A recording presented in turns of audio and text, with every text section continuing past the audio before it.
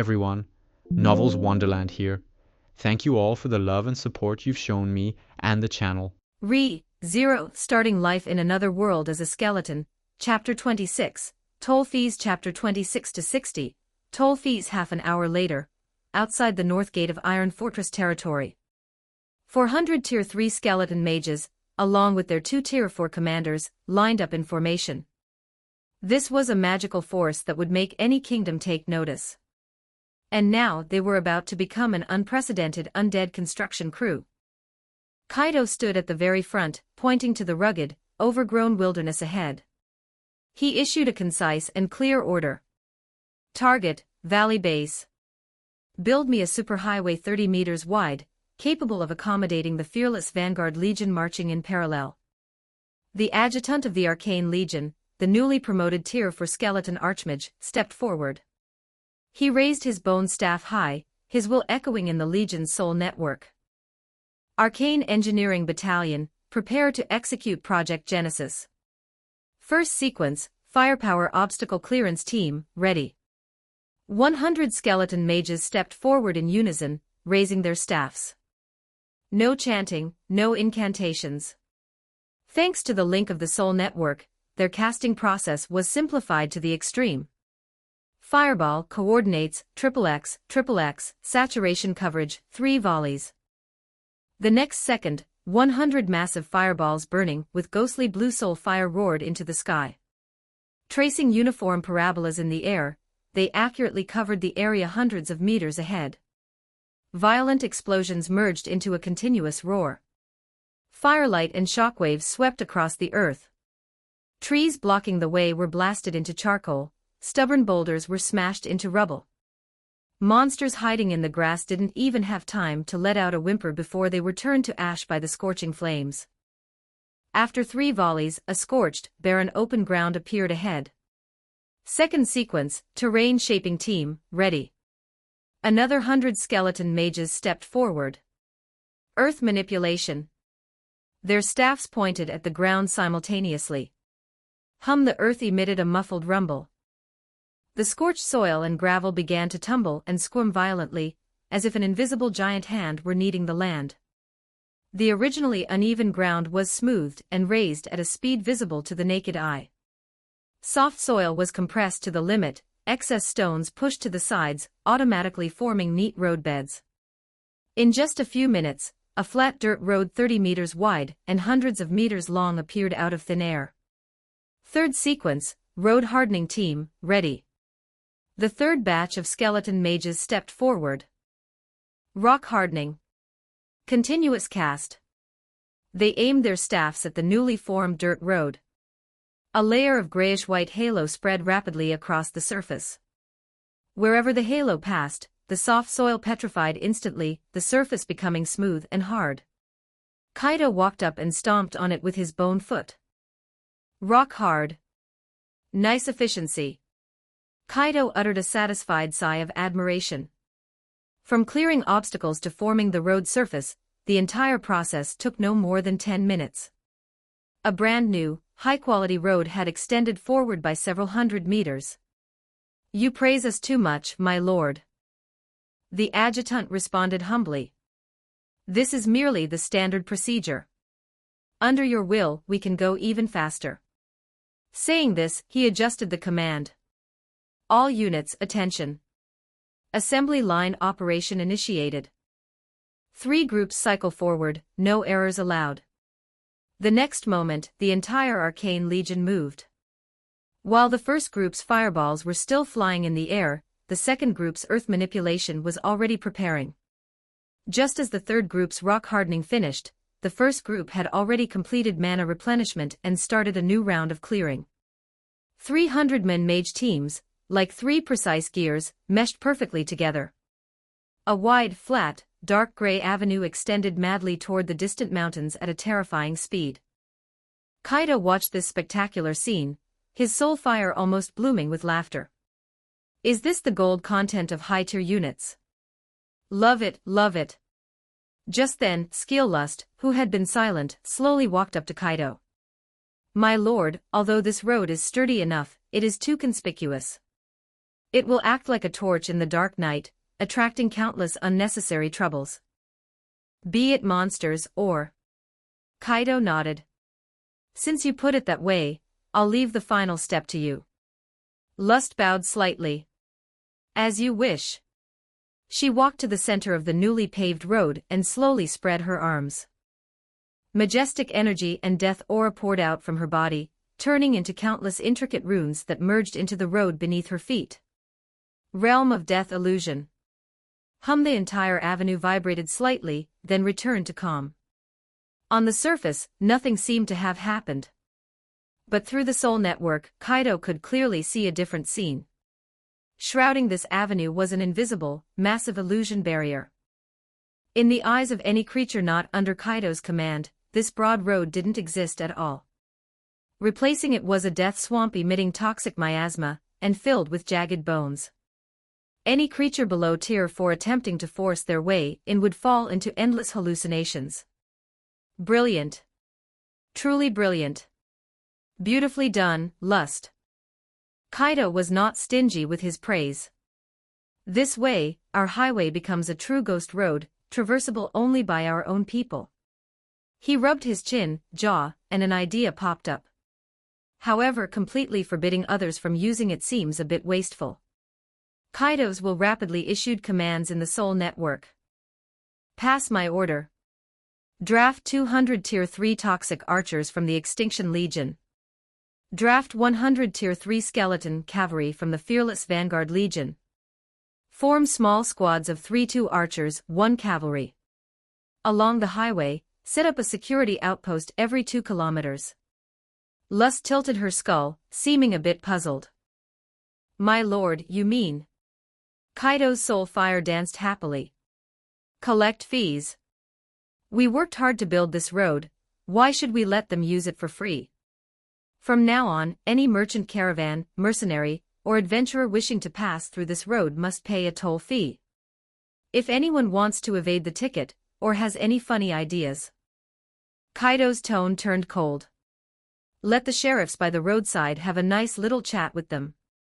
Lust's soul fire flickered for a moment, then she comprehended Kaido's intent. I understand, my lord. You intend to control the economic lifeline surrounding Iron Fortress through this road. Worthy of the Lord Ruler.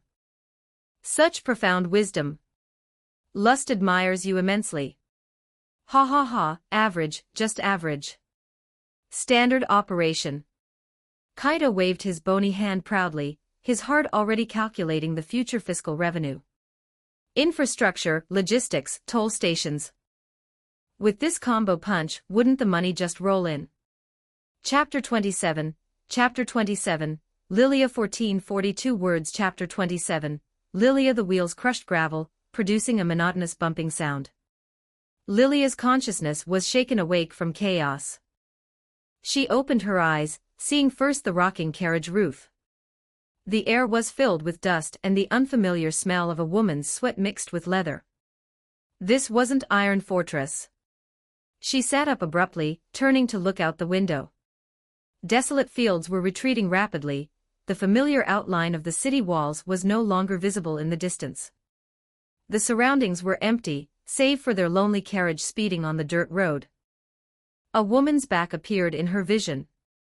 The woman held the reins, her figure lithe and fit, her short hair swinging in the wind. Fragments of memory flooded her mind. The last image was Hamas touching her face and knocking her out. Lilia's lips moved. Did Hamas do this?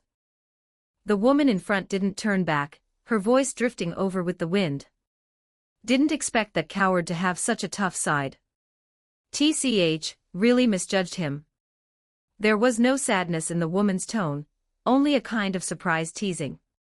Lilia said nothing, merely casting her gaze toward the direction of Iron Fortress territory, where now only a gray sky remained. Where are we going? To the Imperial capital. He said it's safest there. The woman answered with a hint of confusion in her tone. He also left you a sum of money. A full 100 gold coins. I really can't figure out where a poor guard like him got so much money. This money is enough for you to live comfortably in the capital for a lifetime. 100 gold coins. Lilia knew what that meant. That was wealth an ordinary family couldn't accumulate in several generations. He had arranged everything for her. The woman seemed to guess what she was thinking. Although he said to split half with me, escorting you to the capital isn't worth 50 gold coins. My name is Kayla. I'm an adventurer, and I have my own rules. I'll take at most 2 gold coins as a fee for my trouble, the rest is yours. Lilia didn't refuse. She needed this money. She needed to survive. Then, return here to avenge Hamas and Iron Fortress. Can you teach me how to fight? Lilia looked at the woman named Kayla and asked, word by word. Kayla's hands paused upon hearing this. She seemed to find it somewhat funny. A woman who's never even touched a sword. Forget it. Fighting isn't playing house. People die. Lilia countered. Aren't you a woman too? I'm different. Kayla's voice turned cold. I walked this path because I had no other path to walk. But you have better choices. Take that money, find a good family in the capital to marry into, and forget everything here. Teach me. Lilia's voice wasn't loud, but it carried a determination that allowed no refusal. The carriage fell into silence, save for the rolling of wheels. After a long time, Kayla spoke again, a hint of helplessness in her tone. But let's be clear first. I'm just an iron rank adventurer, strength only at tier 1. What I can teach you is very limited. Don't expect to learn any profound swordsmanship. It doesn't matter. I will pay you a salary. Lilia added. Kayla waved her hand. You'll have plenty of uses for that money in the future. Consider it the last troublesome favor that Guy Hamas asked of me. Her tone softened a bit. However, in exchange, you have to tell me about Hamas's embarrassing stories from the past. I've always been curious how a guy like him survived until now, haha. Lilia looked at Kayla's back, her eyes feeling hot. She said in a voice only she could hear, I will remember this kindness. When night fell, Kayla drove the carriage into a secluded grove.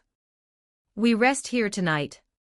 Kayla jumped off the carriage and began skillfully unharnessing and feeding the horse. Lilia followed her down. The forest at night was quiet, with only the chirping of insects and the rustling of wind through leaves. Kayla took some dry rations and a water skin from the carriage and handed a portion to Lilia. You need strength. Lilia took the rations but didn't eat. She looked at Kayla and spoke again. When do we start? Kayla was gnawing on a piece of hard black bread. Hearing this, she raised an eyebrow. In such a hurry. I don't have time. Lilia looked into Kayla's eyes. In those originally clear eyes, something Kayla was very familiar with was burning. Kayla swallowed the last bite of bread and stood up. She pulled out a spare hardwood stick, about a meter long, from the carriage and threw it to Lilia. Lilia caught the stick. It was heavy, heavier than she expected. You want to learn to fight. The first lesson isn't learning how to kill, but learning how to stand. Kayla walked up to her and kicked her legs. Spread apart, shoulder width. Knees bent, lower your center of gravity. Yes, just like that. Lilia followed her instructions, assuming an awkward posture. Now, raise the stick in your hand and point it at me. Lilia did so. Too high. Don't lock your elbows, relax. Your target is my throat, not the moon in the sky. Kayla impatiently corrected her movements. Just maintaining this posture, Lilia felt her arms starting to ache and her legs trembling. Just stand like that. Kayla said, then ignored her, walking aside to lay out sleeping blankets. Stand until when? Lilia couldn't help but ask.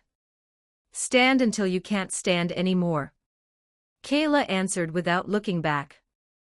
Time passed bit by bit. Sweat slid down Lilia's forehead into her eyes, stinging them.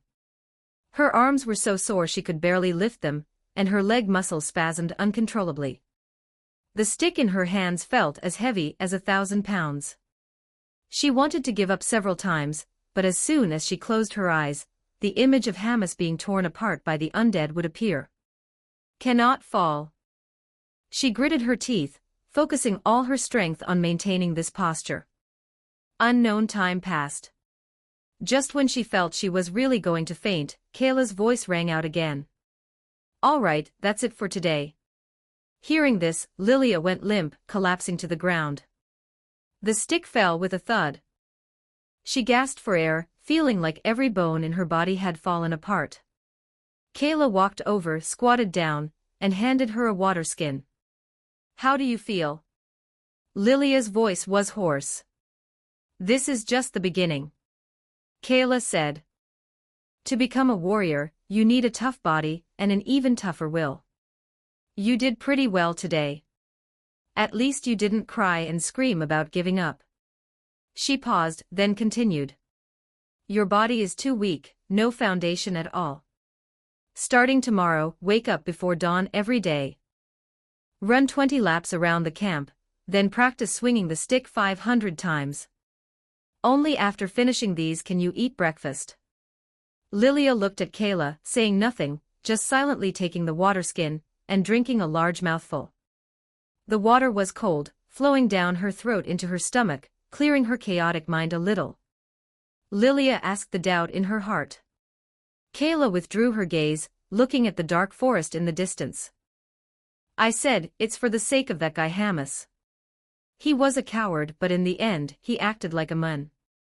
A different emotion entered Kayla's tone. I see my past self in you. Only, back then, no one was willing to teach me. I crawled out of a pile of dead bodies holding a rusted dagger. I don't want to see you walk my old path. Since you insist on choosing this path, then at least, let you die less uglily. Saying that, she stood up and walked to her sleeping blanket. Sleep early.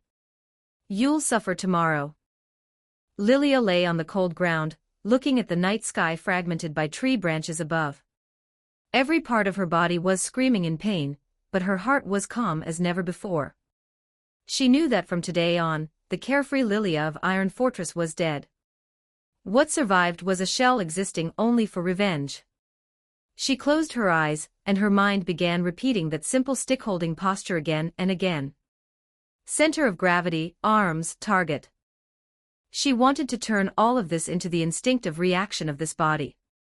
Chapter 28, Chapter 28, Another Empire 1421 words Chapter 28, Another Empire Imperial Capital, Royal Palace. Emperor Audrey V sat on a stone chair, incense smoke floating in the air before him.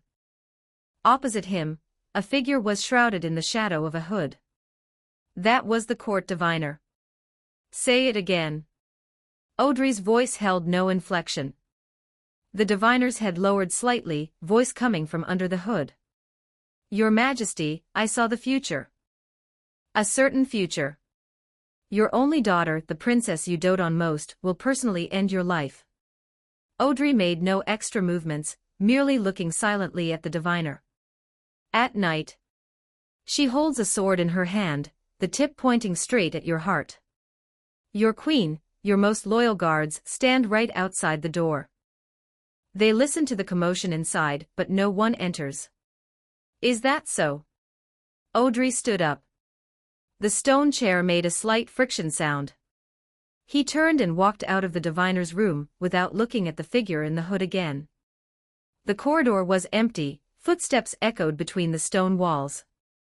Sunlight cast down from high windows, cutting bright patches on the floor. Audrey walked through the light, then into the shadow. Light and shadow alternated on his royal robes. Seeing the king, the guards immediately straightened, right hands forming fists and striking their breastplates, making dull thuds. Audrey did not respond. Maids wiping a row of statues saw Audrey and immediately knelt on the ground, foreheads pressed against the cold tiles. Audrey did not stop. He passed through the atrium, walking toward the rear garden of the royal palace. Laughter of a child and the sound of wood striking wood came from there.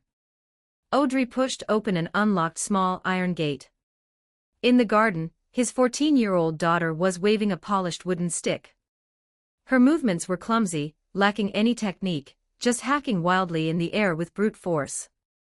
Sweat soaked the blonde hair on her forehead, a few strands sticking to her cheek.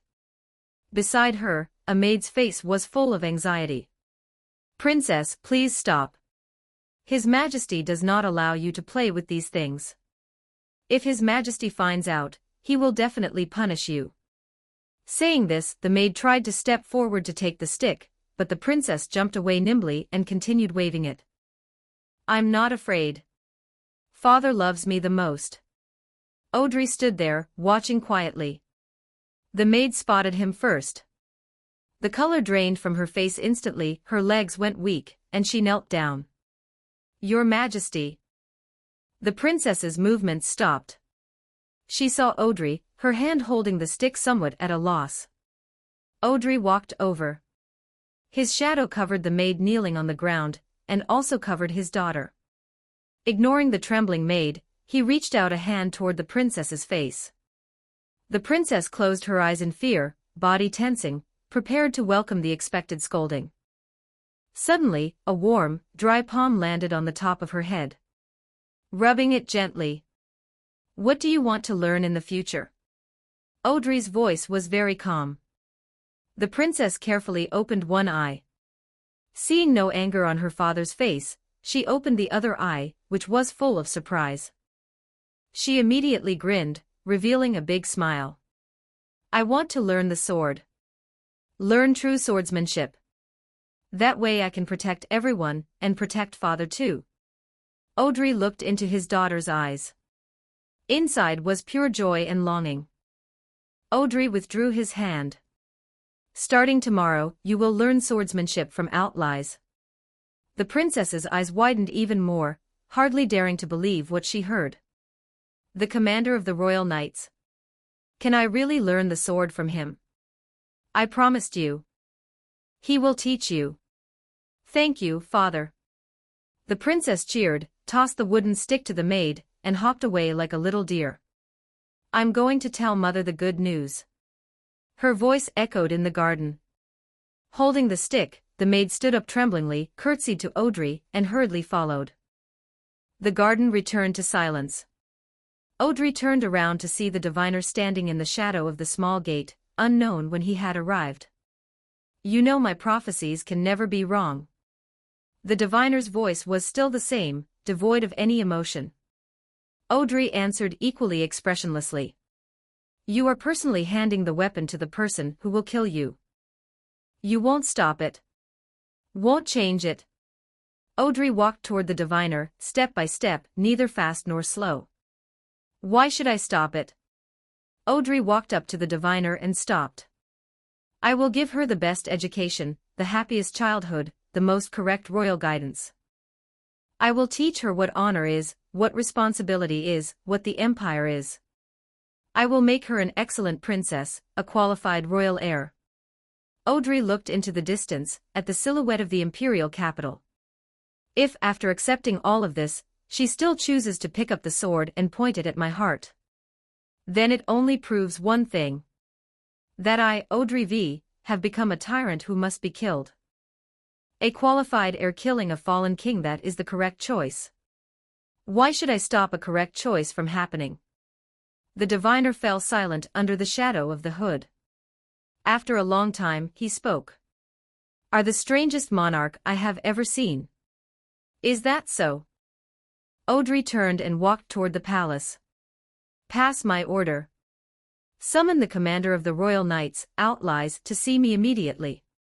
His voice reached a guard not far away. The guard immediately took the order and left. Audrey didn't look back again. His back disappeared at the end of the corridor. A few leaves fell from the tree, spinning as they landed on the grass. Council chamber. A huge sand table was placed in the center, displaying a topographical miniature of the entire kingdom. Outlaws knelt on one knee, his helmet placed aside, revealing a face with hard lines and gray-white short hair. "Your Majesty, you summoned me." Audrey walked around the sand table, his finger tracing over the protrusions representing mountain ranges. Outlies, how many years have you followed me? Since you were still a prince. 57 years, Your Majesty. You are the Empire's strongest Tier 6 knight. I dare not claim that title, Your Majesty. Audrey stopped walking and looked at him. Starting tomorrow, put aside all affairs of the knights. Hand them over to the vice-commander. Outlies raised his head, confusion unconcealable on his face. Your Majesty, we are preparing for the war with the theocracy recently. I need to. Your new task is to teach the princess swordsmanship. Audrey interrupted him. Outlies' expression froze. Teach the princess. Teach her everything you know. Everything. Your combat techniques, your battlefield experience, your understanding of the sword. Without reservation. Outlies fell silent. As the knight commander, he knew what this meant. Teaching a princess, and teaching the art of killing without reservation, this had never happened in the kingdom's history. A princess should learn etiquette, art, history, not the sword. Your Majesty, forgive my bluntness. The princess has a body of 1,000 gold pieces, swords have no eyes. This is an order, Outlies. Audrey's voice wasn't loud, but it carried a weight that allowed no rebuttal. She is your only student. Until I deem it sufficient. What I need her to learn is not just how to swing a sword. Audrey reached out and picked up a golden chess piece representing the king from the sand table. I also need her to learn how to be an emperor. And when necessary, learn how to judge an emperor. Outlies looked at the chess piece in Audrey's hand, his body shaking. He seemed to understand something, yet seemed to understand nothing. But he asked no further. Yes, Your Majesty. Outlies lowered his head, bowing deeply. I shall obey your will. Very good. Go down and prepare. Tomorrow morning, go to the princess's courtyard. Outlies stood up, put on his helmet, turned, and exited the council chamber. The sound of heavy iron boots gradually faded away. Only Audrey remained in the hall. He played with the golden king piece in his hand, placing it back on the position of the imperial capital. Then, Audrey extended a finger and gently pushed the piece over. The chess piece rolled a few times on the sand table and stopped. Audrey looked at the fallen piece, and didn't speak for a long time. Chapter 29, Valley Base 1490 for words. Chapter 29, Valley Base. A full 2 weeks had passed since the road construction began. Kaito discovered a peculiar phenomenon. All skeletons, whether farming in the valley or guarding Iron Fortress, had all advanced to Tier 3. Evidently, labor farming, blacksmithing, building houses could genuinely cause skeletons to evolve. However, those skeletons belonging to Greed's State Affairs Legion, but working in the valley base, still retained the appearance of skeleton soldiers. They hadn't transformed into the ghoul form like Greed's personal guard. Valley entrance. The final section of the road surface set under the light of the rock-hardening spell, connecting seamlessly with the endless gray avenue. A flat, wide road was now complete, an invisible illusion barrier flowing silently above it.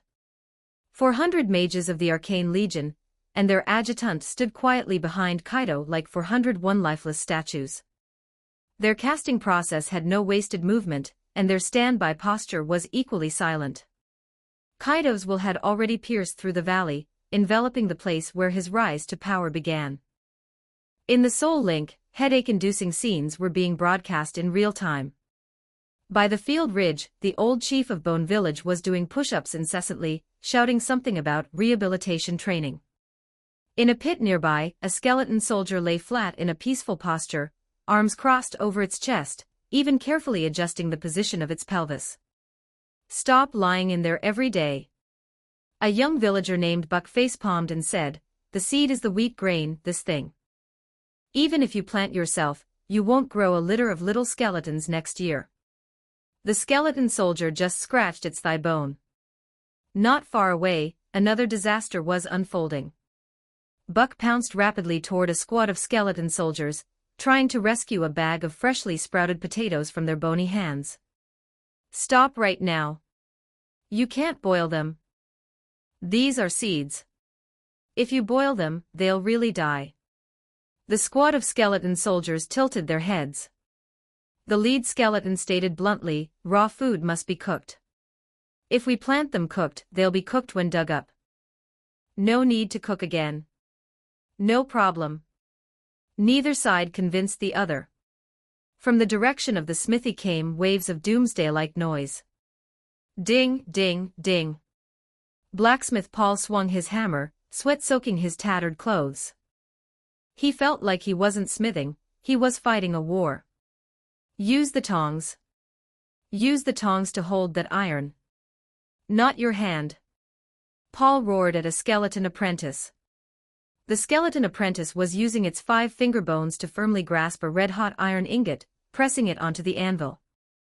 Another apprentice was holding a whetstone, grinding the corner of the anvil stroke by stroke, as if trying to sharpen the anvil into a sword. And another one, the one that broke Paul the most, was sticking its left finger bone into the forge fire. Then pulling it out to check the color, seemingly using its own bone to calibrate the flame temperature. Did my life go wrong somewhere? Paul howled at the sky. In the wooden cabin used as the Royal Academy, the atmosphere was equally bizarre. Lloyd and Rosen, the 2 former squires of Iron Fortress, were lying on a huge beast's skin, studying whose but was bigger. Laughter echoed in the small hut, carrying a sense of resignation even they hadn't noticed. Kaido's soul core fluctuated gently. This village life filled with performance art and abstract creation could come to an end. Kaido strode forward, entering the valley. The moment he stepped into the valley, all the noise in the world was cut off by an invisible hand. Buck, still wrestling with skeletons over cooked potatoes, froze mid-action. The old chief, leaning on his stick watching skeletons plant themselves, dropped his stick with a clatter. In the wooden cabin, Lloyd and Rosen's laughter stopped abruptly, the blood draining from their faces. They scrambled and rolled out of the hut, prostrating themselves on the ground in a standard posture of total submission. The hammer in Blacksmith Paul's hand smashed onto his foot, but he didn't even feel the pain.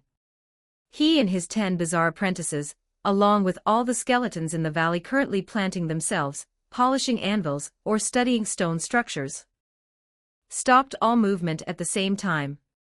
The next second, all skeletal units in the valley, regardless of what they were doing a second ago, turned in unison with military precision to face Kaido's direction and knelt on one knee. Clack! The uniform sound of bone collision merged into a wave in the silent valley.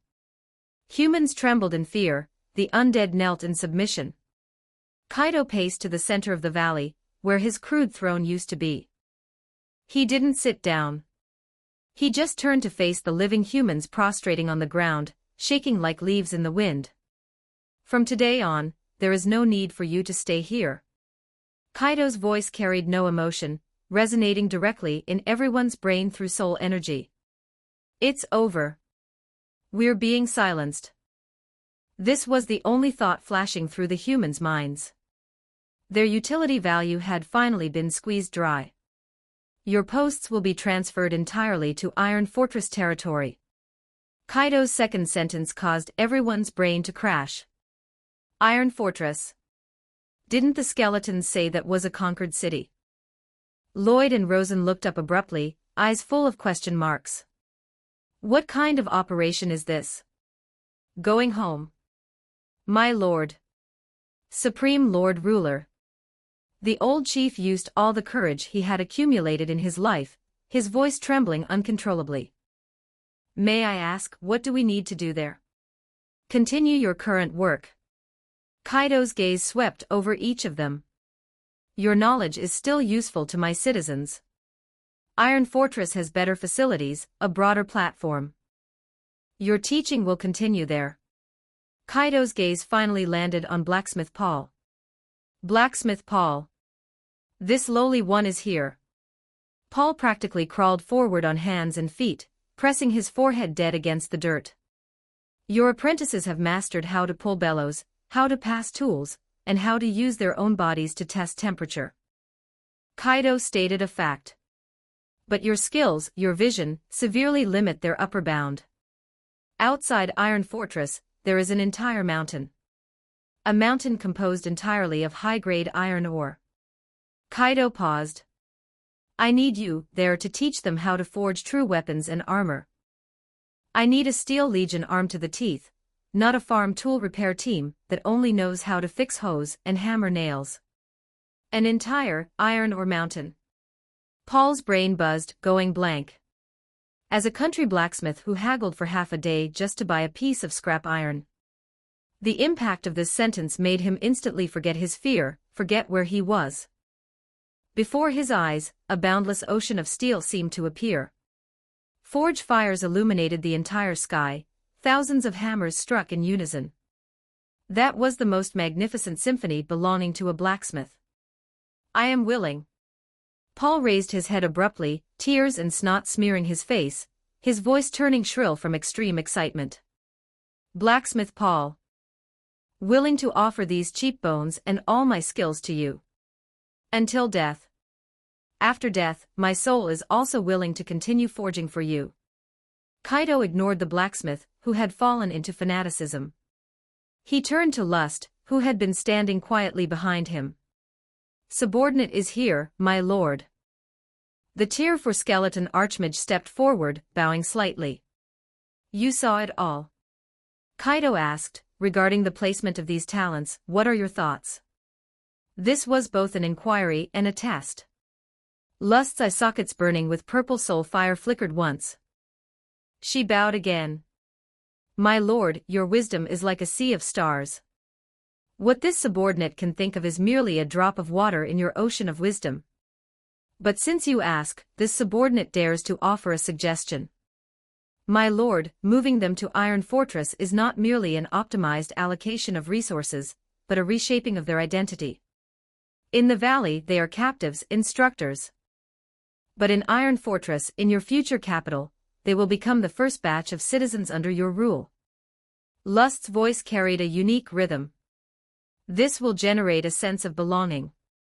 A blacksmith, once he possesses an entire mountain of iron, will never want to return to that broken smithy where he can only make hose. Two squires, once they become drafters of an imperial blueprint, will never miss the days of polishing boots for some petty noble. What you give them is far more than what they lost. This is the highest tier of leadership. Kaido's soul core pulsed. As expected of Lust. Always able to interpret new heights from the psychological level. Go execute it. Kaido waved his bony hand. Chapter 30, Moving Out 1755 words. Chapter 30, Moving Out. The order to relocate was given. The humans in the valley base began packing their things. Actually, there wasn't much to pack. A few tattered clothes, a bit of dry rations, that was all they owned. The villagers of Bone Village wrapped their belongings in cloth, moving slowly, their faces expressionless. Blacksmith Paul carefully wrapped his old hammer, which he had used for half his life, in several layers of rags. This thing was more important than his life. In another wooden cabin, Lloyd and Rosen were packing the beast skin maps they had drawn. These skins covered in lines and marks were the only result of their time here as teachers. Lloyd rolled up a map and asked in a low voice, "Do you think that Lord will really let us return to Iron Fortress?" "Who knows?" Rosen didn't even look up. "Can you guess the thoughts of that Lord?" "Don't think about it. Just do whatever we're told. Surviving is the most important thing." Just then, the sound of bones rubbing against each other came from outside. Scritch, scratch. The sound wasn't loud, but it was rhythmic, and there were more and more of them. Lloyd and Rosen exchanged a glance, seeing the vigilance in each other's eyes. Putting down the things in their hands, they quietly walked to the window and peeked out through the gap. Not just them. All the humans in the valley packing their things stopped what they were doing. Those skeleton soldiers who served as apprentices were walking over from their respective posts. In the fields, the farming skeletons put down their hoes. In the smithy, the forging skeletons left the furnace. They hadn't received any orders.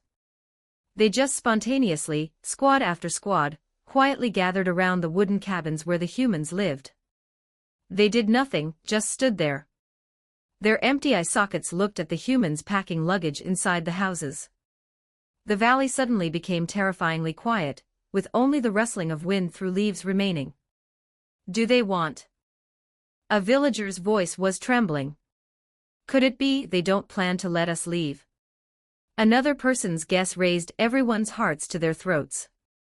"Are they here to send us on our way to the afterlife?" Buck, the young man who had been teaching skeletons to farm, took a deep breath, pushed open the cabin door, and walked out. He looked at the skeleton soldier who used to plant hoes as seeds and water them daily. "Hey, what are you all gathering here for?" The skeleton soldier just looked at him. After a while, it spoke slowly. "You are leaving." "Yes, we are leaving." Buck nodded, his tone unconsciously taking on a teaching cadence. "So don't bury yourselves in the soil anymore, hear me?" He pointed to another skeleton. "Potatoes sprouting is a good thing, you can plant them directly. Don't boil them before planting, remember?" The skeletons didn't answer, just looked at him. Buck wanted to say more, but found he couldn't continue. These days, he got angry at this group of brain-damaged bone racks every day, shouting until his throat was hoarse. But now that he was really leaving, for some reason, his heart felt empty. At this time, blacksmith Paul also walked out of his shop. He looked at his 10 bizarre apprentices. "In the future," Paul's voice was very hoarse. "When gripping iron, remember to use tongs, don't use your hands anymore. Also pull the bellows at a steady speed, don't go fast then slow." He rambled on, not even knowing what he was saying himself. In this strange silence and atmosphere of parting, a skeleton soldier suddenly took a step forward. It walked up to Buck and then opened its arms. Buck was startled and instinctively took a step back. The common knowledge teacher said in class before. The skeleton soldier's voice rang out. When humans express the emotion of reluctance to part, they engage in a form of physical contact called a hug. Saying this, it hugged Buck directly. The bones were cold and hard, hurting Buck and nearly breaking his ribs. Then, a second one, a third one. All the skeleton apprentices began to imitate this action. They walked toward their human teachers, using their clumsy, cold frames to form one hug after another. The villagers were terrified at first, then stunned, and finally, an emotion they couldn't describe welled up. Buck, this strong young lad, was the first who couldn't hold it back.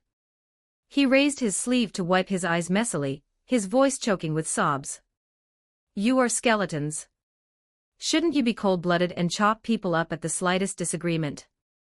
Acting like this, how can we bear to leave?" His crying was like lighting a fuse. Other villagers couldn't hold it back either. The fear of leaving their homeland, the confusion about the future, and the absurd experience of living day and night with skeletons during this time. It all exploded at this moment. Crying rose and fell in the valley, wave after wave. Humans were crying. The skeletons tilted their heads, looking at these humans leaking water from their eyes, seemingly unable to comprehend. Some skeletons even extended pale finger bones, trying to wipe the water off their faces. Which only scared the humans into crying louder. The whole scene was filled with the sadness of parting, and an indescribable hilarity. Just then, an elegant figure appeared silently at the village entrance. Skilllust, the tear for skeleton archmage, quietly watched this chaotic farce. She didn't speak immediately, just watched until the villagers' crying subsided a little. "Have you misunderstood something?" Her voice was clearly transmitted to the mind of every creature. Everyone stopped and looked at her. Lust's gaze swept over the skeleton soldiers who were still clumsily hugging humans or trying to wipe tears. "The Lord's command is for these humans to all move to Iron Fortress to conduct teaching work." She paused, then spoke the second half of the sentence that decided everything. "And you will accompany them as the first batch of trainees sent abroad for advanced studies. In the future, only skeletons who pass the training in Iron Fortress and receive certification from the instructors will be qualified to return to this valley base and serve by the Lord Ruler's side. In the valley, dead silence. The humans didn't quite catch the deeper meaning of this sentence. But the skeletons understood. 1 second. 2 seconds. The skeleton soldier still hugging Buck suddenly let go. It took a step back, its skull bobbing up and down, as if sizing up a piece of cargo. Looking at this human, who was still sobbing in front of it. Valley base equals by the Lord Ruler's side equals closest place to the Lord Ruler equals highest glory. Iron Fortress equals new city equals place far from the Lord Ruler equals exile to the frontier. Conclusion: these weeping, slow-moving, time-wasting two-legged creatures in front of them were taking them away from the Lord Ruler's side. Who wants to go with these two-legged monkeys that only know how to leak water from their eyes? The skeleton soldier who had just talked about humans hugging shouted first. Its tone was worlds apart from a minute ago. We want to stay by the Lord's side. Protect the valley. Another skeleton responded immediately, its jaw clacking loudly. Stay in the valley. Protect the Lord Ruler. These humans are so troublesome. Their packing speed is slower than a snail. The huggers who were full of warmth just moments ago instantly turned into overseers filled with disdain. Looking at these teary-eyed humans, their empty eye sockets clearly wrote, "Get out, hurry up." Buck still had tears hanging on his face. He pointed his finger at that skeleton, mouth open for a long time, unable to say a word. 1 second you can't bear to let me go, the next second it's monkey, get out fast. This attitude change was faster than the Lord of Iron Fortress changing wives in the Bard's songs. Lloyd and Rosen were dumbstruck. They felt their worldview had been severely impacted and trampled upon. These undead. Exactly how are they wired? Are their brains filled with rocks? Lust turned to the group of skeleton soldiers who had started causing a commotion and urging the humans with their eyes. If you want to come back, learn well. Her voice carried no emotion, yet it was like an order impossible to disobey, carved into the soul of every skeleton. The skeletons immediately stopped making noise. They looked at each other. Then, one skeleton stepped forward, grabbed the luggage bag at Buck's feet, and threw it roughly onto its own back. Another skeleton, without a word, hoisted Paul's hammer along with his bundle. The force used made Paul's heart ache. They spoke no more, using actions to express one meaning: go, go, go, hurry up and go. Don't delay our studies. Once we finish learning, we can come back sooner. Thus, an extremely bizarre scene appeared at the exit of the valley. A group of dejected skeletons with "We want to go home" written all over their faces. Escorting a group of humans with dazed expressions who hadn't recovered from the huge contrast yet. Marching grandly toward the main road leading to the outside world. The scene was as weird as it could get. All of this was presented frame by frame before Kaido's eyes through the soul link. Kaido stood at the highest point of the valley, overlooking everything happening below. Kaido's soul core fluctuated gently. He discovered that his undead creations were fundamentally different from the native undead in rumors, who only knew destruction and slaughter. They possessed simple logic, even emotions, and could learn and imitate. But the ultimate direction of all logic and learning pointed to an absolutely unshakable core loyalty to Kaido. Anything that conflicted with Kaido would be abandoned immediately. The warmth of parting just now was real. The disdainful urging now was also real. Because in their simple logic, these two behaviors were the optimal solutions under different premises. Kaido dismissed the thought of delving deeper into this issue. Anyway, this current state fit his requirements better. A group of citizens who were absolutely loyal, could think, could work, and regarded serving him as their highest faith and ultimate goal. Kaido's gaze crossed over the strange team walking out of the valley, casting toward the distance. Chapter 31, Jade Territory 1555 words. Chapter 31, Jade Territory. Jade Territory. Count Barton's knuckles tapped on the desk. Once, then again. The sound echoed in the study, forming a fixed rhythm with the clamor coming from outside the window. It had been a week. Ever since the first batch of refugees poured in from the direction of Iron Fortress territory, this buzz hadn't stopped. The butler stood before the desk, head lowered. The porridge sheds outside the city have distributed 3 rounds today. Food reserves can last another 5 days at most. The temporary camp set up outside the east gate is full. Sanitary conditions are terrible, and minor outbreaks of illness have already appeared. The public security squad arrested 47 people for theft and brawling amidst the chaos. The jail is full too. With every sentence the butler spoke, Count Barton's knuckles tapped a fraction heavier. And Viscount Andrew's family. The butler paused. Madame Lino refused the independent courtyard arranged for her.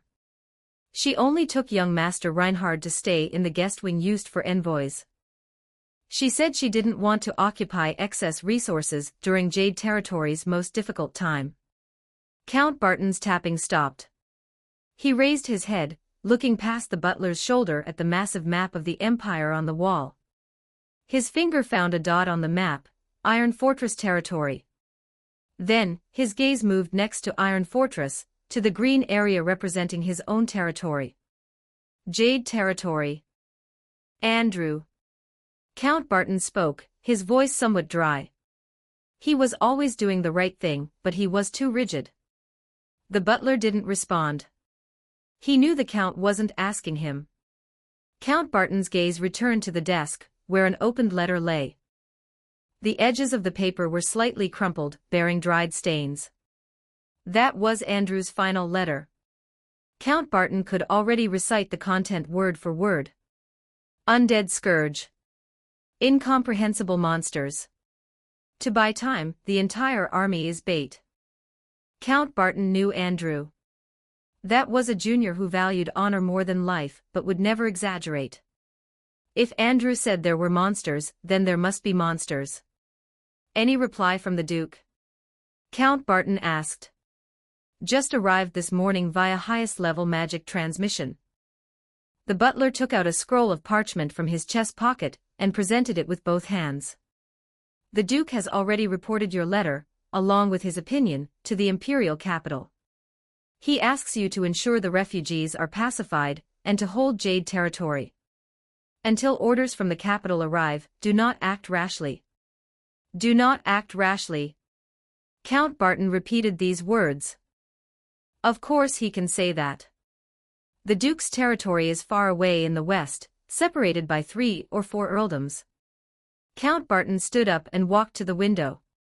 He pushed it open. The wave of sound mixed with sweat, dust, and despair immediately poured in. He saw the streets packed with people. Those people wore tattered clothes, their faces wearing the same numbness and terror. They used to be residents of Iron Fortress. Blacksmiths, farmers, merchants. Now they were just refugees. Pass my order. Count Barton didn't turn back. Open the second granary in the South City. Ensure everyone gets a bowl of hot porridge and a piece of black bread every day. Clear out all the reserve barracks of the knights. Let the women and children move in. Send physicians over to control the sickness. Tell the public security squad, special laws for special times. Anyone causing trouble again doesn't need to be jailed. Expel them from the territory immediately. In special cases, execute on the spot. The butler's body moved, seemingly wanting to say something. My lord, doing this, our reserves will execute the order. Count Barton interrupted him. Yes, my lord. The butler bowed and exited the study. Only Count Barton remained in the room. He looked at the tide of people outside the window, silent for a long time. Andrew was the young man he favored most. Capable, bold, and possessing an innate sense of responsibility. Count Barton even once thought Andrew would be the next duke, the future pillar of the Empire's eastern border. Now, this pillar had collapsed. Smashed to pieces by a bunch of bone racks that popped out of nowhere. Count Barton closed the window, shutting out the noise. He returned to the desk and sat down. This was the only thing he could do now. Waiting for the capital's reaction. He knew this massive machine of the empire needed time to turn. The council would bicker, the military ministry would mobilize, the minister of finance would cry poverty. But would those things mentioned in Andrew's letter wait? 5 days later. A griffin knight arrived directly at the count's castle from the air. He bowed slightly, then took out an official document sealed with royal wax from the inner pocket of his chest armor. His Majesty's edict. Count Barton took the document. The wax seal bore the personal stamp of Audrey V. He tore open the seal and unfolded the rigorously worded order written by the court scribe. He read quickly. Article 1. The war plan between the Empire and the Theocracy is suspended indefinitely. Article 2. All noble lords of the eastern border are ordered to enter highest combat readiness immediately. Defend strictly, no active attacks allowed. Article 3. All intelligence regarding the undead scourge is classified as top secret of the Empire. Leakage is strictly prohibited, violators will be punished for treason. Count Barton's gaze fell on the last article. His breathing paused for a moment. Article 4. The royal family has decided to dispatch the hero to the eastern border to subjugate the undead. Seeing these 2 words in Chinese, Yongzhe, Count Barton felt no relief whatsoever. He handed the document to the butler beside him. After reading it, the butler showed a look of survival joy. The hero. Is it that Lord Hero of the Empire coming? Since the Lord Hero is mobilizing, then whatever undead they are, they're dead for sure. Count Barton didn't speak. His finger tapped gently at the end of the document. There was a line of small print. Specific arrival time, TBD, to be determined. Count Barton leaned back in his chair and closed his eyes. A word full of uncertainty. Maybe a month, maybe 3 months, maybe even half a year. The bureaucrats in the capital would never understand the situation on the front line. Did they think sending a Tier 5 hero would scare those monsters away? He opened his eyes, unconcealable exhaustion within them. Go invite Madame Lino and young Master Reinhard. Yes, my lord. Soon, Andrew's wife and son walked into the study. Madame Lino wore a plain long dress, her face haggard, but she still maintained her noble bearing. Her son, Reinhard, that 14-year-old boy, followed closely beside his mother. Standing straight, he sized up the room with a vigilance beyond his years. Count Barton. Madame Lino curtsied slightly. Count Barton pointed to the sofa opposite. I asked you here to tell you one thing. He looked at Lino, then at the stubborn boy. Andrew's sacrifice was not in vain. The capital has received the news. The war with the Theocracy has stopped. The entire eastern border is preparing for the coming threat. Lino's body trembled once, but she made no extra movements, merely nodding elegantly. Reinhard raised his head, looking straight at Count Barton. Will someone avenge father? The boy's voice carried a trace of hope. Count Barton looked at him. In this child's eyes, he saw Andrew's shadow. Count Barton answered.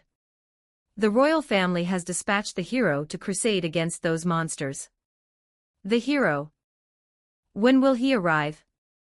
Count Barton fell silent. He couldn't say the letters TBD to this boy who had just lost his father. He will come. That was all Count Barton could say. Before he arrives, you are safe here. I will protect you, just as Andrew protected his people. Sending off Lino and her son, Count Barton climbed to the highest point of the castle alone. He looked east. What a distant and radiant word. Like the sun in the sky. Everyone knew it was there, believed it could bring light. But if night fell early, before the sun rose, how many people could survive? Count Barton didn't know. He only knew he couldn't wait any longer. Pass the order down. His voice spread throughout the castle. Conscript all blacksmiths in the city. Work day and night to produce arrows and siege defense equipment. Send out the best scout squads, groups of 3. Infiltrate towards the east. I want to know what Iron Fortress looks like now. I want to know exactly where those monsters have reached. Orders were issued one after another. The butler standing behind him wore a look of deep worry. My lord, the capital's order is... The capital's order is for us to hold this place. Count Barton interrupted him. His voice wasn't loud, but it revealed unquestionable resolve. Rules are dead, but people are alive. We are not attacking. Does not count as disobeying orders. Count Barton turned around, looking at his butler, and at the city under his rule. Hesitation leads to defeat. Chapter 32, The Return. 1448 words. Chapter 32. The Return. Thanks to the road built by the Arcane Legion, the villagers and skeletons reached Iron Fortress territory in just one day. This was only because they had to give the villagers time to rest. When the tall, intact city walls of Iron Fortress appeared in their vision again, Lloyd and Rosen's feelings couldn't be described by any single word. They were back. Back to the city they thought they would never set foot in again. However, what greeted them wasn't the noisy human voices in their memories, but a deathly silence that was almost solidified. The procession stopped in front of the city gate. 100 skeleton mages and their adjutant, plus 200 Tier 3 skeleton soldiers, formed the main body of this team. The dozen or so humans caught in the middle seemed southwest out of place. Standing on both sides of the city gate were 2 Tier 3 skeleton berserkers. They were the elites of the Punishment Legion, responsible for guarding the territory's entrance. The Arcane Legion adjutant stepped forward. Without speaking, he simply let his aura as a Tier 4 archmage radiate out. The red light in the eyes of the 2 berserkers flickered once. One of them raised a bone arm, making a gesture to pass. There was no verbal communication during the entire process. The efficiency was terrifyingly high. 100 skeleton mages marched in with uniform steps, entering the city first. When it was the turn of Lloyd, Paul, and the villagers, the other berserker extended its massive sword, blocking their path. The tip of the sword was less than an inch from the old chief's nose. The cold aura of death made his legs weak, almost collapsing to the ground. Humans of the Empire. First-time entry requires registration. One berserker spoke. It raised its other hand, palm holding a palm-sized, square white bone plate. Identity proof. Drip blood to record aura. Buck looked at the giant sword that was almost as wide as his body, swallowed hard, and mustered the courage to ask, "Drip where?" The berserker didn't answer, just extended a finger bone, and tapped the groove in the center of the bone plate. The villagers looked at each other, no one daring to step forward first. The Arcane Legion adjutant stopped walking and looked back. Rest assured. Without the Lord's order, we will not harm the Lord's subjects. The old chief stepped forward, cut his finger with a small knife, and squeezed a drop of blood onto the bone plate. The moment the blood touched the bone plate, a faint red light flashed and quickly seeped into it. Some patterns barely visible to the naked eye surfaced on the bone plate, then returned to normal. The berserker handed the bone plate to the old chief, then turned to the next person. This is your resident ID. If lost, you need to apply for a replacement. Undocumented wanderers may be treated as intruder units and purified on the spot. The berserker's voice was flat, stating a fact. The word purified made cold sweat break out on the backs of all the humans. Lloyd and Rosen exchanged a glance, seeing the same thought in each other's eyes. This kingdom of the dead was establishing its own cold and efficient order. Only after everyone received that cold resident ID did the berserker withdraw its giant sword and make way. The moment they stepped through the city gate, everyone froze. Is this still Iron Fortress? In their memory, the commoner streets were full of trash and sewage, and an unpleasant smell wafted through the air from time to time. But now, what greeted their eyes was a wide, unreasonably flat stone road. The road surface was clean enough to reflect light, not a scrap of paper or a lump of mud could be seen. The houses on both sides of the street, whether shops or residences, had their walls repainted. Broken roofs and windows had been completely repaired, looking brand new as if built yesterday. The entire city was beautiful, grand, and clean. The only difference was that in this grand and clean city, there wasn't a single living person. Squads of skeleton soldiers patrolled the streets with uniform steps, the sound of their bones colliding being the only background noise here. Some skeletons were doing final touch-up work on the newly repaired houses, their movements precise without any waste. "My God!" a young villager murmured as if in a dream. "I've never seen such a clean city." The slums. Rosen's gaze turned to the west side of the city. That used to be the gathering place for slaves and the poor, the dirtiest and most chaotic corner of Iron Fortress. Now that area had been completely leveled. The ground was compacted, forming a huge open space. In the center of the open space stood a huge wooden sign, with a line written in neat common language, "Commercial District 1, under planning." Lloyd's mind went blank. He thought of Viscount Andrew. That lord had also thought about renovating the slums, but every time it came to nothing due to funds, obstruction from nobles, and relocation issues. While they were shocked by the scene before them, the Arcane Legion adjutant had already brought them to the front of the lord's castle. The gates of the castle were wide open. The adjutant ordered the skeleton soldiers and villagers to stand by in the square, while he walked in alone. In the castle hall, the original luxurious tapestries, sculptures, and decorations were all gone. Replacing them were huge sand tables and planning maps hanging on the walls. Dozens of ghouls of various forms were surrounding the sand tables, constantly adjusting the models on them, seemingly conducting some kind of simulation. On the main seat of the hall sat a figure. He wore an exquisite noble suit. He wasn't a ghoul but a vampire. It was one of the 7 great generals, the Secretary of State, Greed. He ignored the entering adjutant, lowering his head to focus on a book in his hand. The cover of the book was made of some beast's skin, bearing a line of words, "From Zero, Infrastructure and Efficient Agriculture, Beginner to Master." This was knowledge Kaido had instilled directly into his mind via the Soul Link, which he then organized and transcribed into a physical book himself. The Arcane Legion adjutant knelt on one knee. "The first batch of personnel from Valley Base has all arrived." Greed slowly raised his head and closed the book. "General Lust is currently leading the remaining Arcane Legion to guard the Valley Base, awaiting the Lord's next instruction." Greed nodded, his crimson eyes sweeping over the adjutant. "Hard work. Your Mage Tower camp has been constructed, and the accommodation for these humans has also been arranged." He stood up and walked to the entrance of the hall, his gaze landing on the uneasy humans in the square. "I will send a centurion to take you to your new residence." Soon, a burly ghoul centurion walked over, bowed to Greed, then turned to the villagers.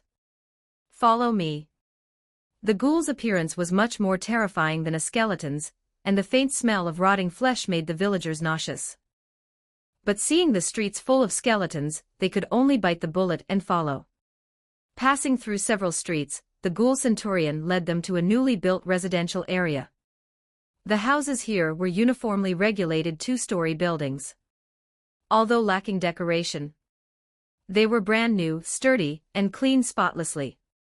"Here is the technical personnel living quarter." The ghoul centurion pointed to this area. "1 building per household. Food and water will be delivered regularly by logistics units every day." Saying that, he turned and left without a single wasted word. The villagers stood there, looking at these houses that were 100 times better than their broken wooden shacks in Bone Village. For a moment they didn't know what to do. "Really live here?" Buck asked in disbelief. Just then, a clack-clack sound of bone movement came from nearby. Everyone jumped in fright.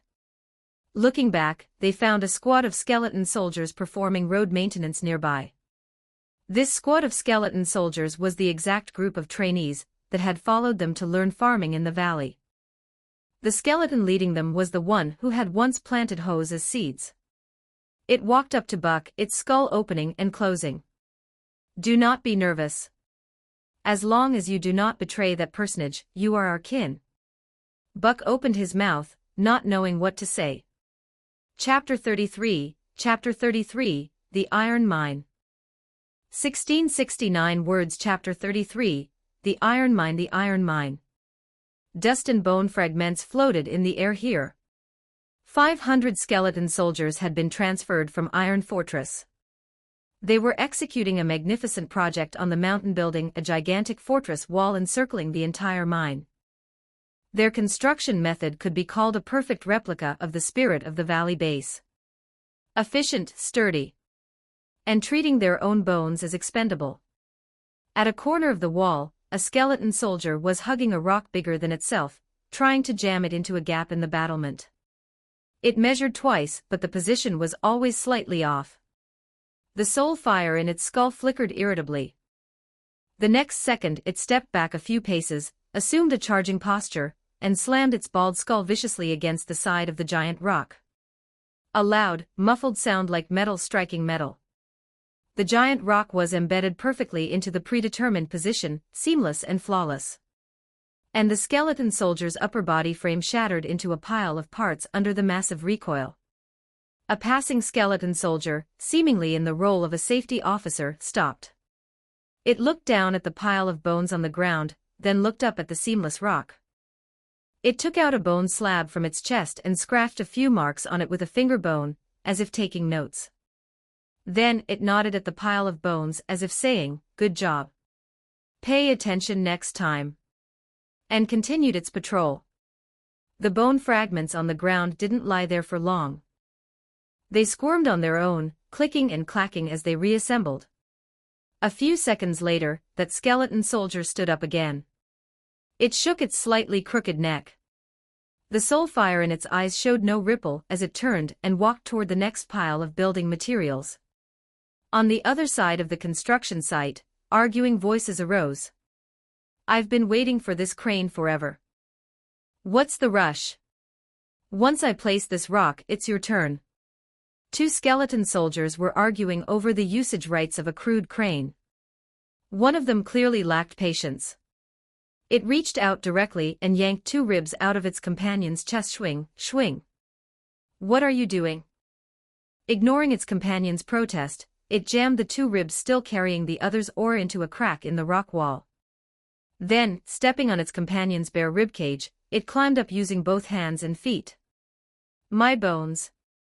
Remember to give them back when you're done," the dismantled skeleton shouted from below. "They grow back anyway. Stop nagging," the skeleton above shouted back without turning its head. This kind of construction scene, which would drive any normal person insane at a glance, was just daily life here. Relying on their immortal and indestructible nature, they developed 10,000 construction methods that would make any architect resign on the spot.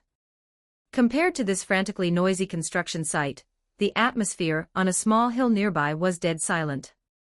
5 of the 7 great generals were killing time, so bored their bones itched each in their own way. A soft popping sound. A Tier 1 magic wolf, blind enough to try approaching the hill. Its head exploded out of thin air 3 meters away from Wrath, splashing red and white matter everywhere. Wrath shook off the unknown liquid on his hand, his irritable soul fire burning violently. "So King boring," he growled low. "Just because that vampire greed has a brain slightly better than ours, he sends all of us to this godforsaken place to be overseers." He kicked the ground, stomping a small pit into the hard rock surface. You can choose not to listen to his orders. On a smooth giant rock, Pride was using a piece of unknown beast skin to methodically wipe a rib he had just detached from himself. He didn't even look up, his tone flat. "We are all 7 generals, equal in rank. He has no authority over you." Wrath's volume rose an octave.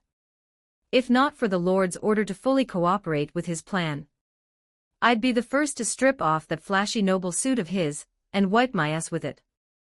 He grew angrier as he spoke, pacing back and forth. "For a lousy job like building a wall, wouldn't sending my centurions be enough? Which one of them can't do it?" Do we 5 generals need to stare blankly at the scenery here? Pride chuckled lightly, finally raising his head. Aren't your centurions playing with mud over there right now? Besides, if you were to replace greed, do you think you have the brain to sit in that position for more than 3 minutes? You're looking for a fight on purpose, aren't you? Wrath spun around abruptly, crimson soul fire locking onto Pride. The surrounding air temperature rose by several degrees. Say one more word, and believe it or not, I'll scatter your ashes right now. Pride stood up slowly, unhurriedly pressing the polished rib back into his chest. I'd actually like to see how you plan to scatter me, the unique first skeleton personally created by the Lord. He deliberately emphasized the words, first skeleton, the boastful implication self-evident. The atmosphere instantly dropped to freezing point. Just as a battle between Tier 4 powerhouses was about to wipe this mine off the map. A lazy voice came from a pile of rubble nearby. What are you arguing about?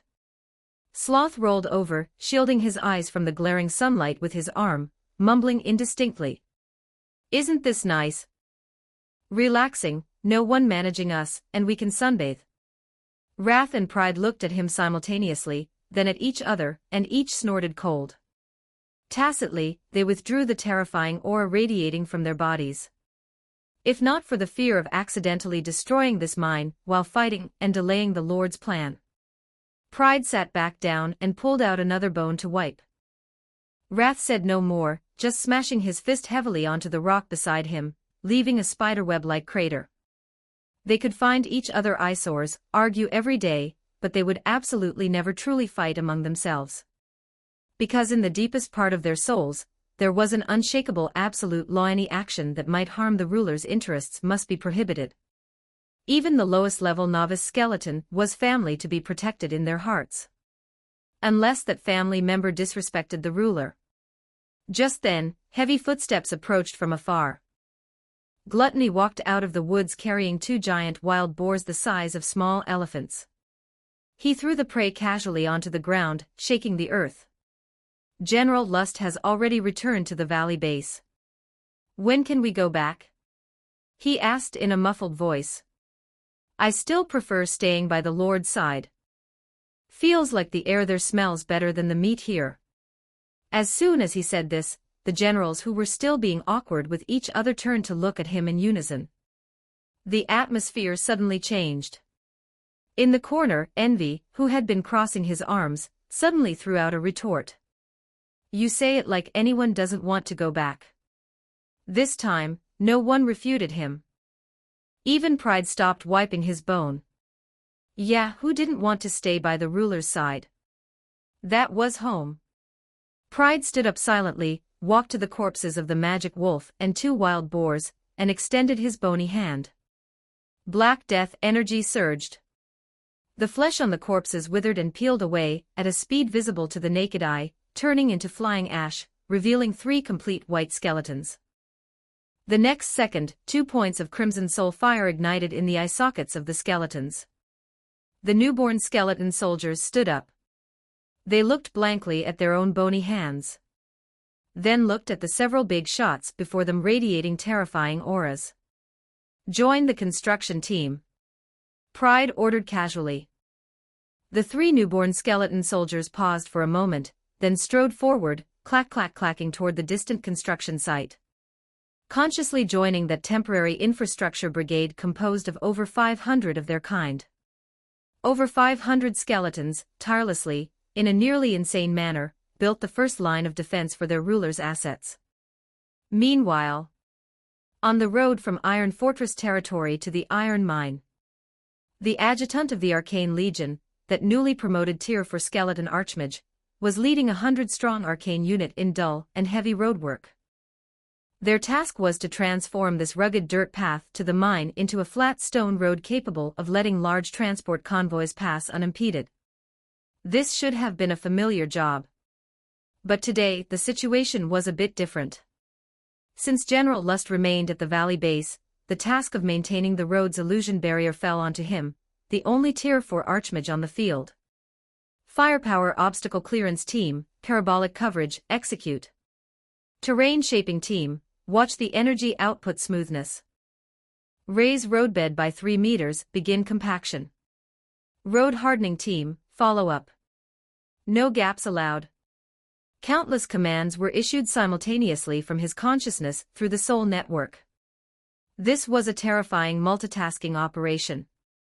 He had to serve as the commander-in-chief, coordinating the assembly line work of 300-man teams, and simultaneously act as the energy core, maintaining that massive illusion barrier. The high-intensity mana consumption caused the soul fire in his skull to flicker unsteadily.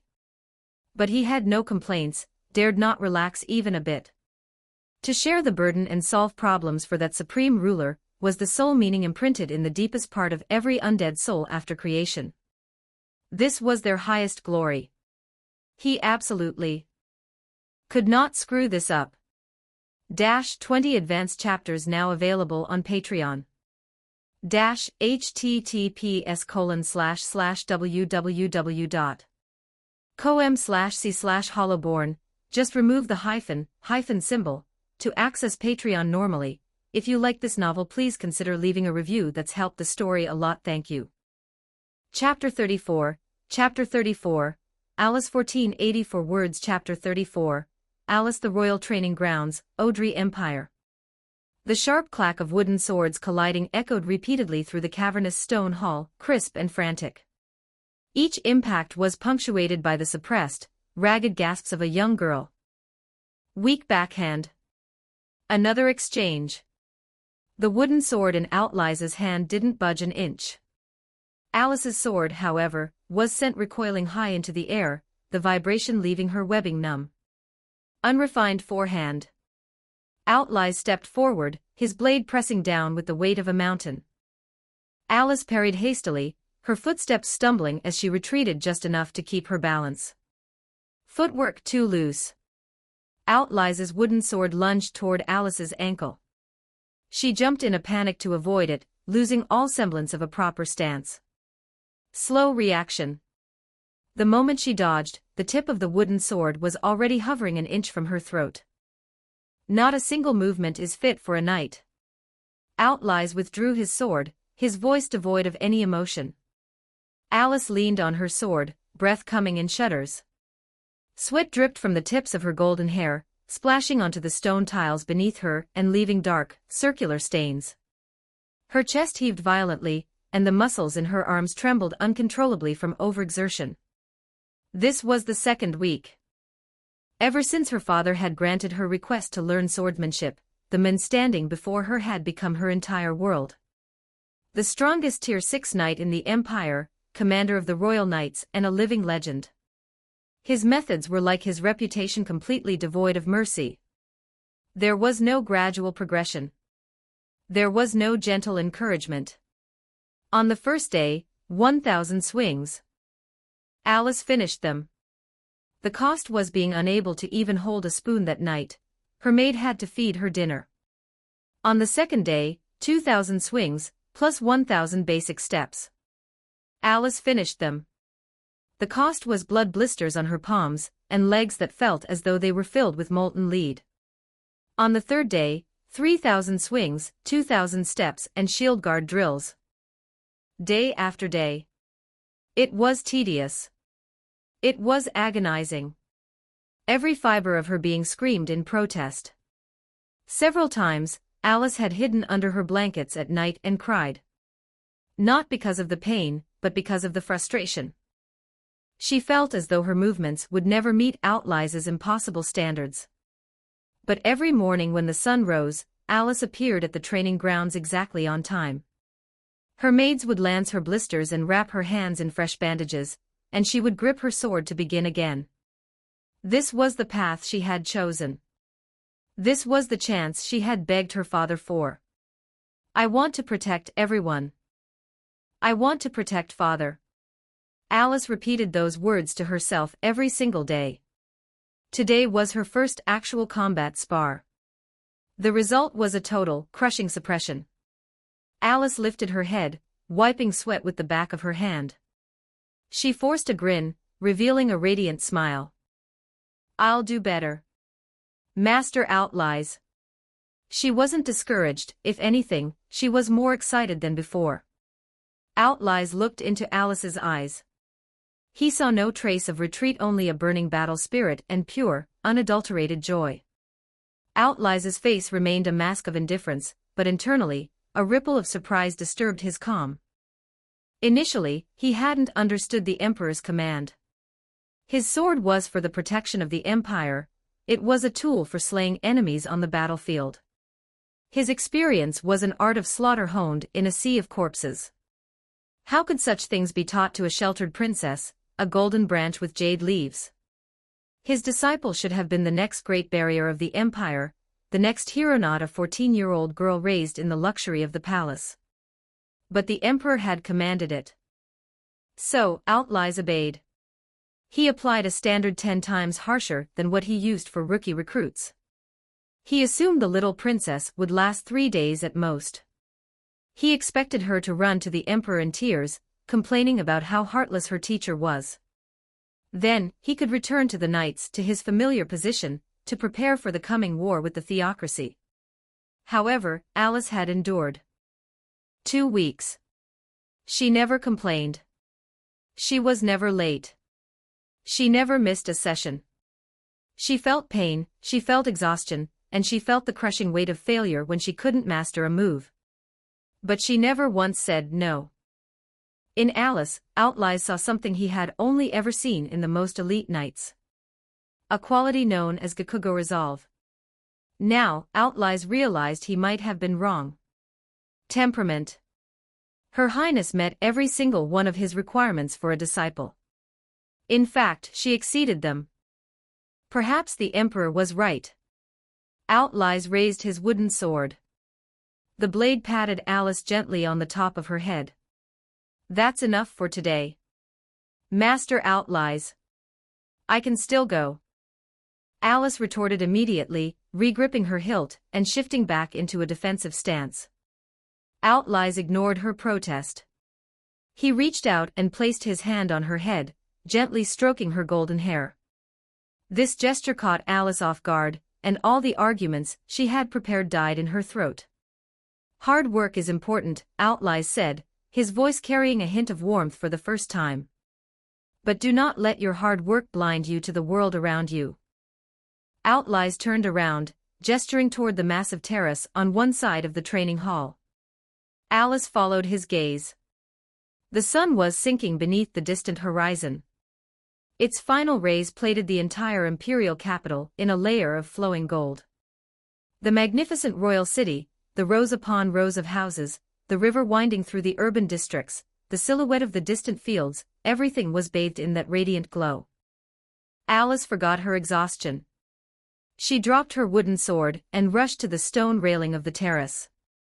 It's beautiful. Master Outlies. The girl's cheer echoed through the empty hall. Outlies walked over slowly, standing by her side. It is, he agreed, looking at the scene.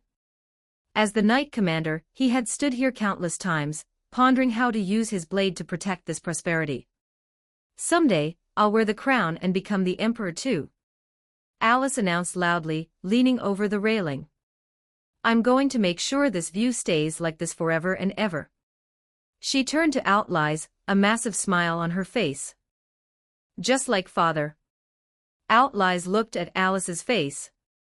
Sweat and dust were smeared together, making her look like a little calico cat. But her eyes were brighter than all the lights of the capital combined. Outlies touched her head. Then, does your Highness know the meaning of the crown? Of course. Alice answered instantly, her tone full of pride. Father told me. It's a symbol of responsibility and status. It was the standard answer the Emperor had taught her. Outlies nodded. He looked past her head, toward the gold that was about to be swallowed by the night.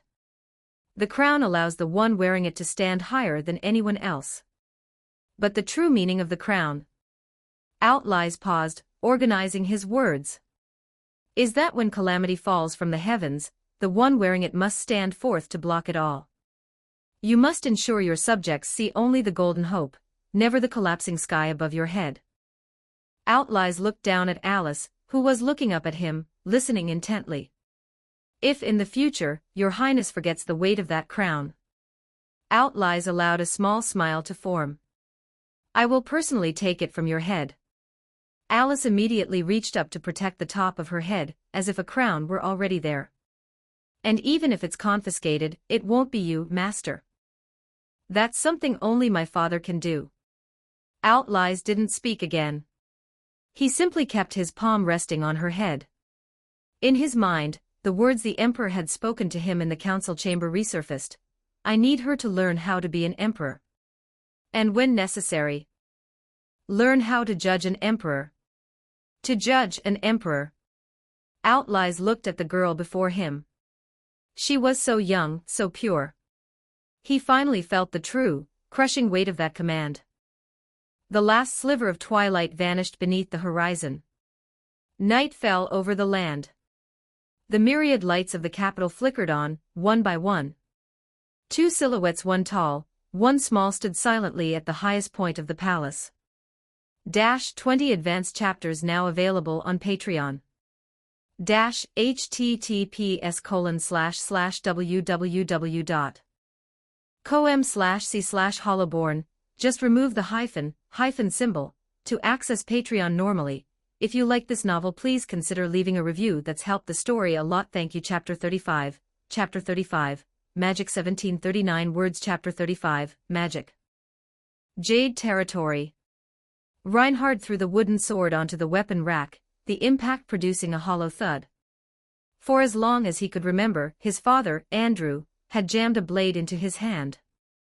How to grip, how to stand, how to swing, his father had demonstrated every movement personally, using hands covered in thick calluses to correct Reinhard's posture over and over again.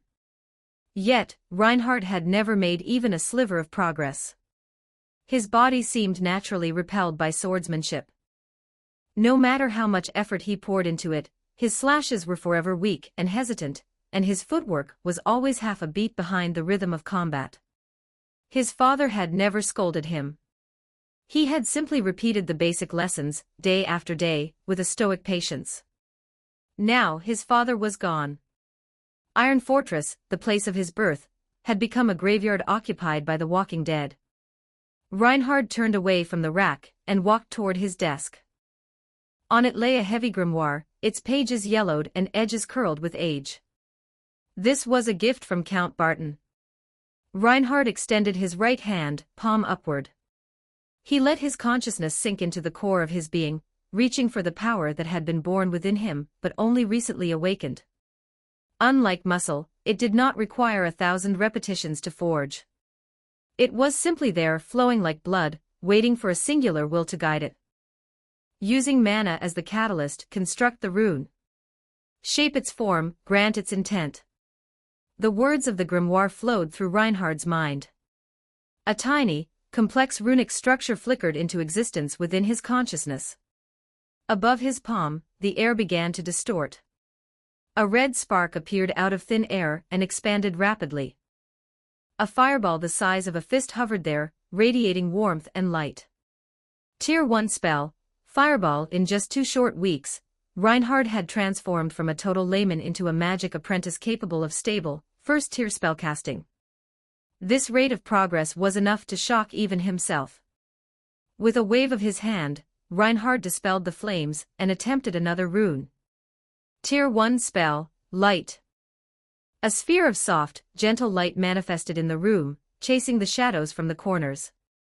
Reinhard felt the flow of mana within his body, and an unprecedented sense of control surged through him. It was a world away from the stifling powerlessness he felt when swinging a wooden sword. He would master magic. However, the number of mages qualified to teach in Jade Territory could be counted on one hand. Most were eccentric recluses who refused to take on disciples. Reinhard had sought help from Count Barton, and the benevolent lord had indeed introduced him to a Tier 3 mage. That mage, a man named Valerius, had initially been cold, merely tossing a few introductory books to Reinhard to satisfy the Count's request. But a few days ago, Valerius's attitude had shifted abruptly. He began to actively guide Reinhard's meditation, and explain the intricate details of mana circuit construction. Though his instruction was far deeper than before, he still refused to acknowledge Reinhard as his student. I am merely guiding you, not teaching you. Your achievements are your own, and your failures have nothing to do with me. Those were Valerius's exact words. The hero dispatched from the capital was still nowhere to be found. Count Barton's scouts had yet to return with news. The longer time dragged on, the slimmer the hope of reclaiming Iron Fortress became. Reinhard wanted to be a useful combatant by the time the hero arrived. He refused to be a burden that needed protection. He wanted to avenge his father with his own hands. He wanted to take back Iron Fortress himself. His gaze pierced through the window, looking westward. Toward what used to be his home. In another corner of the castle, in front of a makeshift porridge shed, Lino scooped the last ladle of wheat porridge into an old woman's bowl. The woman took the wooden bowl with withered hands, her voice trembling with gratitude. Thank you, my lady. Lino didn't speak, offering only a subtle, elegant nod. Her eyes scanned the queue before her. There were about 100 people left, mostly the elderly, the sick, or commoners maimed during the flight. They were the last survivors of Iron Fortress, the discarded parts, tossed aside by the high-speed survival machine that was Jade territory. A week ago, Count Barton had ceased free relief for all refugees. Jade territory's food reserves were hitting rock bottom. After surviving the initial chaos, the Count had issued a new edict: anyone capable of labor had to participate in production to earn food and shelter. It was a correct, necessary decision. The massive influx of people, once converted into productivity, had revitalized Jade territory.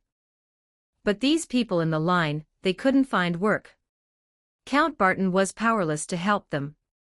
As a lord, he was responsible for the lives of tens of thousands. He couldn't allow 100 people to drag down the entire territory's economic system. So, Lino had stepped forward. She had sold all her jewelry, the magnificent silk dresses that defined her status, and every non-sentimental heirloom her husband Andrew had left behind. With that money, she purchased grain and single-handedly propped up this small sanctuary. She was grateful to Count Barton. In their darkest hour, he had taken in the displaced of Iron Fortress and given them a chance to live. Now she would finish what the Count could not. This wasn't just for her suffering countrymen, it was for Andrew. She believed that if Andrew were here, he would have done the same. Having finished distributing the food, Lena walked back toward the guest wing, her body heavy with exhaustion. Her mind drifted back to her meeting with the mage, Valerius, a few days prior. Make him a Tier 1 mage, Lino had said, looking at the man whose face was hidden beneath a hood. She had laid down her final bargaining chip. Once it is done, I will pay you 200 gold coins. Valerius had remained silent for a long time. I can guide him, but I will not take him as an apprentice. 200 gold coins. To the current Lino, it was an astronomical sum. It meant she had to completely abandon her former life and sell the last vestiges of her aristocratic identity. If the wicked noblewoman she had been before meeting Andrew could see her now, that younger self would likely have laughed without mercy. A small, sad smile touched Lino's lips. She had no regrets. Returning to their room, Lino saw Reinhard still hunched over the grimoire. His focus brought her a sense of peace, but also a pang of heartache. Ever since he had decided to learn magic, he had become a different person.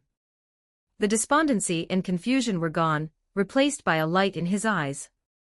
It was the light of revenge, but also the light of hope. Lino didn't disturb him. She sat quietly to the side and began to mend an old garment. It was one of the few ways she could still save money for their small family. Late at night. Jade territory, the mage's spire. Valerius stood before a crystal ball. A servant appeared silently behind him. Master, Lady Lino went to the black market in the South City again today. She sold a formal gown from the capital. Valerius didn't turn around. She truly spares no effort for those useless refugees. The servant's tone held a hint of confusion. Valerius looked at him and spoke. In my eyes, she is the only true noble lady in this territory. His voice echoed through the empty room. The servant bowed his head and fell silent. Valerius's gaze never left the youth reflected in the crystal ball. 2 weeks. In just 2 weeks, a layman had reached the threshold of first-tier magic. Such talent was on par with the current pope of the theocracy. Initially, when Count Barton had approached him, Valerius hadn't taken the matter to heart. The offspring of a fallen noble, a boy with zero talent for the sword, what magic potential could he possibly have? He assumed the boy was just looking for an easy way out. He had only agreed to help to save face for the Count. That was until he saw Reinhard meditate for the first time. The boy's affinity for mana was terrifying. Magicules gathered toward him automatically, requiring almost no guidance at all. At that moment, Valerius had changed his mind. But he could not take Reinhard as a formal disciple. Valerius knew all too well that people with such talent were destined for anything but a peaceful life. A genius that shone too brightly often attracted unwanted eyes. Once a formal master-disciple bond was established, it meant he and his school would be held responsible for every action Reinhard took in the future. Furthermore, what burned within this boy was the flame of vengeance. That fire provided infinite drive, but it was also the easiest path to the abyss of destruction. Lady Leno's 200 gold coins had merely provided him with a ladder to intervene, a perfect excuse to observe and guide this genius without entangling himself or his school. Guiding but not teaching. Valerius watched the crystal ball. The mana swirling around Reinhard was becoming denser, seemingly on the verge of breaking through a critical point.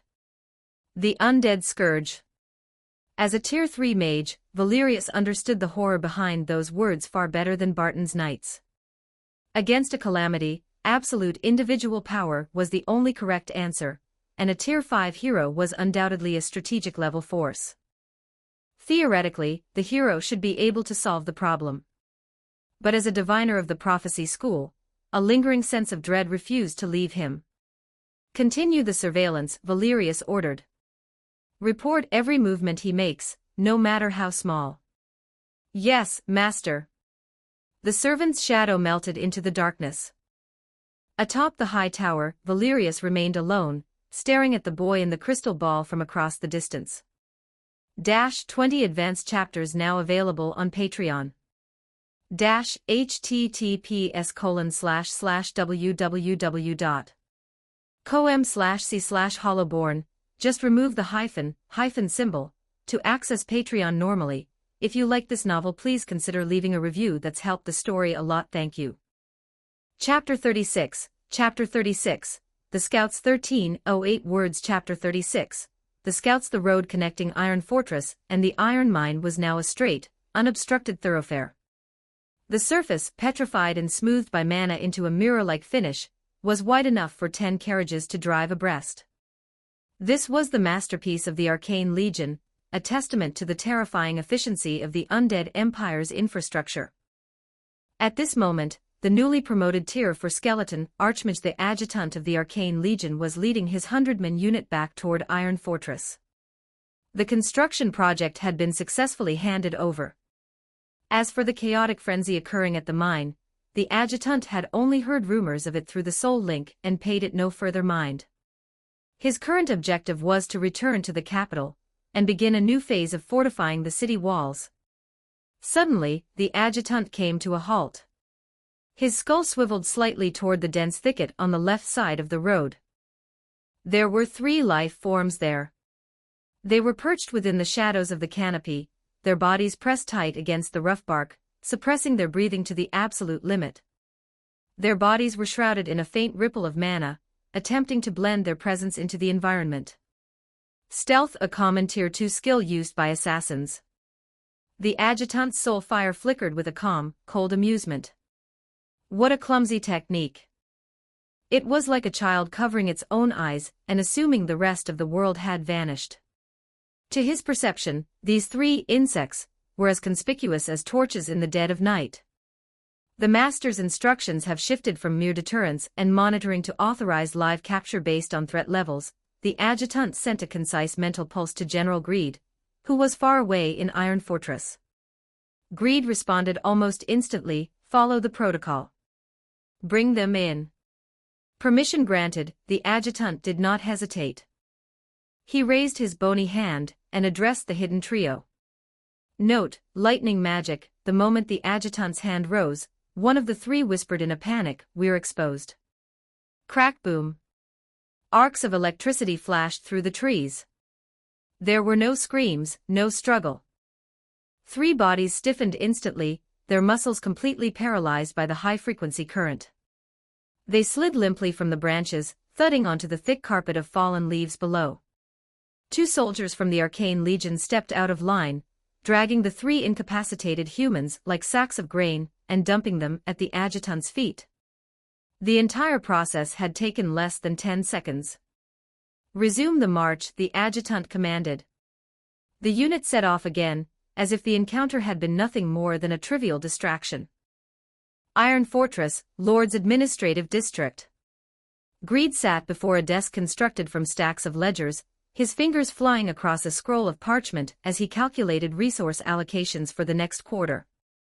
The door creaked open, and the adjutant entered. Behind him, two soldiers tossed the three still paralyzed humans onto the carpet. "General," the adjutant bowed slightly. "Captured scouts. 3 in total." Greed's gaze fell upon the humans. He tapped the desk with a sharp clack-clack. "I recall General Lust having a profound understanding of the illusion domain. As her adjutant, how do your skills compare?"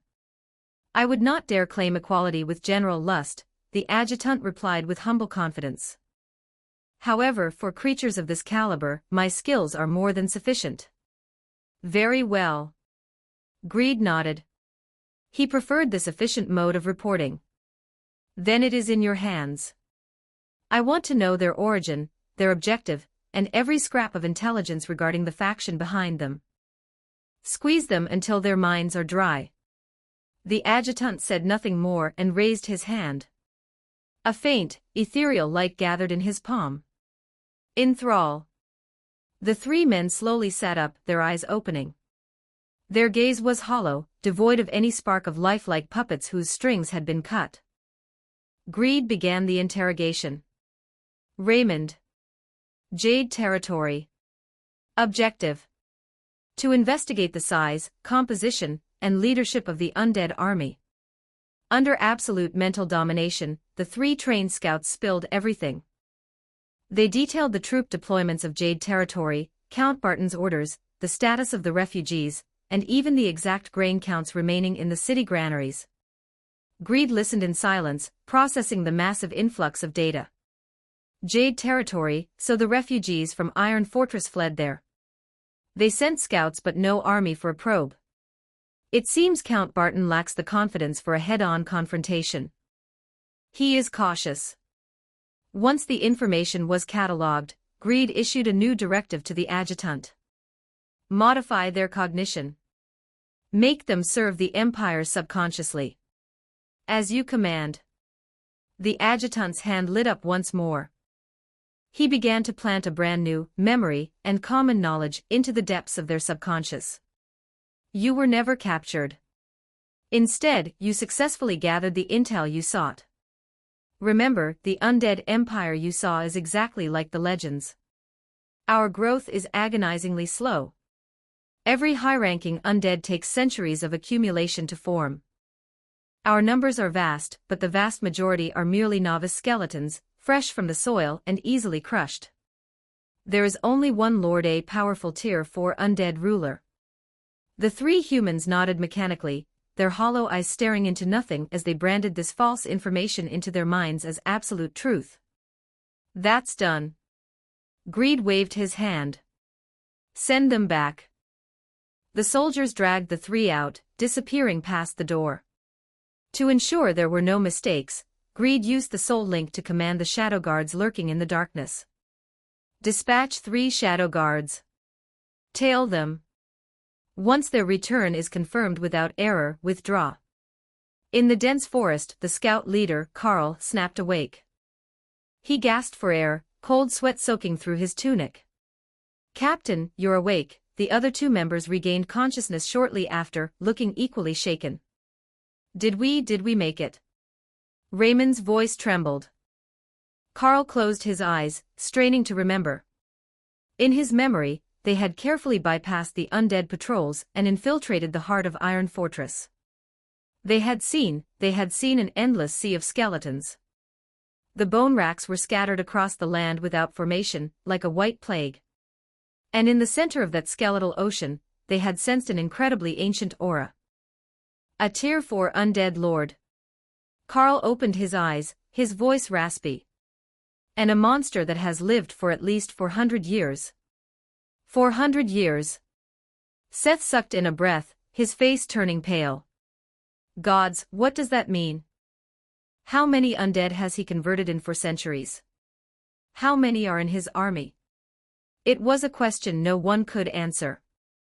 At the thought of that infinite sea of bone, and the 400-year-old monarch ruling from the shadows, only terror remained in their hearts. "We have to go back. We have to report this to the Count immediately." Carl scrambled to his feet. The 3 dared not delay for even a second. They practically rolled and crawled out of the woods, sprinting toward Jade territory at full speed. Above them, hidden in the canopy, 3 figures merged perfectly with the shadows, watching them recede into the distance. One of the figures sent the final report to Greed through the link. "Targets have returned with the intel. Cognition remains undeviated." Inside the council hall, Greed received the message, a satisfied expression appearing on his face. He turned to the adjutant and nodded. "Good work. Carry out your next task. I will report this to the master personally."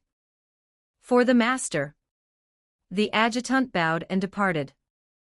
20 advanced chapters now available on Patreon. https://www.com/c/hollowborn. Just remove the hyphen symbol to access Patreon normally.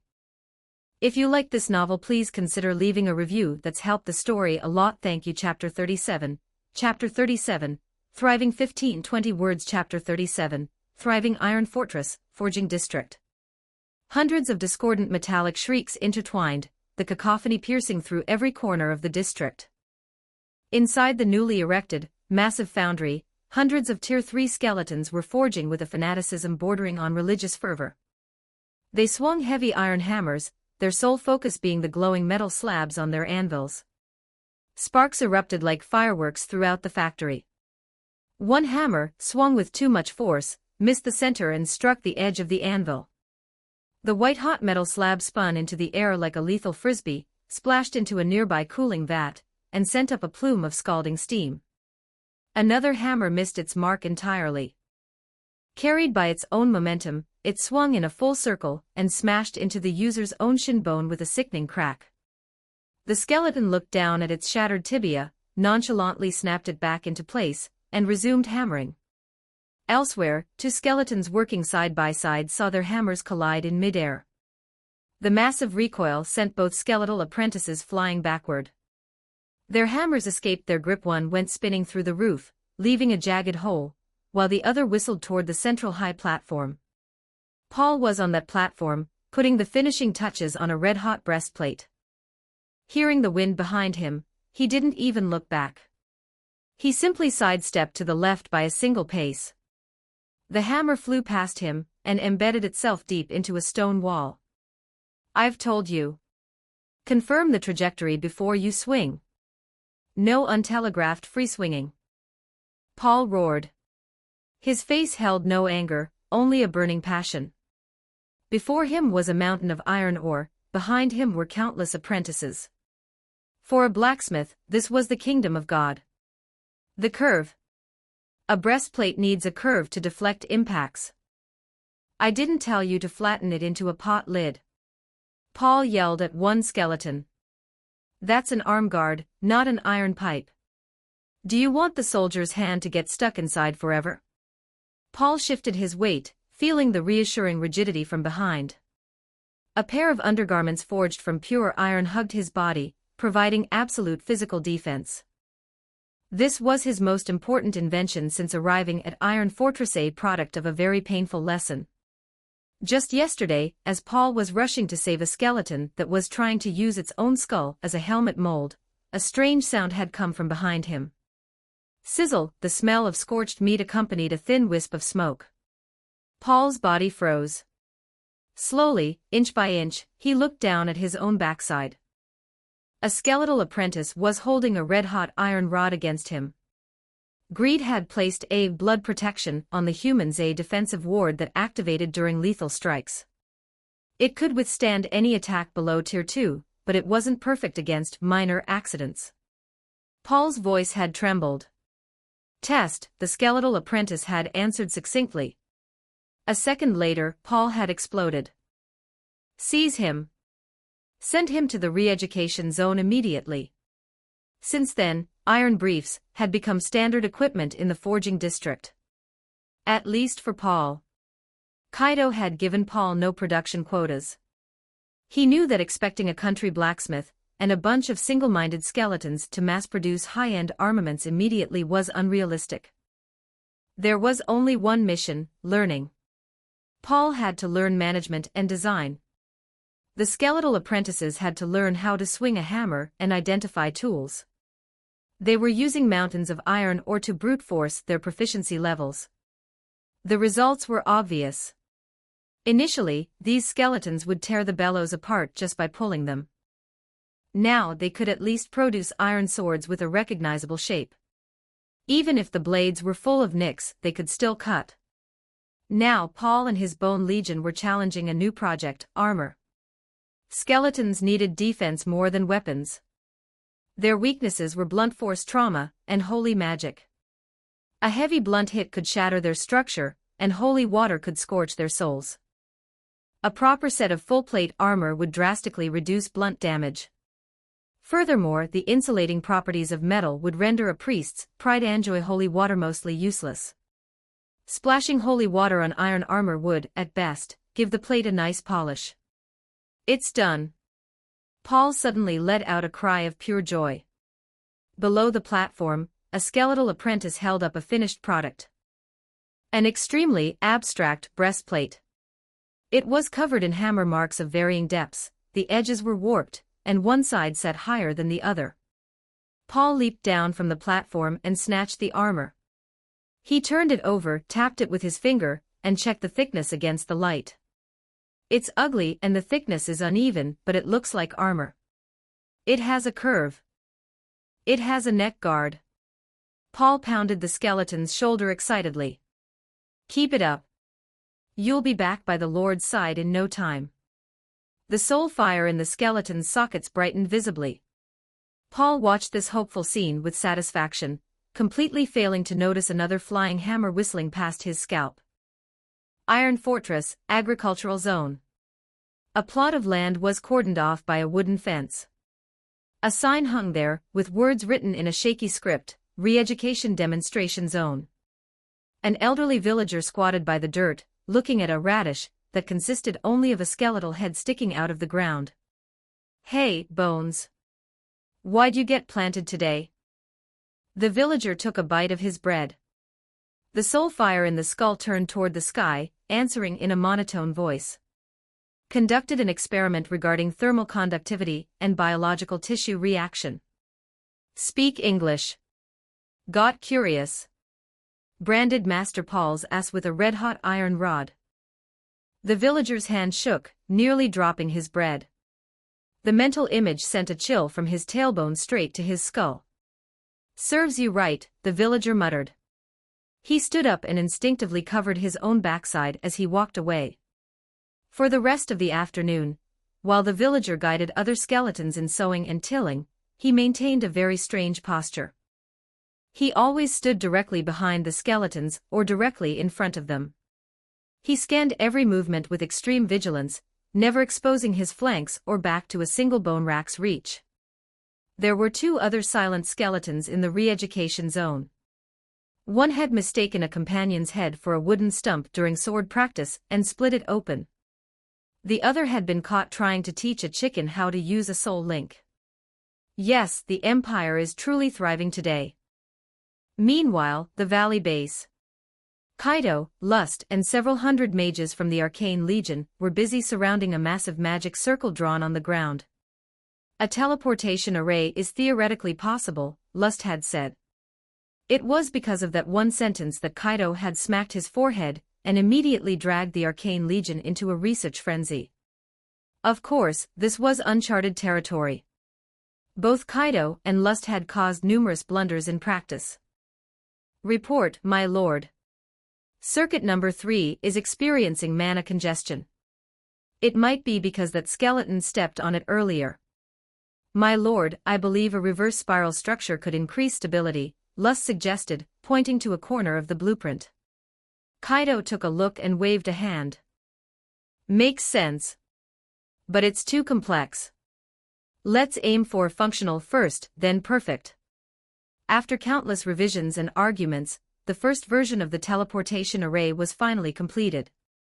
Kaido looked at the 30-meter-wide circle consisting of intricate runes and rubbed his hands together. Inject mana. Let's witness a miracle. Lust issued the command. Dozens of skeleton mages raised their staffs, guiding their OD toward the energy nodes. The lines of the array lit up one by one, glowing with a ghostly blue light. However, the light lasted less than 3 seconds before turning a violent, piercing red.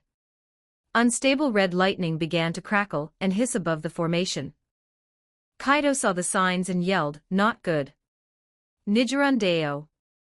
At his command, Kaido was the first to bolt. Behind him, several hundred skeletons scrambled on all fours to escape the perimeter. The scene was pure chaos. A deafening explosion shook the entire valley. A pillar of red energy shot into the sky, blasting a massive crater into the center of the clearing. The dozen mages closest to the center were instantly disintegrated into raw bone meal by the shockwave. After the explosion, the valley fell into silence. A moment later, the soul fires of the powdered mages began to reform on the spot. They stood up, wobbling and clicking. They immediately went back to work, clearing a new patch of ground to draw the second teleportation array. We'll draw it here this time, Kaido said, pointing to a new spot. The mana alignment back there was cursed. 20 advanced chapters now available on Patreon. https://www.com/c/hollowborn, just remove the hyphen symbol, to access Patreon normally.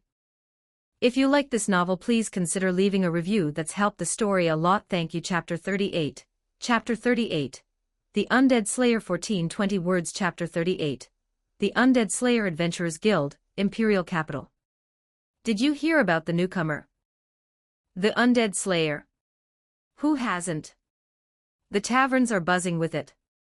She won't even look at other commissions. Her eyes are glued to the board, searching for anything with the word undead on it. A complete rookie, not even tier 1, and she managed to grind her way to iron rank just by smashing skeletons. I've seen her type before. 10 to 1 her family was slaughtered by a ghoul, and now she's out for blood. It won't last.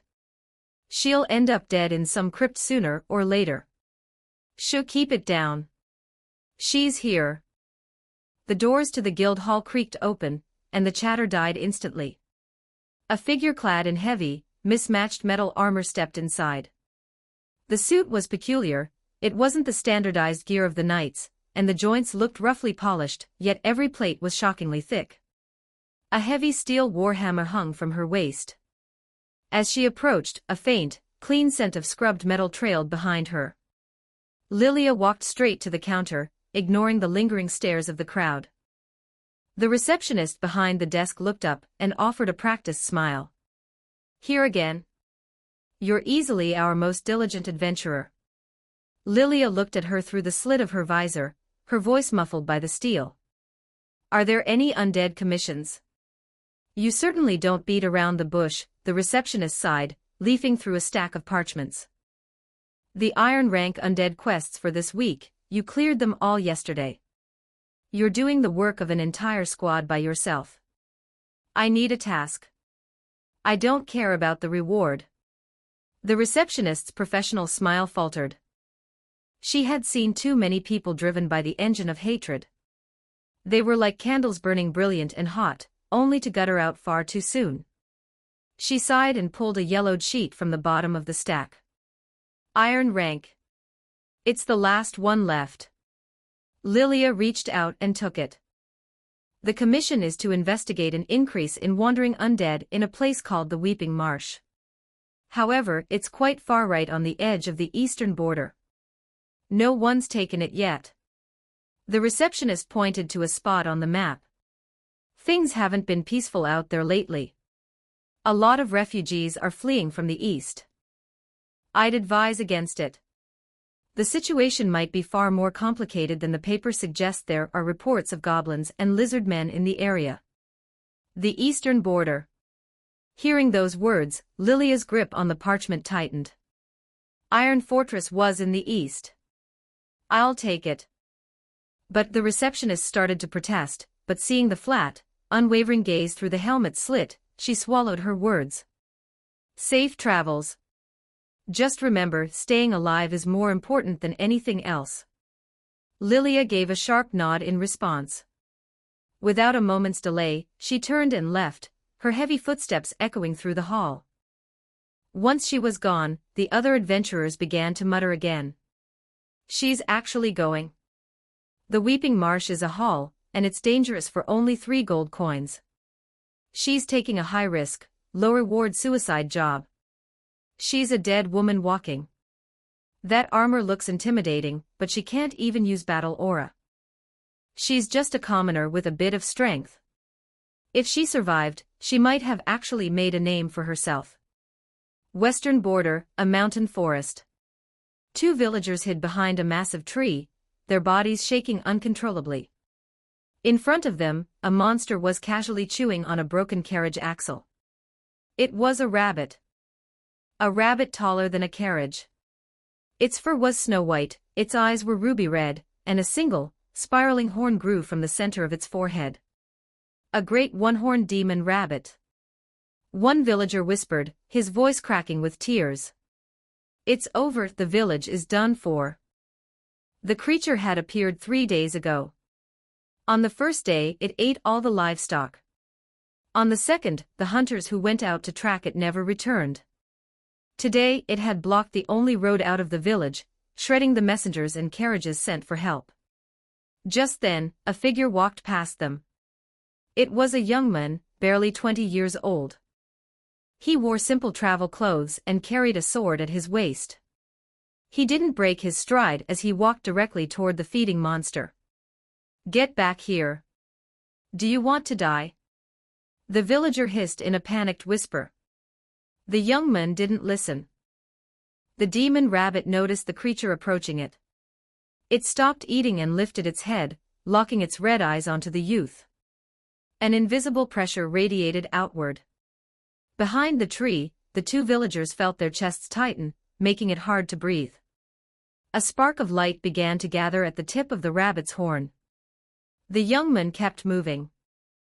When he was 30 paces from the beast, he stopped. He drew his sword.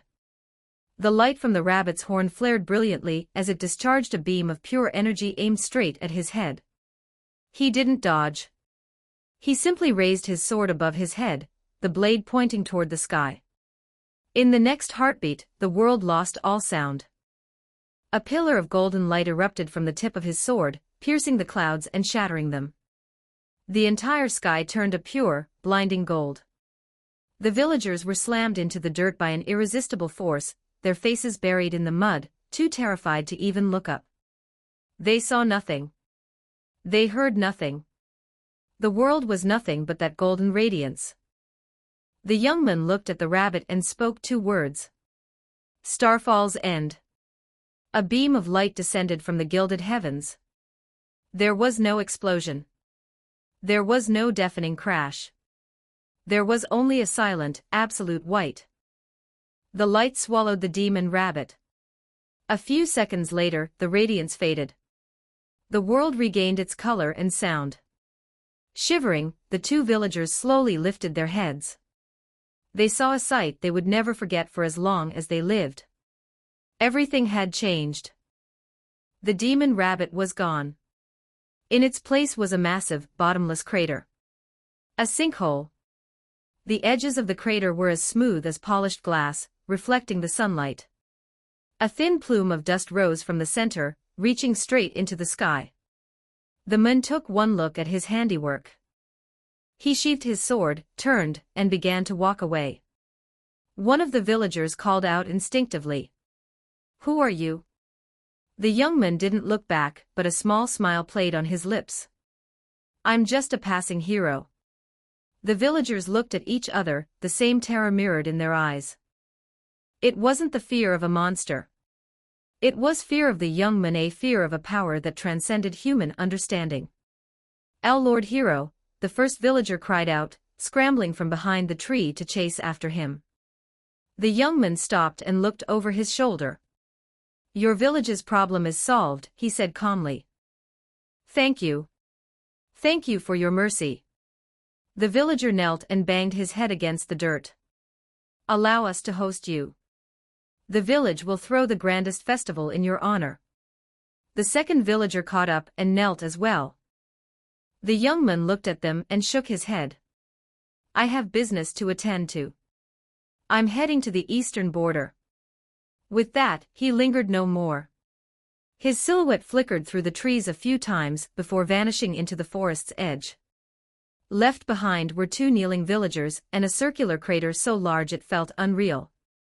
The first villager stood up, dazed, and walked to the edge of the pit. He reached out to touch the smooth wall.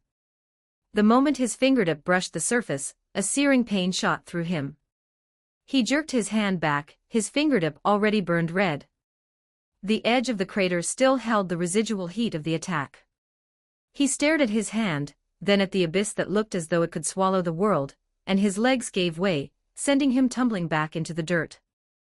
20 advanced chapters now available on Patreon. https://www.com/c/hollowborn. Just remove the hyphen symbol to access Patreon normally. If you like this novel, please consider leaving a review. That's helped the story a lot. Thank you. Chapter 39, The Weeping Marsh. 1771 words. Chapter 39, The Weeping Marsh. The Weeping Marsh. A fitting name for such a God's forsaken place. The air was perpetually thick with the miasma of stagnant mud and decomposing matter, a stench so invasive it seemed to cling to the inside of one's throat. Every breath Lilia took felt like her lungs were staging a protest. A rickety skeletal frame lunged from the fog. Lilia didn't even bother looking, she simply swung her hammer in a backhand arc. The heavy steel warhammer caught the skeleton square in the forehead with a dull, heavy crunch. The yellowed skull shattered like an eggshell under a boot. Bone shards, slicked with black swamp muck, sprayed across her armor. She didn't flinch. She was used to it. This was her third day in the Weeping Marsh. The commission was to investigate the cause of the increasing undead activity. She had found the answer within the first few hours. Lizard men and goblins. The two tribes were locked in a savage, endless territorial war. Every day, fresh corpses were dumped into the mire, and it didn't take long for the swamp's heavy mana to pull them back up as mindless thralls. It was an automated production line for the undead. Lilia's personal mission was to dismantle that line.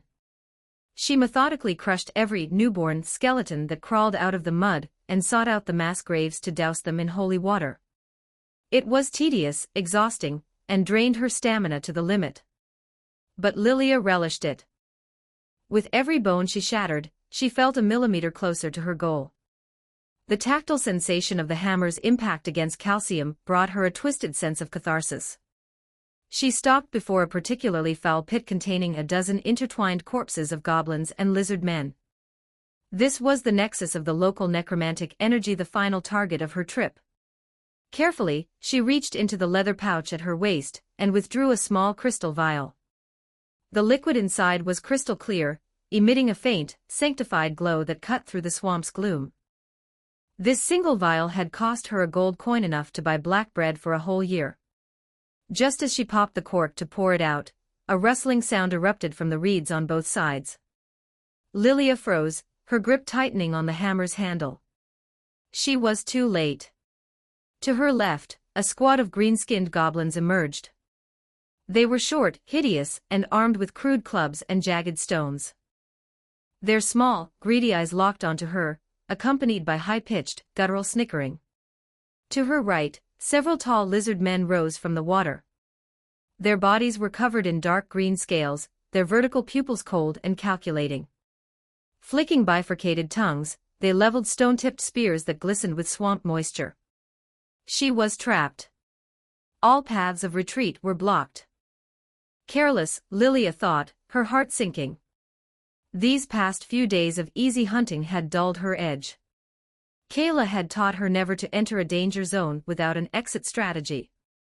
She had forgotten the golden rule, and now she was the meat in a very ugly sandwich. Lilia slowly tucked the holy water back into her pouch. She sized up both sides, her mind racing. Goblins. She would rather be turned into a pincushion by the lizardmen's spears than fall into the hands of goblins. She had heard the whispers in the guild. For a woman, being taken alive by goblins was a fate 10,000 times worse than death. By comparison, the lizard men were almost charming. They just wanted to kill her and scavenge her metal armor and weapons. Dying at their hands was a clean end. Her mind made up, Lilia's resolve hardened. She held the heavy warhammer across her chest, settling into the standard defensive stance Kayla had drilled into her. Strangely, the three parties fell into a bizarre standoff. The goblins stared at Lilia, drool literally dripping into the mud. They could sense it inside that heavy iron can was a living, young female human. The temptation was overwhelming, leaving them with nothing but primal, vile impulses. However, they were wary of the lizard men. If they charged first, their cold-blooded neighbors would surely stab them in the back. The lizard men, meanwhile, had little interest in Lilia beyond her gear. To them the metal can was just a difficult piece of prey. They were far more concerned with the goblins, who outnumbered them. The air was thick with the heavy breathing of goblins, and the rhythmic hissing of the lizard men. Finally, a goblin lost its battle with its own desires. With a piercing shriek, it waved its club and charged. The balance shattered. The goblins swarmed forward as one. Seeing the opening, the lizard men roared and launched their own attack from the other side, their priority clear: eliminate the meddlesome goblins first. The scene descended into absolute chaos. Lilia was the eye of the storm. She didn't panic. She lowered her center of gravity, and let her thick plate armor soak up the initial blows. Goblin clubs and stones bounced off her armor like pebbles. One goblin tried to circle around to target the gaps in her joints. Lilia timed it perfectly, spinning her body and slamming her shoulder into the creature. The goblin was sent flying like a discarded rag doll, its sternum completely caved in. On the other side, a lizardman lunged with a stone spear aimed at her face. Lilia tilted her head, the spear scraped across her helmet, throwing a shower of sparks. Using the momentum, she stepped forward and swung her hammer upward, catching the lizardman square under the jaw. With a bone-deep crunch, the lizardman's head snapped back at an impossible angle, and its massive body slumped into the muck. This was the brutal, efficient style of combat Kayla had chosen for her. But two hands could not fight 40. In the melee, a goblin leaped from behind, slamming its club into the back of her head. The impact was massive. Lilia's helmet was sent spinning into the air, tracing a long arc before splashing into the swamp. Her sweat-drenched long hair tumbled down her shoulders. At the sight of Lilia's face, the goblins went into a frenzy. Their eyes glowed with a horrific red light, and their assault became manic. Lilia's vision was clear now, but so was the danger. She smashed one leaper aside with her hammer, but through the corner of her eye, she saw a lizardman seize the opening. It raised its spear high, aiming directly for her unprotected head. It's over. The thought flashed through her mind. She tried to dodge, but the heavy armor made her a fraction too slow. She could only watch as the cold, sharp point of the spear grew larger and larger in her pupils. In that heartbeat between life and death, a shadow, moving at a speed that defied the laws of physics, blurred past her.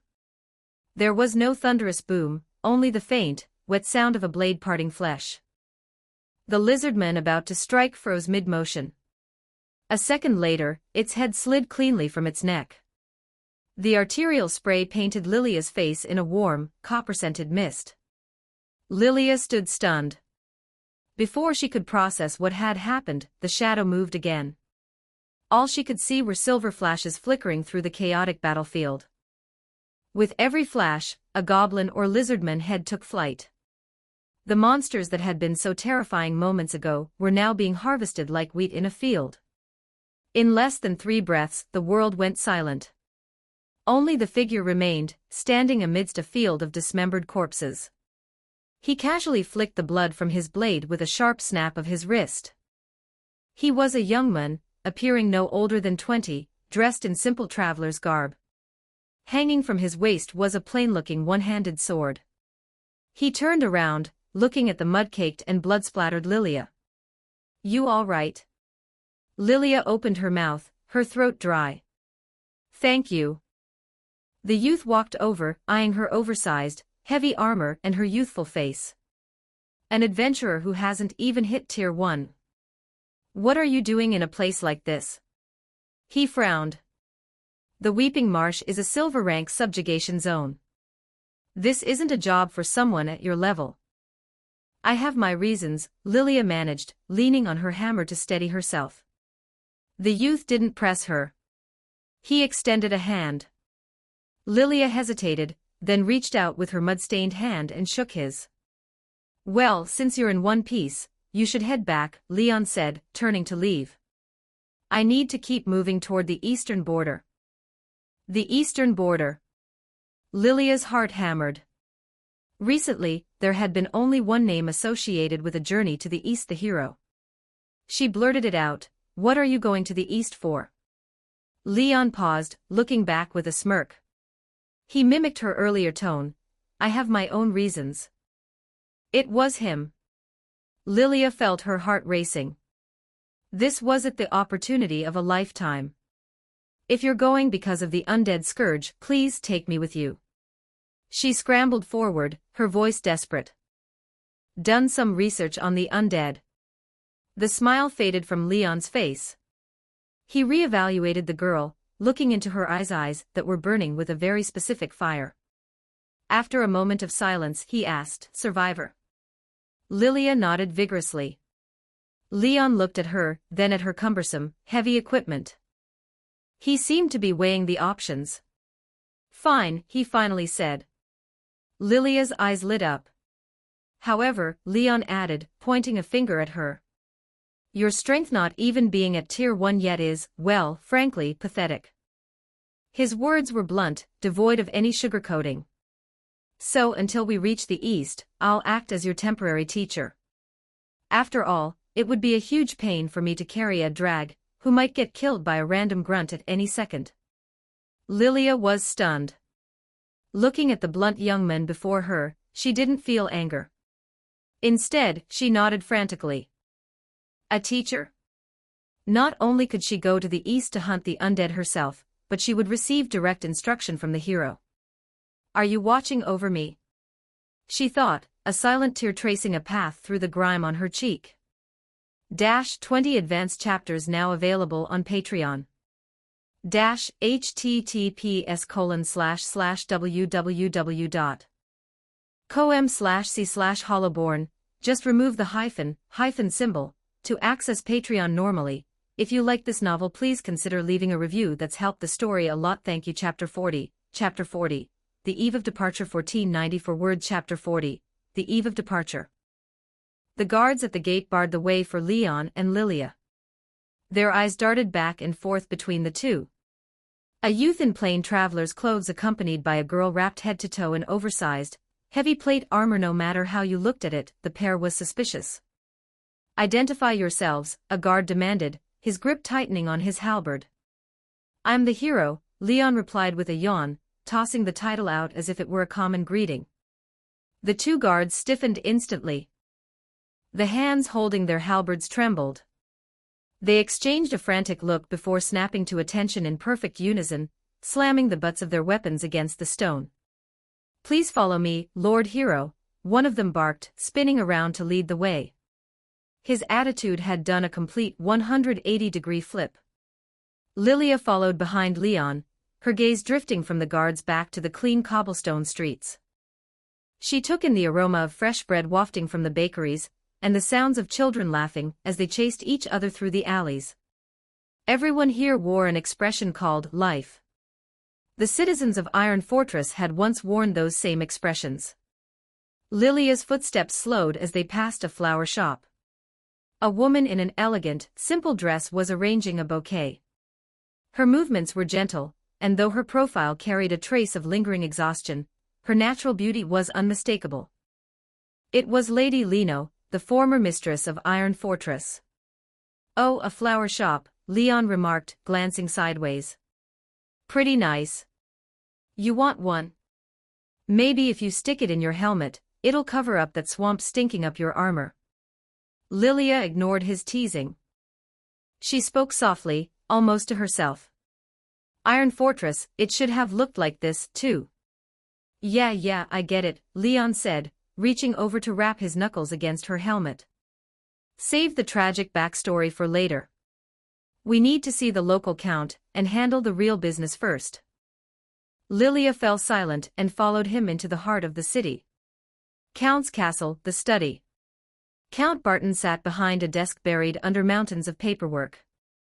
The dark circles under his eyes were so heavy they nearly reached his cheekbones. He looked up at the two people entering, his gaze lingering on Leon for a moment. Too young. Is this truly the hope dispatched by the capital? Can you provide proof of your identity as the hero? Barton asked, his voice weak from fatigue. Leon didn't say a word. He simply reached into the empty air with his right hand and made a grasping motion. There was no ripple in space, no flashy burst of light. A one-handed sword simply manifested in his grip. The blade was ancient and plain, devoid of any ornate decoration. Barton sat bolt upright. He could feel at the moment that sword appeared, the very air in the study solidified. An invisible pressure descended, making it difficult to draw breath. A holy sword. There was no mistake. Happy now? Leon asked, dismissing the sword back into the void as if it were a cheap parlor trick. Now, can you give me a proper briefing on the situation in Iron Fortress? Of course. Barton recounted the intelligence brought back by the scouts, word for word. A Tier 4 undead lord. An infinite sea of low-tier skeletons. Leon rubbed his chin as he listened. Just one Tier 4, his tone was remarkably relaxed. Sounds like a total shut-in. It's not a problem. We'll finish this quickly. I should be back in time for dinner. Barton looked at Leon's nonchalant attitude, and the lecture he had prepared died in his throat. Lord Hero, may I ask what your odds of victory are? 100%, Leon answered without a second thought. Barton's heart, which had been hanging by a thread, finally settled halfway. Regardless of the young man's personality, such confidence could only stem from overwhelming power. Lord Hero, I have one personal favor to ask of you. Speak, Leon said, looking like he was all ears. I had a dear friend who sacrificed himself in the defense of that city. His son is named Reinhard, and he is currently here in Jade territory. Would you be willing to take him with you to Iron Fortress? I want him to witness the moment his home is reclaimed with his own eyes. It would mean the world to him. I already have one drag to look after, Leon sighed. Barton stood up, pulled a heavy coin purse from a drawer, and pushed it toward Leon with both hands. I beg of you. The usually dignified lord lowered his head. And please, do not tell Reinhard about this arrangement. Leon's eyes fell on the purse. He reached forward. A flash of joy flickered on Barton's face. Then Leon pushed the purse back. In exchange, you're buying me the most expensive dinner in this city tonight. Leon turned and headed for the door. Barton watched his back, unable to resist asking one more time, will you win?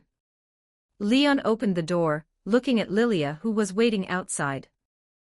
Without turning back, his voice drifted into the room. We'll win. In the castle's reception hall, Reinhard sat as stiff as a board. Ever since he had heard rumors of the hero's arrival, he had been waiting here. He had to seize this chance. Footsteps approached. Reinhard looked up to see an elderly man in a butler's uniform leading a man and a woman toward him. It was Hal.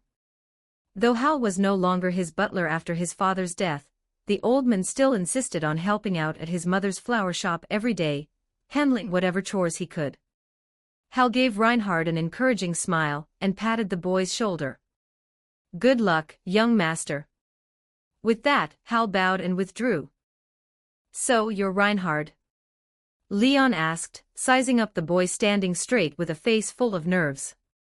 Reinhard nodded instantly, introducing himself at breakneck speed. I am Reinhard. A Tier 2 magic user. I can provide powerful long-range support. I've also practiced swordsmanship and I'm quite strong. I can carry your luggage. Please, you must let me join the subjugation. Lilia looked at Reinhard and saw her past self from only a few days ago. The fire burning in his eyes was identical to hers. A Tier 2 mage. Leon looked surprised at the boy, who couldn't have been older than 14. At your age. Reinhard's heart leaped. However, Leon's tone shifted as he asked a completely unrelated question. Can you cook? Reinhard blinked. Leon pointed a thumb at Lilia. Her cooking tastes like my grandma's 2-year-old apple pie. It's lethal. Lilia's cheeks flushed red, and she muttered a weak defense. I just haven't done it in a while, I'm just a bit rusty. Reinhard had no idea what was going on, but he nodded frantically. I can cook. Please leave it to me. As long as he could go to Iron Fortress, he didn't care if he was a cook or a stable hand. Excellent, Leon clapped his hands. Welcome to the hero's party. We rest today and move out tomorrow. Now dismissed. I'm going to tour the city and investigate the local tavern culture. With that, Leon strolled away on his own. Lilia's gaze softened as she looked at Reinhard. She stepped forward and said, Don't mind him. He's just like that. On the streets of Jade Territory, Leon walked at the front with great enthusiasm. Lilia followed, clutching the warhammer she had just retrieved from the blacksmith's maintenance. Reinhard trailed behind like a nervous sidekick. Seriously, can't you two Avengers relax a bit? The tavern. It's a sanctuary for adventurers. A hub of intelligence. You can't just skip it. Leon complained over his shoulder. I need to train, Lilia replied simply. I need to consult the archives, Reinhard added, finding an excuse. You're both so boring. As the three of them bickered, a passerby hurried past, accidentally bumping into Leon's shoulder. Watch where you're going. Leon barked. Apologies, the man muttered, head down as he hurried away, quickly merging back into the crowd. That man was Carl, one of the scouts who had escaped from Iron Fortress. In the brief moment he brushed past Leon, a faint, imperceptible red light flickered in Carl's eyes before vanishing. He ducked into a deserted alleyway, leaned against the wall, and closed his eyes. Through the soul link, General Greed's voice rang directly in his mind, guide the hero and his party toward the plains. We will be waiting for them there. As you command. For the Empire. 20 advanced chapters now available on Patreon. https://www.com/c/hollowborn, just remove the hyphen symbol, to access Patreon normally. If you like this novel, please consider leaving a review. That's helped the story a lot. Thank you. Chapter 41. Chapter 41. The Battle of the Plains. 1747 words. Chapter 41. The Battle of the Plains. The next day. The map Raymond had sketched was etched into Leon's mind after only 2 glances. The route was set. The wind howled in his ears. Leon had Lilia tucked under his left arm and Reinhard under his right, his legs churning so fast they left nothing but a blurred trail of afterimages on the ground. He had become an arrow loosed from a bow, a silver streak screaming across the landscape toward Iron Fortress. Trees and hills were whipped into streaks of color, discarded behind them in the blink of an eye. Reinhard's face was distorted by the sheer force of the airflow. He kept his head down, and his mouth clamped shut, his cheeks flapping uncontrollably as he fought to keep the air from lunging down his throat. Lilia fared much better. Her heavy, customized helmet shielded her from the brunt of the atmospheric impact. She remained motionless, watching the world retreat at a breakneck pace with silent intensity. Leon let out a casual yawn. To him, this speed was nothing more than a post-meal stroll. As the trio breached the Khazir Plains, the terrain suddenly opened up into a vast, flat expanse. Without warning, whoosh! A pillar of searing white-blue fire erupted from the grassy earth, shooting straight for Leon's head. Without breaking his stride, Leon shifted half a meter to the left. The inferno brushed past the hem of his cloak, soaring into the heavens. Behind him, the air where he had just stood ignited with a series of sonic booms, the resulting heatwave rippling outward across the grass. Leon came to a stop. He set Lilia and Reinhard down. Their legs buckled the moment they touched the dirt, nearly sending them to their knees. "Divine protection of the Holy Shield," Leon murmured. A faint, golden glimmer enveloped the 2 of them before fading into their skin. In front of him, 7 figures slowly emerged from the shimmering heat of the plains.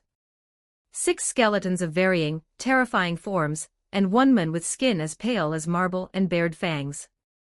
The pressure they radiated was heavy enough to crush a lesser man's spirit. 7 of them. Leon realized he had walked straight into a trap, but his pulse didn't quicken.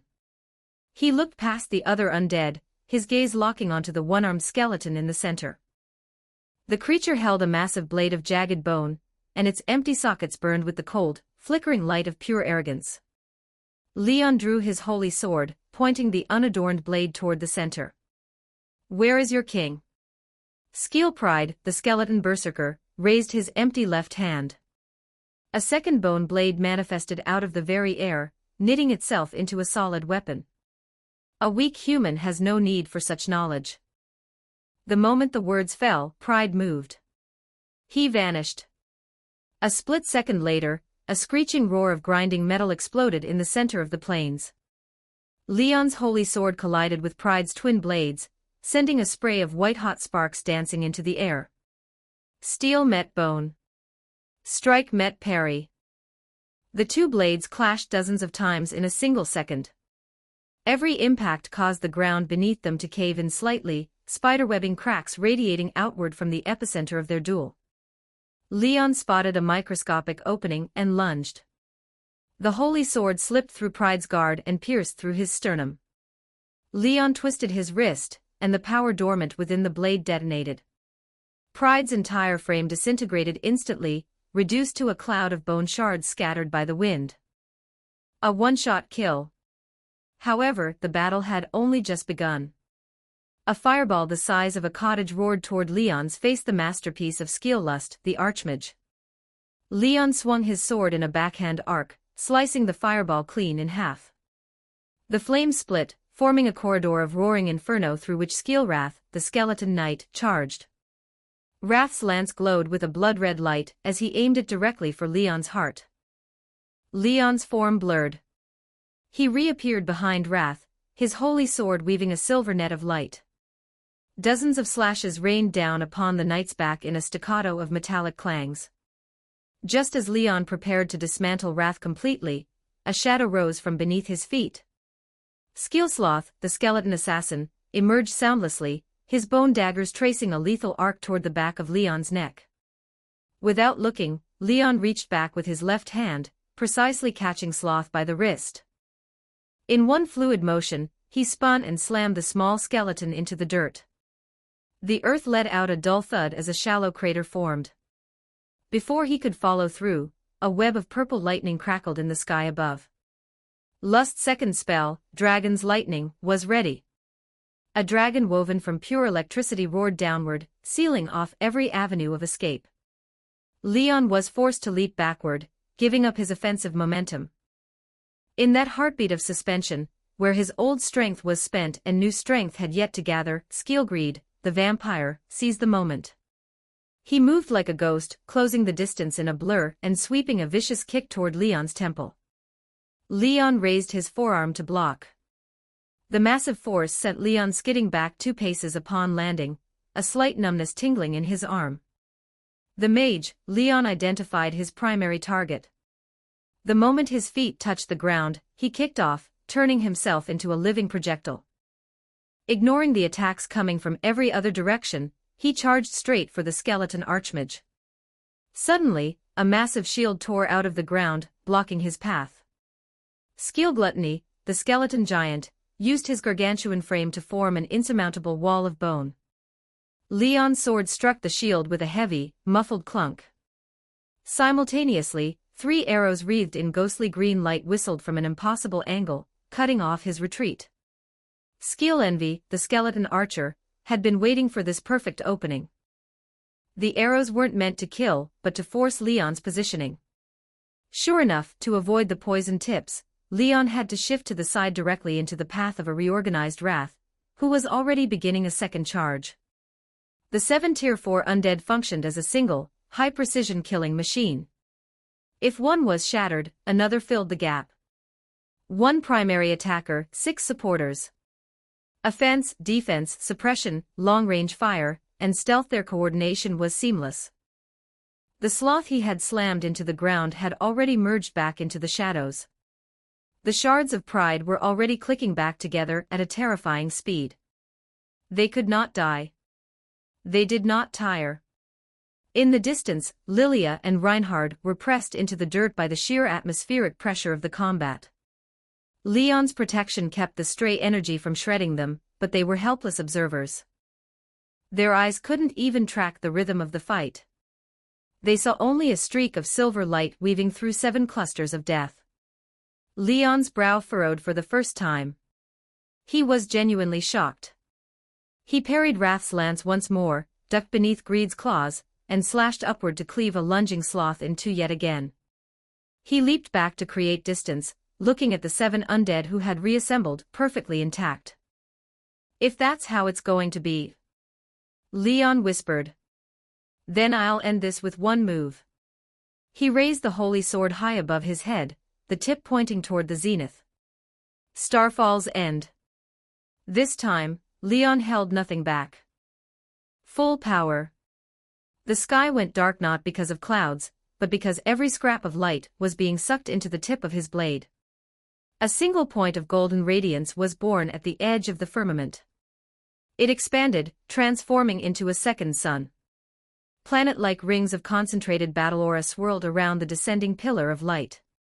The world fell into a vacuum of silence. The 7 generals froze, their soul fires pulsing wildly as they looked up in unison.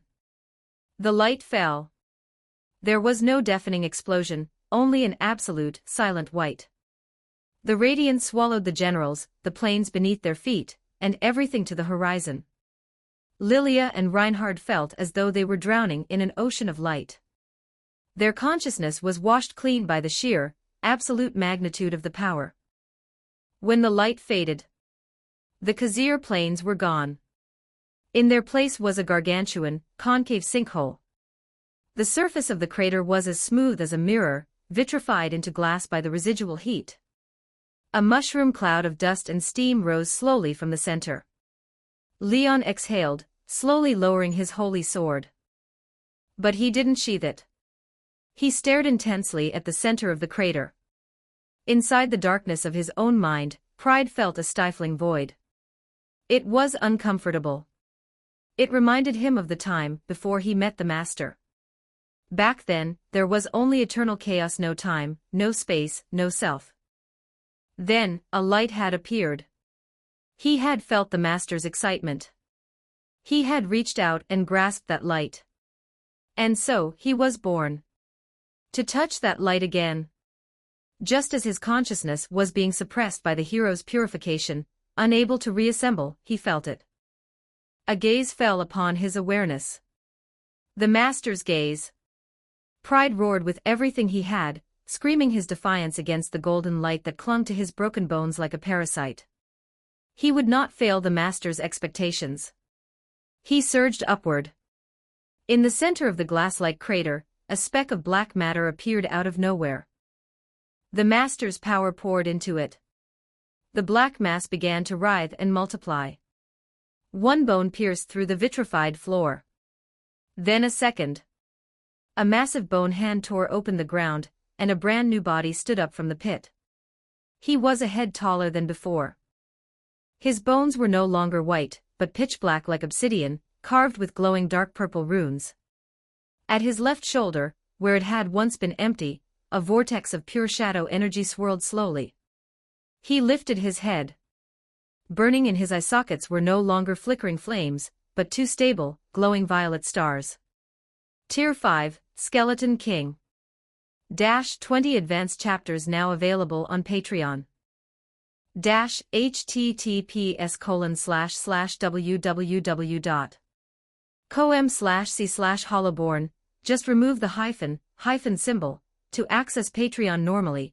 If you like this novel, please consider leaving a review. That's helped the story a lot. Thank you. Chapter 42, The Hero 1578 words. Chapter 42, The hero's skill. Pride felt the brand new power surging through his obsidian frame, and prepared to challenge the hero once more. However, Leon's attention was no longer on him. Leon's gaze bypassed the reborn Pride, locking onto the far horizon. Something was coming. The earth began to tremble, not from the tremors of a duel, but from a pulse that was heavier, more rhythmic, and far more terrifying. At the edge of the horizon, a thin black line appeared. It expanded with impossible speed, a silent, dark tide sweeping across the world. It was an army. A legion composed of pure, bleached bone. Tens of thousands of skeleton soldiers, every single one of them possessing the strength of a Tier 3 elite. They marched with a terrifying, singular synchronization, their bone weapons gleaming with a cold, murderous pallor under the dim sky. They halted at the edge of the gargantuan sinkhole, forming a silent, insurmountable wall of death. From the front of the legion, a figure slowly emerged. It was a skeleton, yet it was unlike any undead Leon had ever encountered. It lacked the frenzied, bloodthirsty aura of the others. Instead, it carried a stillness that made one's heart stutter. On paper, the creature was only Tier 4. Yet, every cell in Leon's body screamed at him to do one thing: run. His instincts screamed that this seemingly unremarkable skeleton was the true king of this nightmare. The newcomer was Kaido. Standing beside him was the arcane adjutant, also radiating a Tier 4 presence. The moment Kaido appeared, the atmospheric pressure on the battlefield shifted violently. The bone shards scattered across the crater began to swirl and converge. Sloth, wrath, envy, gluttony, lust, greed. Wrapped in swirling black miasma, the other 6 generals reassembled. Their auras began to climb, shattering the ceiling of Tier 4. 7 pillars of gargantuan pressure shot into the sky. Along with the recently evolved Pride, 7 figures had now stepped into the domain of Tier 5. What made Leon's heart stop completely was the undead lord standing at the head of the legion. Kaido's aura caught the wave of evolution, crossing the threshold with effortless grace. He too had reached Tier 5. 8 Tier 5 entities. An army of tens of thousands at Tier 3. Once the 7 generals had fully manifested, they turned into streaks of dark light, and took their positions behind Kaido. They stood like loyal sentinels, bowing their heads to their master. Leon didn't hesitate. He blurred, retreating instantly to the side of Lilia and Reinhard. "Get ready to run," he whispered, his voice taut. However, Kaido did not order an immediate slaughter. Through the soul link, he issued a command to Skeellust, who had now evolved into a Tier 5 Lich. Make him mine. Kaido wanted the hero. A Tier 5 hero's combat memories and tactical experience were resources too precious to simply incinerate. The next second, Leon's body jerked violently. The world before his eyes distorted and melted. He saw a child, nothing but skin and bones, stealing a piece of moldy bread from a bakery only to be beaten to death by the shopkeeper while the crowd watched in silence. He saw fat, sneering nobles throwing innocent commoners into coliseums for sport, laughing as they were torn apart by beasts. He saw imperial generals slaughtering defenseless villages to pad their kill counts for promotion, stacking severed heads into macabre monuments. Deception. Destruction. Pure, unadulterated malice. The ugliest facets of humanity flooded his mind like a tsunami, battering his sanity. A cold, majestic voice echoed in the depths of his soul.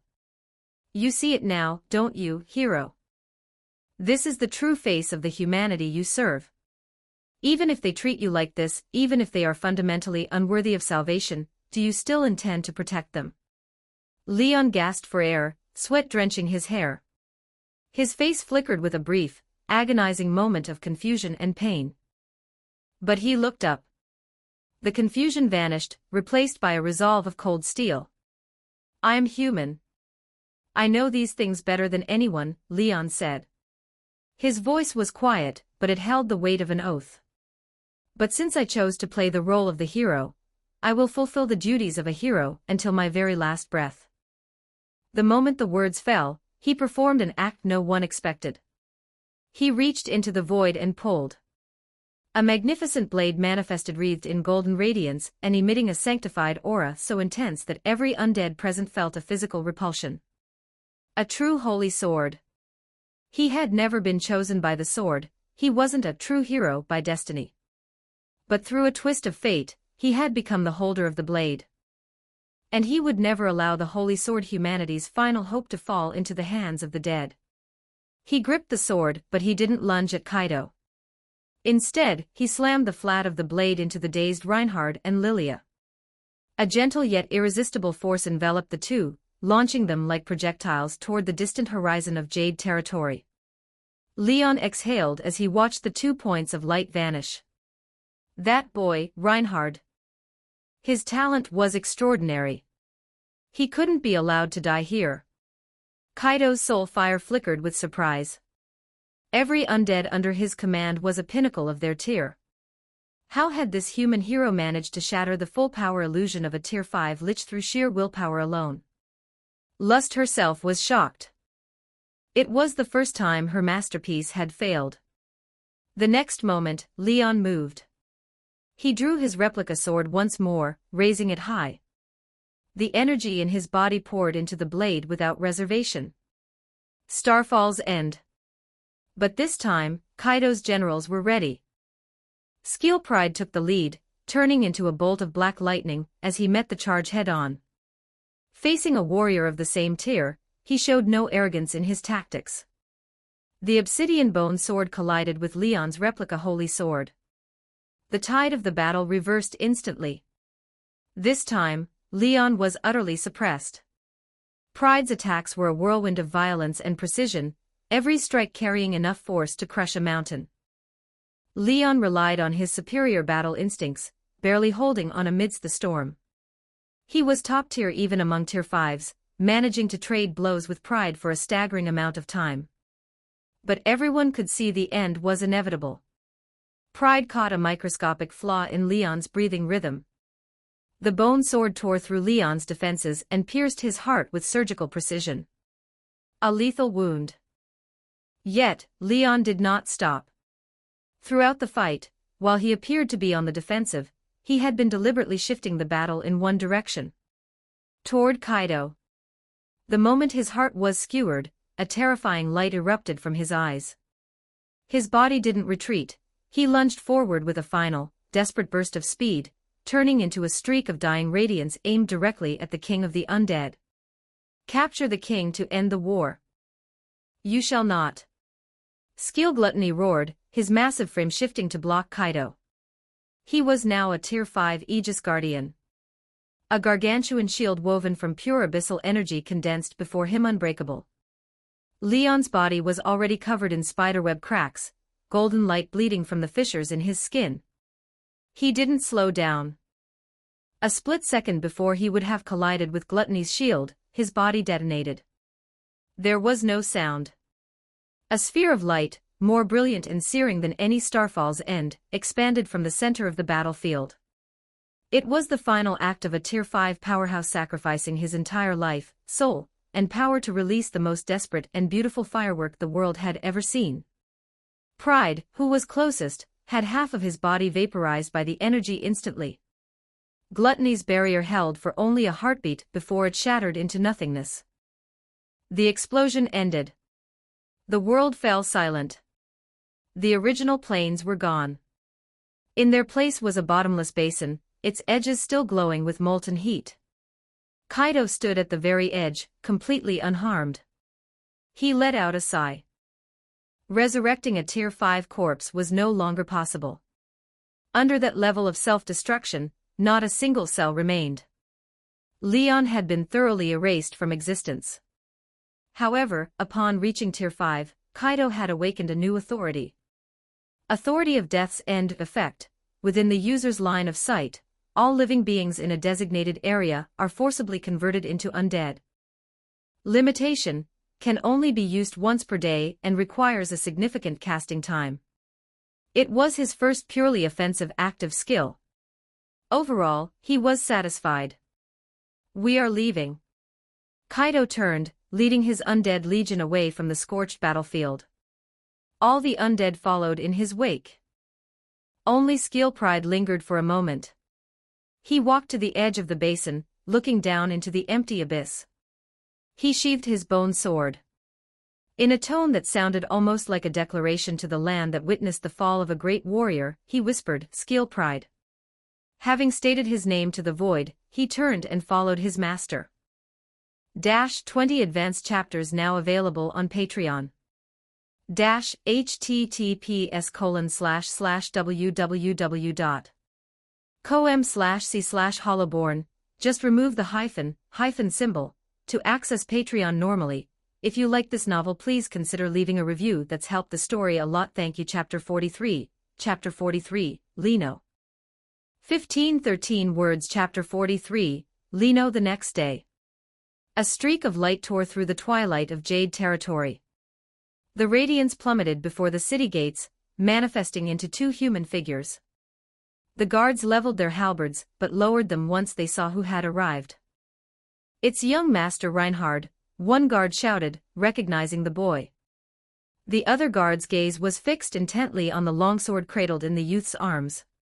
Reinhard and Lilia stood there, their eyes hollow and vacant, like two puppets whose strings had been severed. The guards did not dally. One hoisted Reinhard onto his back while the other supported Lilia, sprinting toward the Count's castle at full speed. The castle study. Count Barton sat behind a desk piled with documents, the shadows under his eyes deeper than ever. He looked at the two survivors brought before him. His gaze shifted past them, landing on the holy sword placed solemnly on the table. Barton reached out, his fingertips brushing the cold hilt. He understood.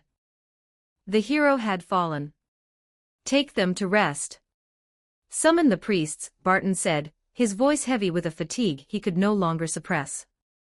The power of the light flowed through the room, dispelling the shadows clinging to their souls. Reinhard's eyelids flickered. Slowly, he opened his eyes. In his blurred vision, a familiar silhouette gradually sharpened. It was his mother. Lino sat by the bedside, quietly watching her son. Reinhard looked at his mother's face, weary, yet still holding onto her noble grace. Tears began to slide silently from the corners of his eyes. He bit his lip hard, refusing to let out a sound. Lino said nothing. She simply reached out and pulled Reinhard into a fierce embrace, one hand gently stroking the back of his head. "I couldn't do anything."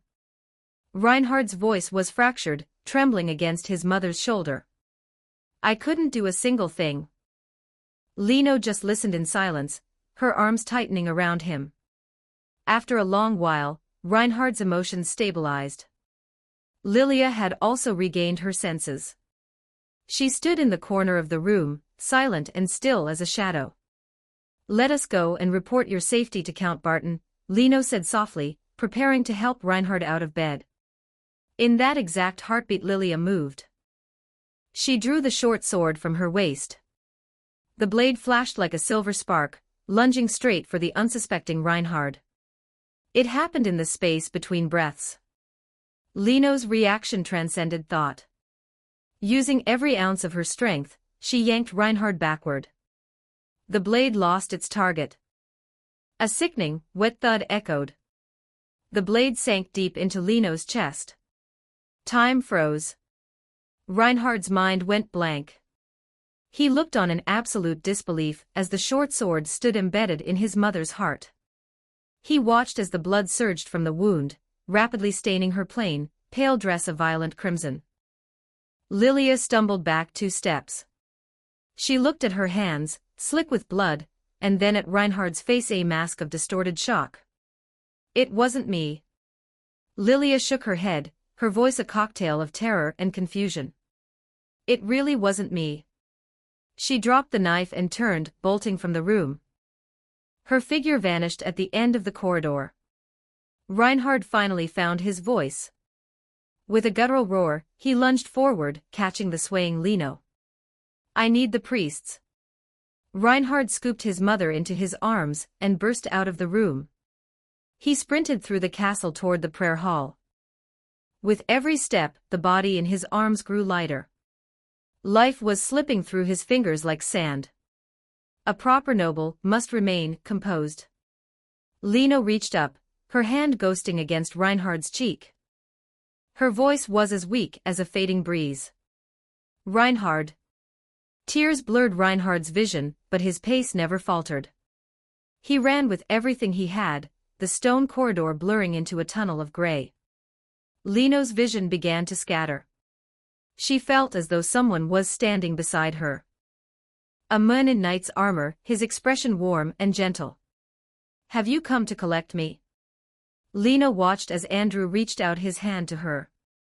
Their gazes met across the threshold of the void. Her tears finally began to flow. "I'm sorry, dear. I've truly kept you waiting." Reinhard felt the body in his arms go completely limp. Her eyes slowly closed, but the corners of her mouth remained turned slightly upward. Reinhard let out a howl, hating his own weakness. The doors to the prayer hall burst open. The elderly priest looked at Lino in Reinhard's arms, stepped forward, and checked her pulse. Finally, the priest looked at Reinhard and gave a slow, mournful shake of his head. "Your mother was already exhausted, her body was too frail." Reinhard watched, dazed, as the priests performed the purification rites on his mother's body. He watched as they buried her in the cemetery behind the church. When it was all over, he walked back like a hollow shell. He returned to the room in the guest wing. 3 days later, Reinhard had locked himself inside, neither eating nor drinking. The curtains were drawn tight, leaving the room in a gloom where dust motes danced in the only sliver of light. Footsteps approached. Reinhard sat motionless on the floor. The footsteps stopped outside the door. "Have you given up on magic?" Valerius's voice drifted through the door, clear and calm. Reinhard didn't respond. He only hugged his knees and buried his head deeper. "Master." After a long silence, Reinhard spoke in a voice so raspy it was barely recognizable. "Why did the hero protect us?" There was no immediate answer. A moment later, Valerius spoke again. He seemed to be sitting on the other side of the door, separated from Reinhard by only a thin piece of wood. "There is no special reason. Long ago they simply chose to do so. That is all." Valerius did not correct Reinhard's form of address. "Is humanity truly worth protecting?" Reinhard asked, his voice thick with an unshakable lostness. "You can only find that answer by understanding both sides of the human heart." Everyone is different, Valerius replied, his tone neutral. You're young. Don't spend your life with a face full of sorrow. Learning magic is an interesting pursuit. An answer that seemed right yesterday might seem inefficient today. So I reconstruct my logic, cycling over and over, forever seeking my own truth. Reinhard slowly lifted his head. His gaze landed on the cold, indifferent steel of the holy sword leaning against the wall. Even if you fail, Valerius continued, you simply start again. But mother is gone. Father is gone. I have nothing left. Reinhard screamed, his voice echoing through the empty room, slamming against the walls and ringing in his own ears. Outside the door, Valerius was silent for a long time. You still have one thing. An envelope was slid through the gap under the door. Though it is not yet finished, your mother entrusted this to my safekeeping. With that, Valerius stood up. The sound of his footsteps faded as he walked away. The room returned to a dead silence. Reinhard stared at the envelope on the floor. After a long, long time, he reached out a trembling hand and picked it up. Inside was no letter. Only a map meticulously drawn in ink. The destination was a hidden basement within the courtyard outside. Reinhard stood up. He pushed open the door that had been shut for 3 days. Creaked, the sunlight stung his eyes. With a dazed expression, he clutched the map and walked out into the world. Following the map's guidance, he crossed the courtyard filled with flowers. These flowers had been planted by his mother's own hands. He found the entrance to the basement marked on the map, hidden behind a curtain of vines and sealed by a magical barrier. He reached out and touched the barrier. It did not reject him. Instead, it rippled like water, revealing a set of stone steps descending into the earth. Reinhard entered. The space below was far larger than he had imagined, clean, orderly, and smelling of old parchment and ink. Rows of towering bookshelves stood in perfect alignment, filled with hundreds of heavy grimoires. Reinhard stood frozen at the sight. Scanning the shelves, he noticed that more than half the books had an envelope tucked into their spines. Each envelope was marked with a number in ink. Following the sequence, Reinhard found the very first book. He withdrew the volume and the letter attached to its spine. On the back of the envelope was his mother's familiar handwriting, "To my dearest son, Reinhard." His fingers traced the words. He felt as though he could still feel the warmth of her hand as she wrote them. Reinhard tore open the seal. 20 advanced chapters now available on Patreon.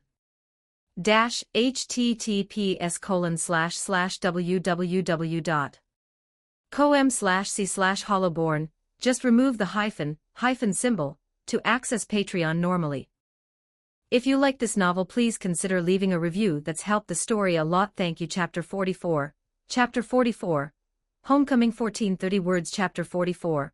Homecoming. By the time you read this, I suppose I will have already reunited with your father. I wonder if I fulfilled my responsibilities properly at the end. Perhaps I'm getting ahead of myself. In any case, Reinhard, happy 15th birthday. This book is my gift to you. You didn't open it early, did you? I gave Master Valerius very strict instructions. You must be much taller now, and surely you've become a magnificent magic user. Are you still practicing your father's swordsmanship? Many painful things have happened. You've poured in so much effort, only to feel as though nothing remains. But please do not admit defeat. There will be times when you feel lonely. There will be times when you want to cry. But never forget, you are a noble of the House of Andrew. Reinhard's gaze froze on that final line. The parchment slipped from his trembling fingers, fluttering onto the dust-laden floor. He couldn't hold it back anymore.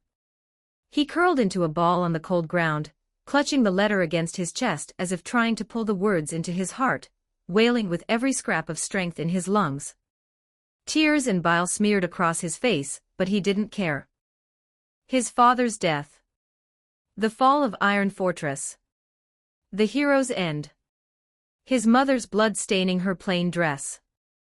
The scenes replayed in his mind like a twisted carousel, each rotation a blade cutting deeper into his soul. Why was he so powerless? Why was he so weak that he could do nothing but watch?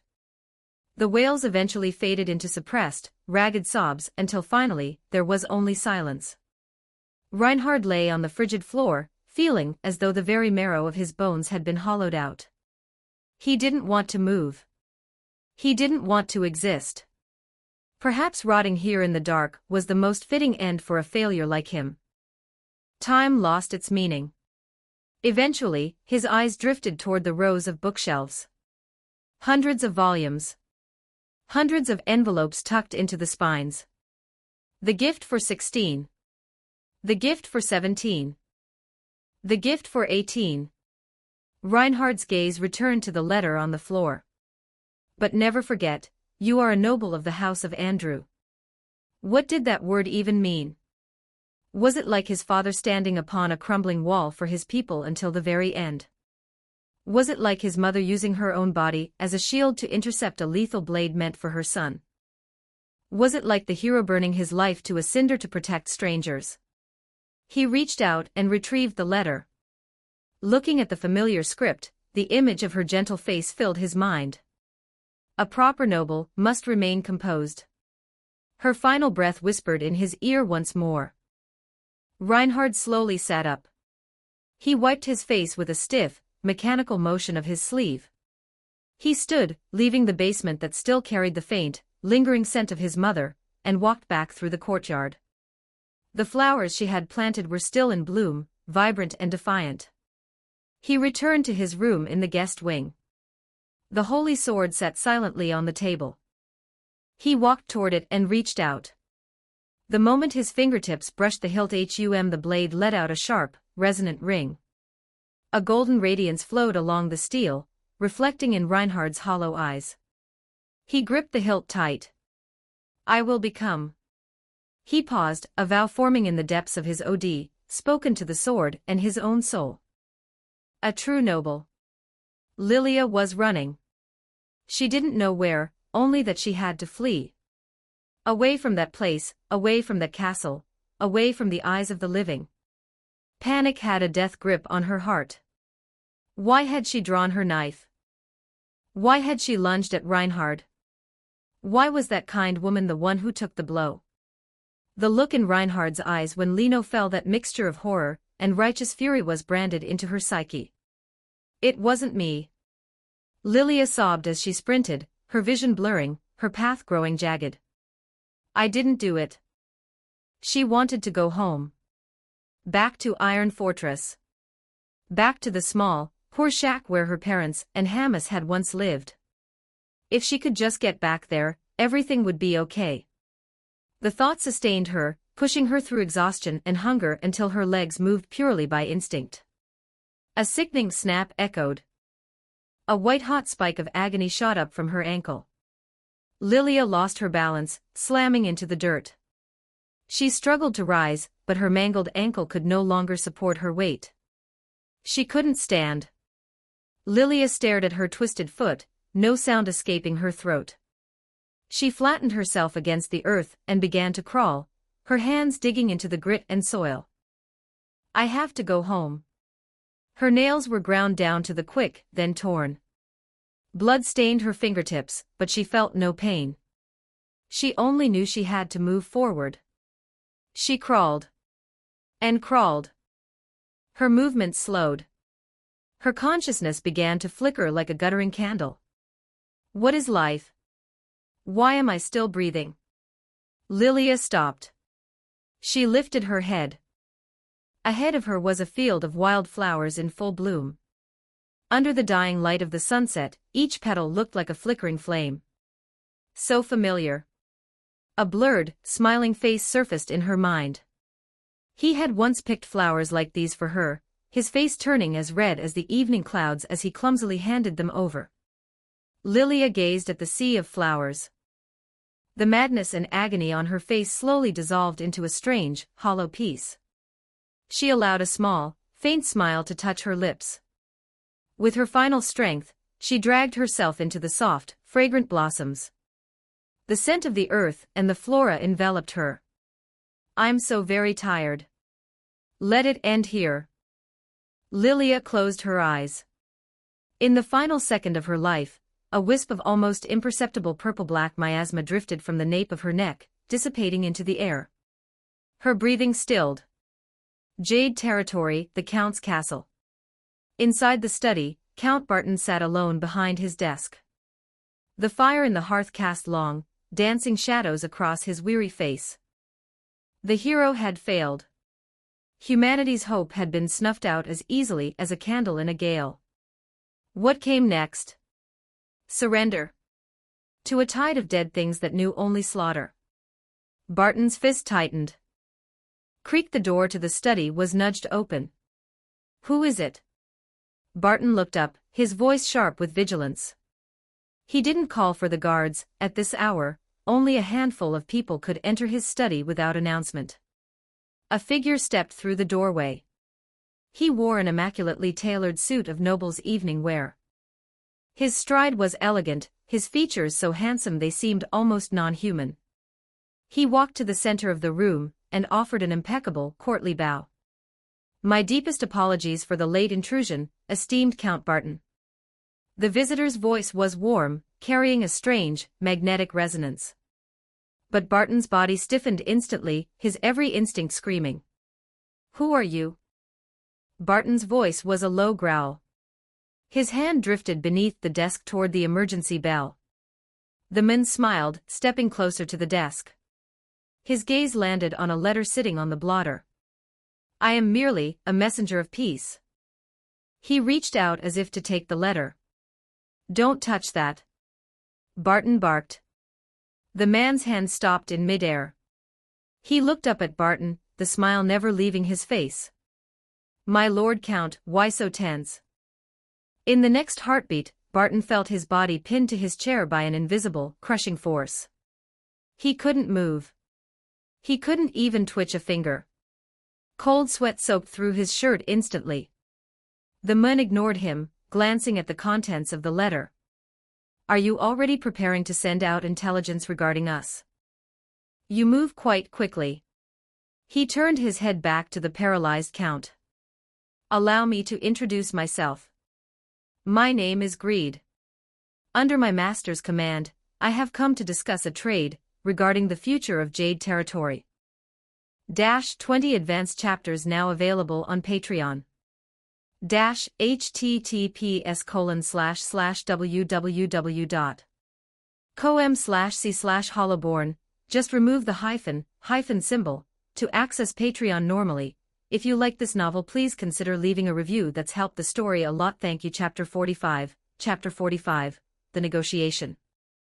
1642 words. Chapter 45, The Negotiation. Count Barton tried to move. He couldn't. Every inch of muscle, every fragment of bone, was pinned to his chair by invisible shackles of sheer pressure. What kind of trade? Barton asked. His voice was steady, betraying none of the absolute terror seizing his nerves. Skillgreed wore a perfect porcelain smile. Submission to the master. Barton's gaze didn't waver. He stared directly into the vampire's crimson eyes. How can you be so certain that we aren't a match for you? Greed let out a soft, melodic chuckle.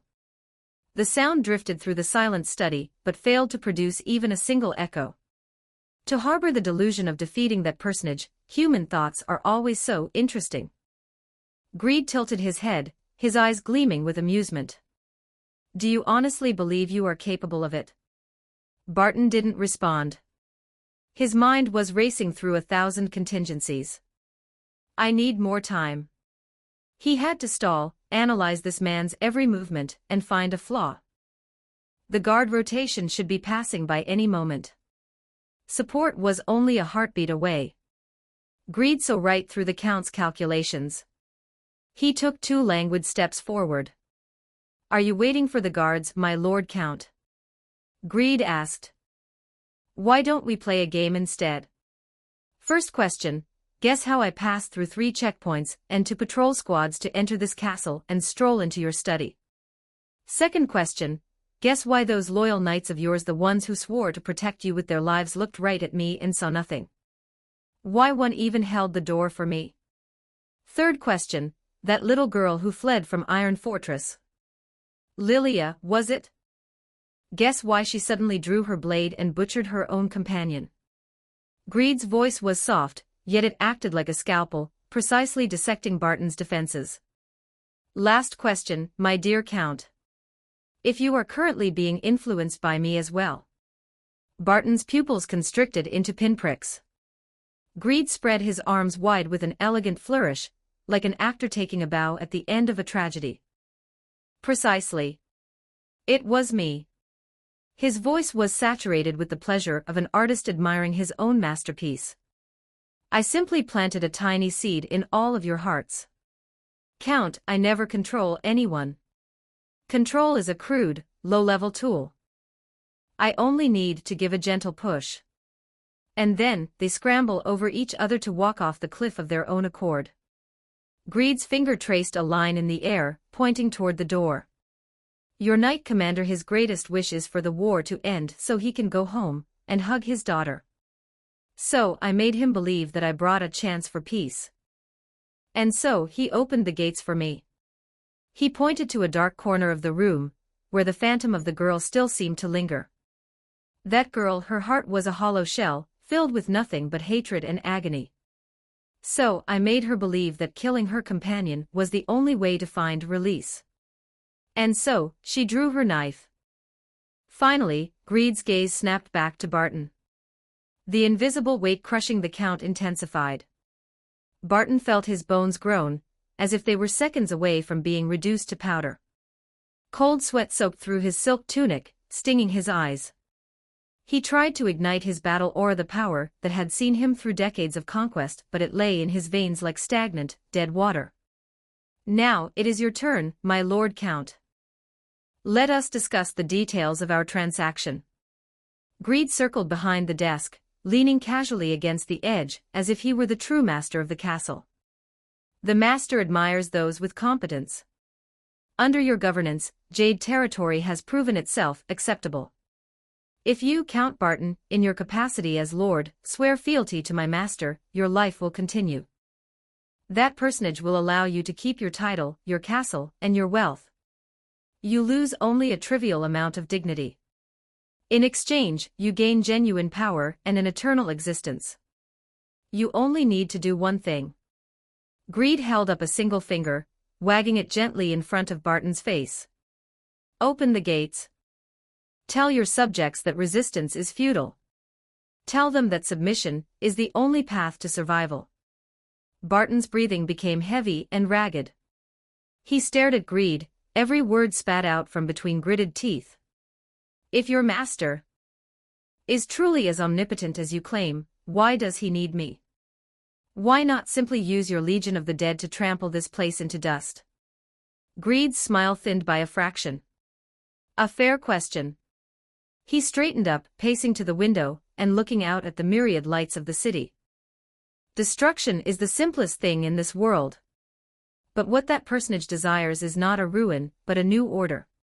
And you, Count Barton, you and your Jade territory shall be the first sample we present to the world. Barton's mind reeled. An undead. Speaking of order and peace. Why should I trust you?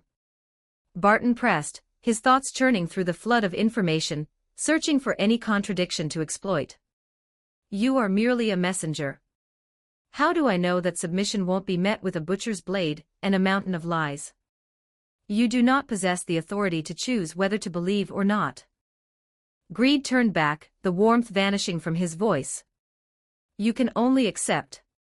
His tone softened again, dripping with artificial kindness.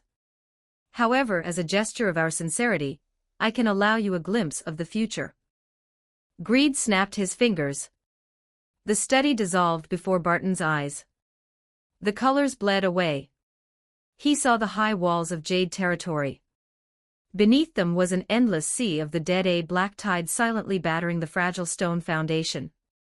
On the walls, the guards' faces were masks of pure despair. Their swords trembled, their shields were ready to shatter. Then, Barton saw himself. He was pinned to the cobblestones by his most trusted personal guards. His own knight commander's blade slid cleanly across his throat. He saw his own severed head held high, offered up as a tribute to the undead king waiting below. The gates slowly creaked open.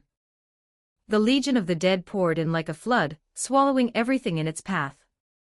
The illusion vanished. Barton gasped for air, his chest heaving. Cold sweat had completely drenched his undershirt. "Do you see?" Greed's voice whispered in his ear like a demon's breath. "That is your end. That is the future of Jade territory. You are wrong." Barton snapped his eyes open. The terror in them had been replaced by a strange, piercing clarity. For the first time, an expression of genuine surprise crossed Greed's face. "You think you understand the human heart," Barton said. His voice wasn't loud, but it was incredibly sharp. "But there is one thing in humans that you can never calculate, and you will never comprehend." "And what might that be?" Greed asked with curious interest. "Conviction," Barton said, word by word. "Your trade exchanging dignity and the future for a wretched existence is worthless to those with conviction. And it is worthless to me." The first crack finally appeared in Greed's composure. "It seems the Lord Count has yet to grasp reality." "No, I have grasped it perfectly," Barton stared him down. "I have realized that you are not invincible. You wasted so many words and constructed such an elaborate psychological trap, just to persuade me. That alone proves that you need my cooperation. To take this city by force would cost you. Even if you win, it would not be as effortless as you claim. Every soul in this city would become a stumbling block in your path. My cooperation saves you that cost. That is the true content of your trade, isn't it?" The air in the study felt as if it had frozen. Greed stared at Barton in absolute silence. The invisible force binding Barton's body began to recede, inch by inch. He felt his fingers twitch. "A fascinating deduction," Greed said, suddenly laughing harder and more brilliantly than before. "But you've made one mistake, my Lord Count. You are not irreplaceable. Without your cooperation, the outcome remains the same." Greed's hand drifted back to the unfinished letter on the desk. "This conviction you speak of, how many people truly possess it?" "Not many, I think." He picked up the letter and, right before Barton's eyes, methodically tore it into tiny pieces. "There are plenty in Jade territory who would love to take your place. I only need to give them a promise. A promise that if they overthrow you, they get everything you own. How do you think they will choose?" "You don't need to open the gates, Barton. They will trample each other to open them for us." Greed let go of the paper, the scraps falling like snow. "The game is only just beginning." With that, he turned and walked toward the door. His figure merged into the shadows and vanished, as if he had never been there at all. Count Barton was left alone in the study. The force binding him had vanished completely. He lunged out of his chair, hands slamming onto the desk as he gasped for air. He stared at the shredded paper on the floor. The true enemy wasn't outside the walls. They were inside. They were in the hearts of every man and woman in the city. 20 advanced chapters now available on Patreon. https://www.com/c/hollowborn. Just remove the hyphen symbol to access Patreon normally. If you like this novel, please consider leaving a review. That's helped the story a lot. Thank you. Chapter 46. Chapter 46. Departure 1746 words. Chapter 46. Departure the next day. Reinhard woke early. The sun had yet to pierce the window, leaving the room in a heavy, charcoal gloom. He didn't light a lamp. Instead, he worked by the faint, silver slivers of moonlight trickling through the glass. He carefully wrapped the magnificent blade in strips of cloth, layer by layer. The holy sword. This object had to be returned to the imperial capital, placed in the hands of someone truly worthy of its weight. As the heir to the House of Andrew, this was the only duty he had left to perform. Before departing, He had to bid farewell to Count Barton. Regardless of the circumstances, the Lord had taken him in during his most wretched hour. He could not, in good conscience, vanish without expressing his gratitude. With the wrapped blade slung across his back, Reinhard pushed open the door. Something was wrong. The atmosphere within the castle had shifted. It was too quiet. Usually, at this hour, the corridors hummed with the soft rhythm of servants starting their day, the patter of footsteps, hushed murmurs, the distant clink of porcelain. Today, there was only a chilling, hollow silence. Reinhard walked down the corridor toward the main keep. At a corner, two maids carrying trays approached from the opposite direction. The moment they spotted him, they ducked their heads, pressing their bodies tight against the stone wall. They practically crawled along the wainscoting, scurrying past him at a frantic pace. Not once did they look up. It was as if they were terrified to even acknowledge his existence. Reinhard stopped and looked back. They had already vanished around the bend. He frowned and continued forward. A squad of patrolling guards appeared. Their demeanor had changed as well. Gone was the relaxed, routine air of a morning patrol. Every man had his hand clamped onto his sword hilt. As they passed Reinhard, their gazes locked onto him in unison, not with respect, but with a naked, piercing scrutiny. He could feel the tension. If he made a single sudden movement, their blades would clear their scabbards in a heartbeat. It wasn't until Reinhard was far down the hall that the feeling of needles pricking his back finally subsided. "Hey, did you hear? The Count has been locked in his study since last night. He won't see anyone." The Knight Commander went to report on the city defenses, and was screamed at through the door. "I brought breakfast this morning." The door cracked open for a second. I saw the Count's eyes. Gods, they were bloodshot, red as a demon's. "Keep your voice down. Do you want to lose your head? Old John from the cleaning crew is sitting in the dungeon right now just for lingering in the hallway." The whispered fragments of conversation drifted from a half-open storage room. Reinhard paused. Everyone in the castle was acting like a cornered animal. He quickened his pace, heading straight for the top floor of the keep, the Count's study. Two fully armed shadow guards stood at the entrance. Their armor was of far higher quality than the standard infantry, and their halberds gleamed with a cold, predatory light. They were the Count's personal shadows, answering only to him. As Reinhard approached, one guard stepped forward. The butt of his halberd slammed onto the stone with a resonant thud, barring the way. "Halt," the guard said. His voice was devoid of human warmth, flat and hard as a paving stone. Reinhard looked him in the eye. "I have matters to discuss with the Count." The guard's response was immediate and final. "By the Count's order, he sees no one today. Not even for a minute." Reinhard pressed, his tone hardening. "Nothing until tomorrow." The air between them grew taut with friction.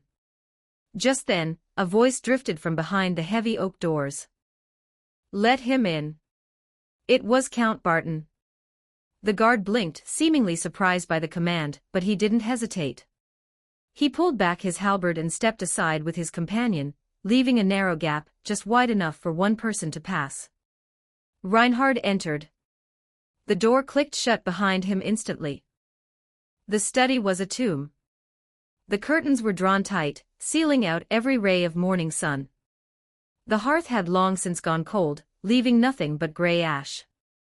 The only light came from the thin, meager slivers bleeding through the gaps in the drapes, barely sketching the outlines of the furniture. The air was thick with the acrid, lingering scent of burnt parchment. Count Barton wasn't sitting behind his desk, the seat of his power. He stood by the window, his back turned to the door, as motionless as a statue. Reinhard noticed that the Count's right hand was resting on a small, preloaded hand crossbow on the windowsill. The bolt was aimed directly toward the entrance. "Speak," Barton said. He didn't turn around. His voice carried a jagged edge of paranoia and cold defensiveness. Reinhard walked to the center of the room, stopping 5 paces from the desk. He offered a perfect, courtly bow to the Count's back. My Lord Count, I intend to depart for the imperial capital immediately. I have come to bid you farewell, and to thank you for the refuge and care you have provided me these past weeks. Barton's body visibly jolted. Reinhard saw the Count's grip on the crossbow loosen slightly. Slowly, the Count turned. In the gloom, Reinhard finally saw his face. The man who had always radiated majesty and composure was now a wreck of exhaustion, his eyes indeed burning a frantic, bloodshot red. Barton's gaze traveled over Reinhard inch by inch, from his hair to the soles of his boots, as if searching for a hidden dagger. To the capital? Barton asked slowly. Reinhard answered without hesitation. The holy sword must be returned. Only there can its true value be realized for the sake of the Empire. Is this your own thought? Barton narrowed his eyes, his voice dropping to a suspicious hiss. Or did someone suggest this course of action to you? It is my decision alone, Reinhard said, meeting the Count's gaze squarely. The hero Leon entrusted the blade to me. As the heir of the House of Andrew, it is a duty I must fulfill. The Count fell silent. For a full minute, the only sound was the jagged breathing of two people in a dark room. It felt as though Barton was using that minute to weigh the very soul behind Reinhard's words. Finally, the Count let out a long, shuddering exhale. The tension drained from his shoulders. He stepped away from the window, circling the desk to collapse into his wide chair. Go then, Barton said, his voice saturated with a hollow sense of powerlessness. Jade territory is no longer safe. Reinhard's heart sank. Is the undead legion coming? Barton shook his head, glancing toward the door.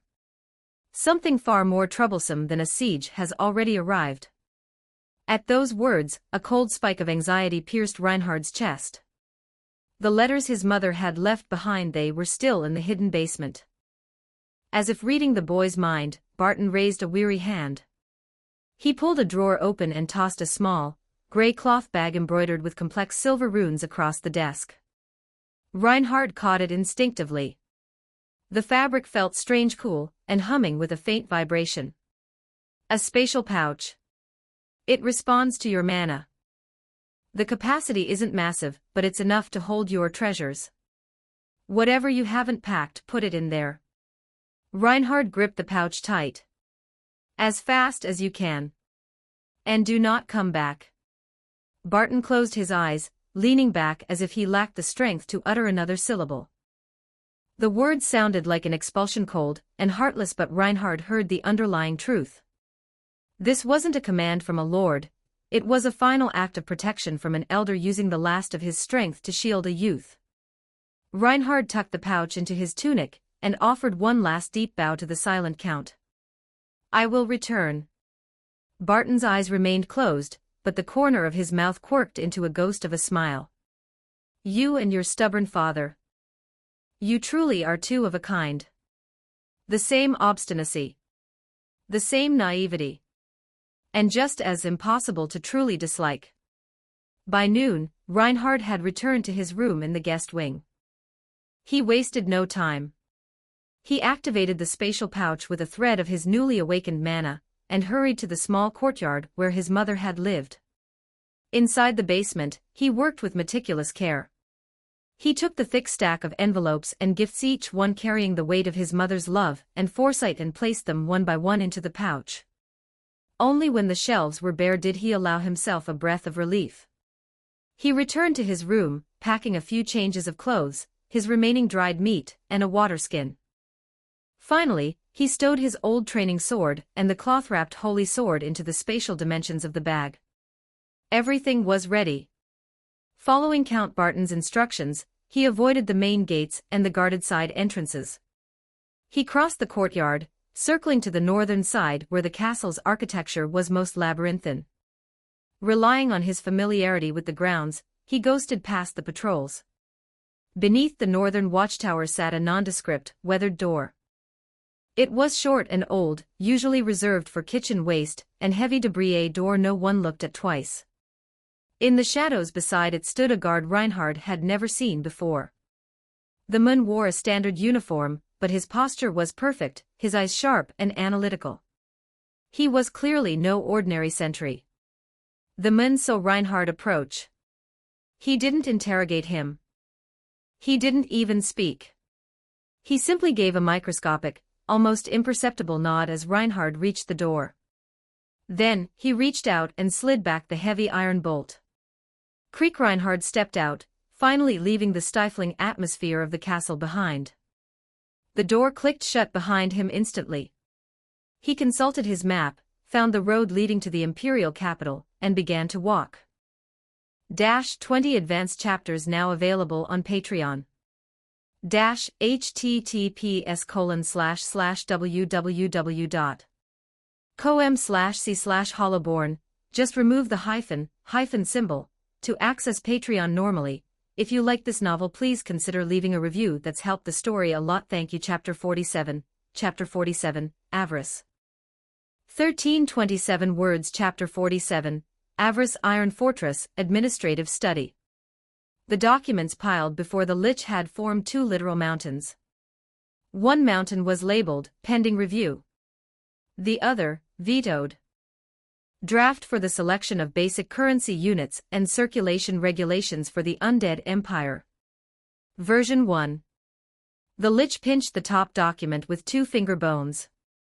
The handwriting was done in charcoal, shaky and crooked. Proposal: suggest using shiny stones as universal currency. Reasoning: skeleton soldiers are very happy when they find shiny stones on the battlefield. Notes: the shinier the stone, the higher the value. It is suggested that the Lord Ruler personally appraise the shininess of every single stone. The document was tossed onto the mountain to the left, which grew a fraction taller. He picked up the next one. Quantitative standards for military merit and ranking of combat units. Version 7. Content: killing a Tier 1 enemy counts as first-class merit. Killing a Tier 2 enemy counts as second-class merit, and so on. Reward: accumulating enough merit allows one to exchange for corresponding medals. Medals shall be made of shiny metal. The Lich tapped his smooth skull with a finger bone. This proposal was at least more grounded than the last one, but it still had holes. If a squad ganged up on a high-tier enemy, how was the merit split? If a skeleton soldier just dealt the final blow, did he get all the credit? Revolutionary concept from the Department of Agricultural Development regarding food yield. Version 3. He picked up the next one. Content: research shows skeletons do not need to eat, and can work long hours. Suggest replacing all human labor with skeletons, and penning the humans up as emergency food rations. Notes: this solution solves the food problem once and for all. The stupidity was giving him a phantom headache. Don't let it get to you. Once we set the foundations, the solutions will follow. A voice drifted from the doorway. The Lich looked up to see Greed, the Vampire Secretary of State, walking toward him. He immediately rose from his chair and offered a slight bow. My apologies, I didn't notice your arrival. Greed waved a hand and strolled in, glancing at the 2 mountains of paper. It's fine. I've returned from my mission. Leave the matters here to me. Greed sat behind the desk with practiced elegance. You should get back to your research. That personage has high expectations for the Arcane Legion. The soul fire in the Lich's sockets brightened instantly. He practically skipped out of the study, eager to escape the place that made his very OD feel weary. By the way, Avarice. The Lich, newly named Skill Avarice, stopped at the door and turned around. Greed looked up from the files. Remember to notify Paul. Tell him to take the armor he's finished and equip the frontline skeletons first. That was his name now. After Kaido advanced to Tier 5, he had gained another slot for the authority of naming. Thus, the hard-working arcane adjutant finally received a name of his own. Skill Avarice puffed out his chest, despite it being nothing but bare ribs. Understood. His voice was loud and full of renewed vigor. Leaving the stifling administrative building, Avarice walked the road toward the industrial district. He had to pass through the agricultural planning zone. The air here was a mixture of freshly tilled soil and natural fertilizer.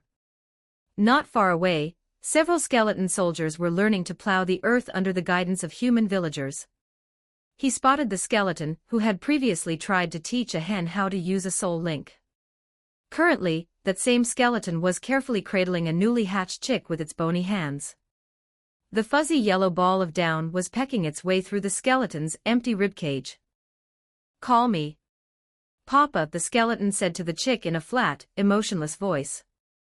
An elderly villager nearby, who was feeding the hens, overheard this and chuckled. "If you're going to be a father, you have to take responsibility." The skeleton tilted its skull, the soul fire in its eyes expressing confusion. "Chicks like that hate the cold," the old man explained. "Your bone rack lets the wind right through. The little guy will be uncomfortable." The skeleton nodded as if in deep thought. Then, it carefully adjusted its posture, pulling its ribs closer together to create a more enclosed, warmer environment for the chick.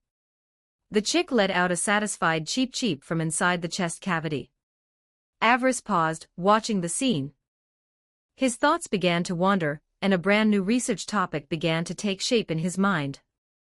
Feasibility analysis on the retention of key memories and emotional links post-undead conversion.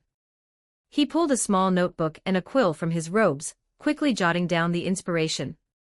Tucking his notes away, he continued his journey. The industrial district he entered was worlds away from what it had been months ago. The chaotic clang had vanished, replaced by a more orderly, rhythmic thrumming. Inside the massive workshops, skeletal apprentices were no longer swinging hammers at random. Crude but efficient production lines had been established. Molten iron was channeled from blast furnaces through clay pipes, pouring into molds made of refractory materials. Breastplates, bracers, greaves, helmets, once cooled, they were popped from the molds. The next station of skeleton soldiers was responsible for grinding away the burrs with massive whetstones. One skeleton was so focused on its work that it had polished a helmet to a mirror finish, and now stood motionless, staring at its own bald reflection. Finally, another group of skeletons was responsible for drilling holes, threading leather straps, and assembling the sets. Paul and his skeletal apprentices, through mountains of iron ore and countless failures, had finally mapped out a path to mass production for the undead. As Avarice entered the factory floor, a patrolling skeleton immediately noticed him, and ran to inform Paul. A moment later, Paul ran out from behind a massive mold, drenched in sweat. He was wearing nothing but his signature, iron briefs, his upper body glistening. He was panting heavily, his voice as loud as if he were in the middle of a brawl. "Lord Adjutant. Are there new instructions?" Avarice straightened his spine, making his voice sound more majestic. "Address me as Lord Avarice from now on. It is the name bestowed upon me by the Master." "Right, Lord Avarice," Paul said, too distracted by work to care about names. "You've come at the perfect time. Look at this." Paul grabbed Avarice's arm, dragging him toward a production line. "Our latest improvement. Assembly line operation. Molten iron goes in, armor comes out. Efficiency. That is the word of the day." Avarice looked at the skeletons who were still making minor errors and remained neutral. "How many skeletons can your completed armor equip?" Paul wiped sweat from his brow, leaving black streaks across his face. "Reporting to Lord Avarice, by the standards of immediate battlefield readiness, we have 3,000 full suits. If we're talking partial sets, just breastplates and helmets, we can kit out 5,000. Now, if we lower the standards and count the ones with minor dents." "Only those battle-ready," Avarice interrupted. 3,000 sets. Guaranteed quality." Paul slapped his chest. 3,000. Avarice nodded. It wasn't a huge number, but it was a start. "Accelerate production. All completed armor is to be prioritized for the Fearless Vanguard and the Punishment Legion." Paul shouted his response. "Understood." With his task completed, Avarice turned to leave. He had more important magical research to attend to. He needed to make a breakthrough in his memory retention project as a gift for the great ruler. 20 advanced chapters now available on Patreon. https://www.com/c/hollowborn. Just remove the hyphen symbol to access Patreon normally. If you like this novel, please consider leaving a review. That's helped the story a lot. Thank you. Chapter 48, Teleportation. 1502 words. Chapter 48, Teleportation. The valley base. A low, rhythmic thrumming vibrated through the air as mana coursed through the ground. Kaido stood at the precipice of a gargantuan magic array. One final check. At his word, the skeleton mages sprang into action. Their bony digits traced along the glowing lines of the circuit, confirming that the flow of OD was unobstructed at every node. Skill-lust withdrew her gaze from the workers and turned toward Kaido. My lord, everything is within parameters. Kaido nodded, his eyes fixed on the center of the array. We need a test subject. Any volunteers? Every skeleton present stood perfectly upright, their soul fires suddenly fixed on the sky, as if they were performing an intensive study on the migratory patterns of clouds. Kaido pointed randomly at the crowd. You're up. The chosen Tier 3 skeleton mage stiffened. Every skeleton standing next to it took a synchronized step sideways, leaving the poor soul standing in a lonely patch of empty space. The unfortunate mage walked toward the center of the array, step by mechanical step, and stood still. It remained motionless, projecting an aura of stoic professionalism. Commence, Lust commanded. Dozens of staffs were raised in unison. Pure mana surged from their frames like tributaries feeding a great river, pouring into the energy nodes along the runic grooves. A ghostly blue radiance ignited along the lines of the array. This time, the light remained stable, showing no sign of shifting into a volatile red. The energy converged at the center and erupted upward, forming a pillar of pure light that swallowed the lone skeleton mage. The mage's silhouette began to stutter, looking like a low-resolution projection with a bad signal. Pieces of it vanished and reappeared. Seconds later, its entire form disintegrated within the pillar of light, vanishing completely. The radiance of the array dimmed and eventually sputtered out. The valley returned to a heavy silence. Kaido closed his eyes, accessing the soul link to see through the perspective of the teleported subject. Pitch black. Absolute, void-like darkness with no frame of reference. Did it fail? Suddenly, a chaotic background noise sharp and abrasive erupted into the link. Then, a high-pitched scream filled with raw fury and terror tore through the connection. Holy sh**t. What is this? What the hell just crawled into my pants? The perspective in the link shook violently, finally settling on a face twisted with pure horror. It was Paul. Iron Fortress, Forging District. Paul was currently in the middle of a spit-flying lecture, standing over a brand-new armor production line. I told you. The polishing phase has to be uniform. Do you want our soldiers marching onto the battlefield wearing mirrors? The glare will give their positions away in a heartbeat. The leather strap holes. They're crooked. Do you want the breastplate to look like a side-slung handbag? Paul stood with his hands on his hips, feeling the absolute sense of security provided by his invention, the iron briefs, and prepared to launch into a fresh round of cursing. Suddenly, he felt something extra inside his pants. Something hard. And very much moving. Paul's next insult died in his throat. His entire body turned to stone. The roar of 100 discordant noises in the foundry seemed to fade into a distant hum. Slowly, inch by inch, he lowered his head. A round, bald, smooth skeletal skull was peeking out from beneath the bottom opening of his custom-forged iron undergarments. The soul fire in the skull's eye sockets flickered, seemingly just as confused by the current situation as Paul was. The head turned slightly, locking eyes with Paul's mask of terror. Then, it opened its jaw, as if it wanted to say something polite. Ayawa. A scream that didn't sound human pierced through the entire factory. Paul scrambled frantically with both hands, trying to evict the head from his trousers. The surrounding skeletons immediately swarmed him, trying to help in their own chaotic way. One skeleton tried to strip the iron briefs off him by force. Another, assuming Paul was playing a delightful game with the head, tried to shove its own skull in there to join the fun. The scene was pure, unadulterated chaos. Eventually, Paul managed to unlatch the lock on his briefs while stumbling backward. The skeletal head popped out like a cork, rolling across the floor. Paul retreated 8 steps and collapsed onto his backside, gasping for air like a landed fish. The skull rolled twice and stopped, its soul fire staring blankly at the surroundings. Then, it spotted a headless skeletal body standing next to Paul.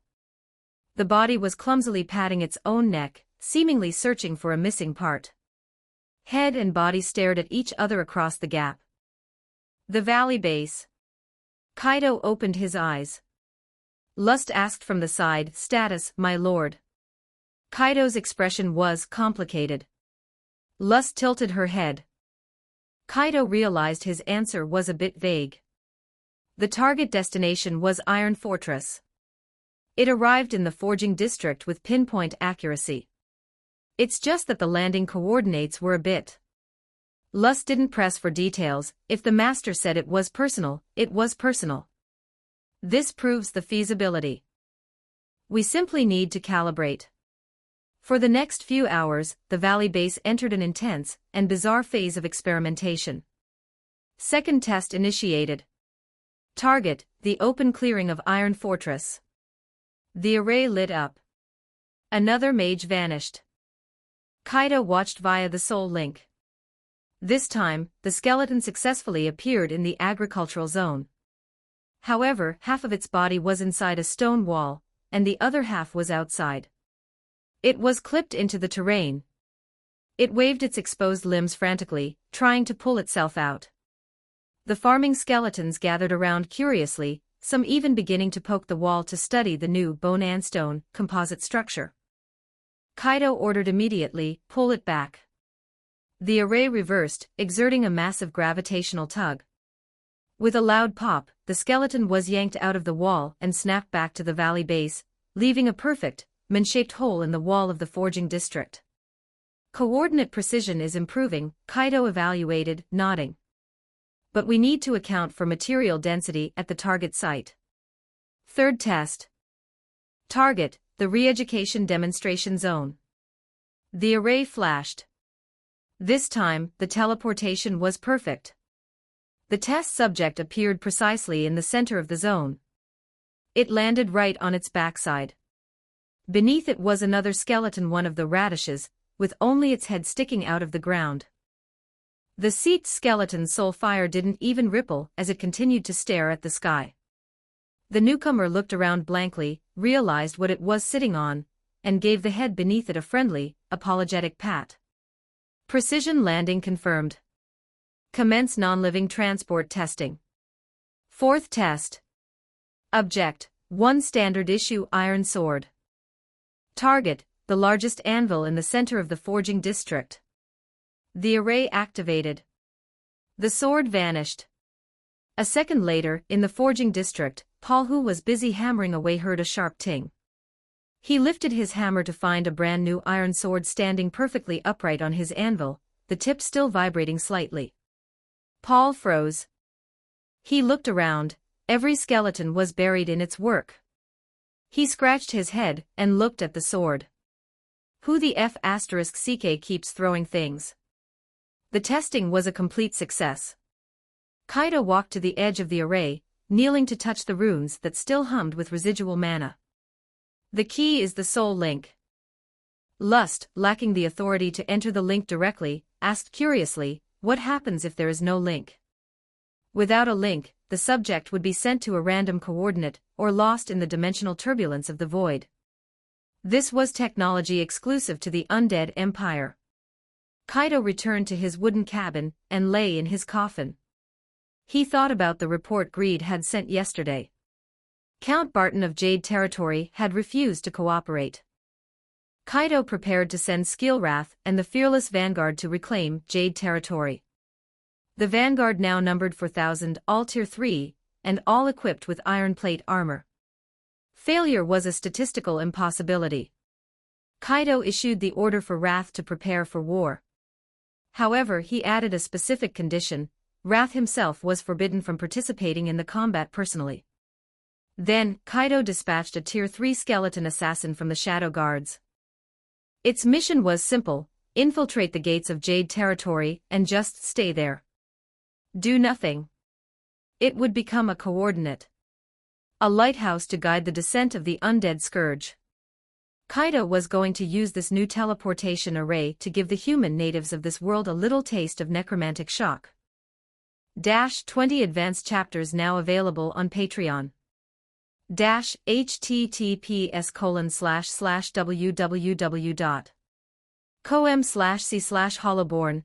Just remove the hyphen symbol to access Patreon normally.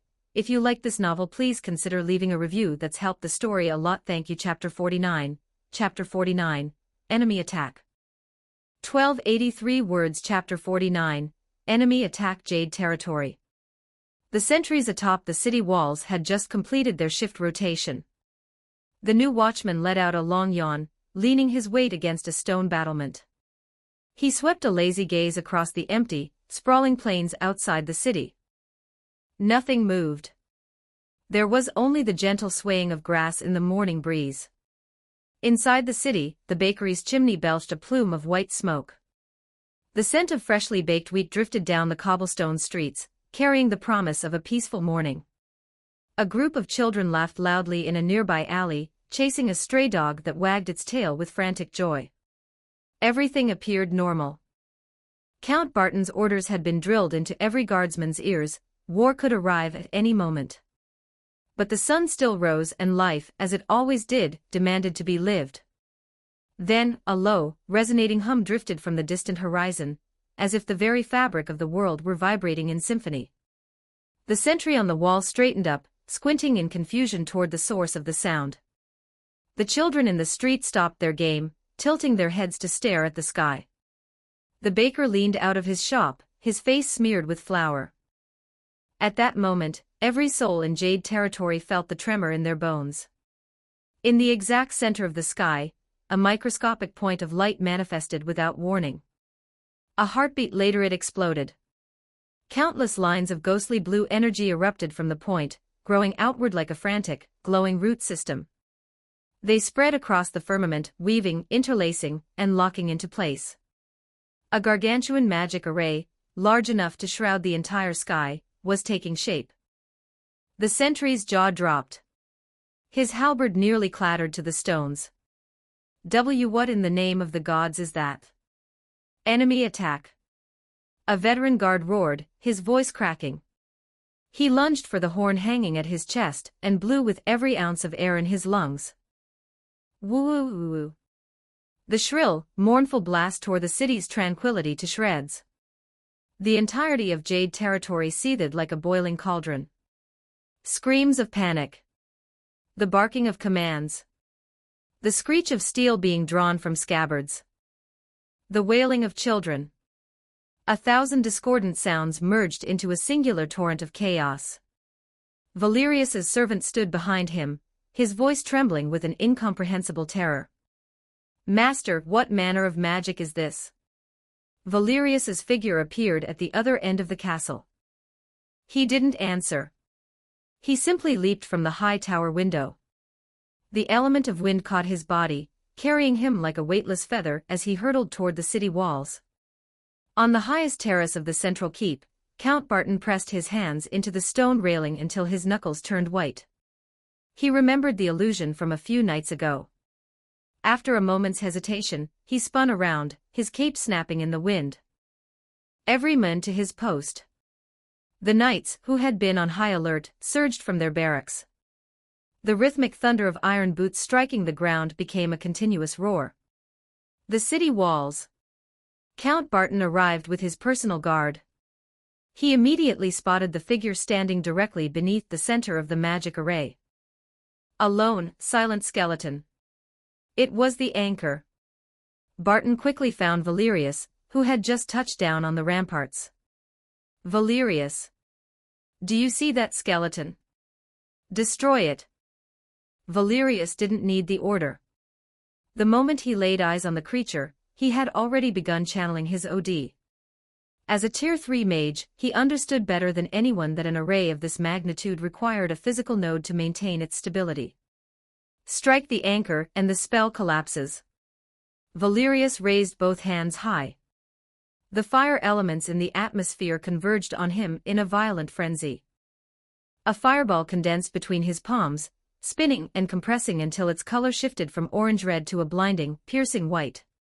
Tier 3 spell, bursting lava. Valerius thrust his hands forward.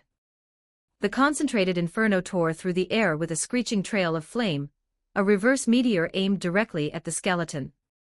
Every eye on the wall followed the streak of light. It was enough energy to vaporize a mansion in a split second. This was the true power of a Tier 3 practitioner.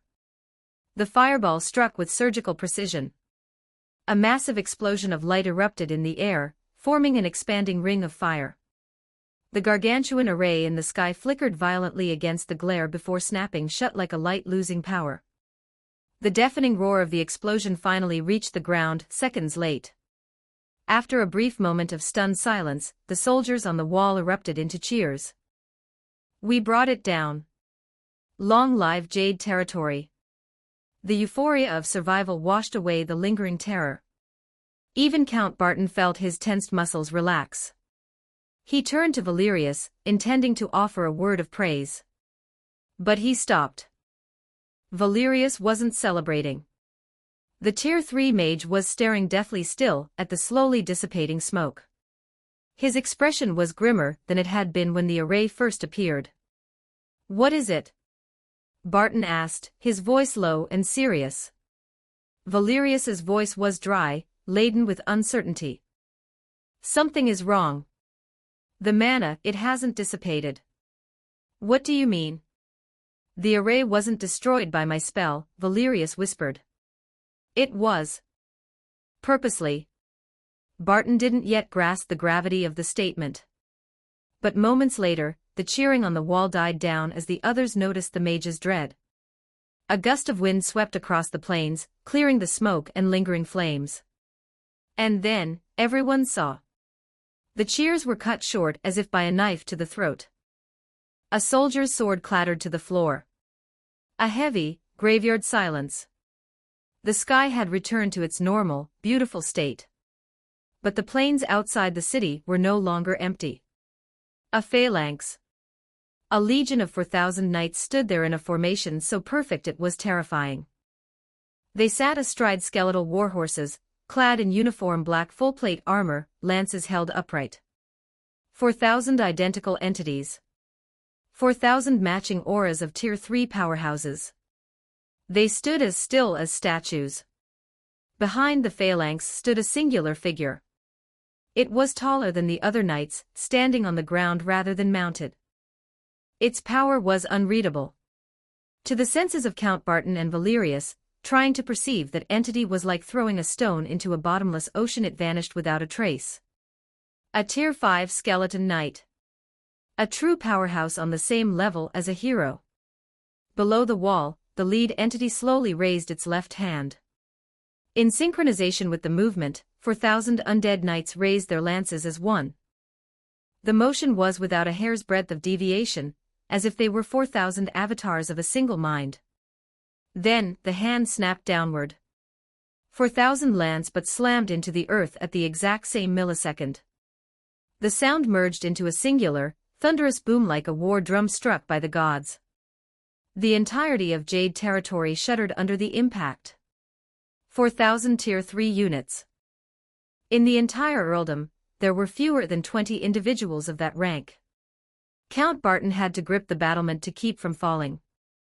Greed's words echoed in his mind, mocking him. Destruction is the simplest thing in this world. 20 advanced chapters now available on Patreon. https://www.com/c/hollowborn. Just remove the hyphen symbol to access Patreon normally. If you like this novel, please consider leaving a review. That's helped the story a lot. Thank you. Chapter 50, Barton 1352 words. Chapter 50, Barton. At that moment, a shift occurred within the undead ranks. A single knight detached itself from the phalanx. Mounted upon a skeletal steed, it trotted unhurriedly toward the base of the city walls, halting just within the range of a longbow.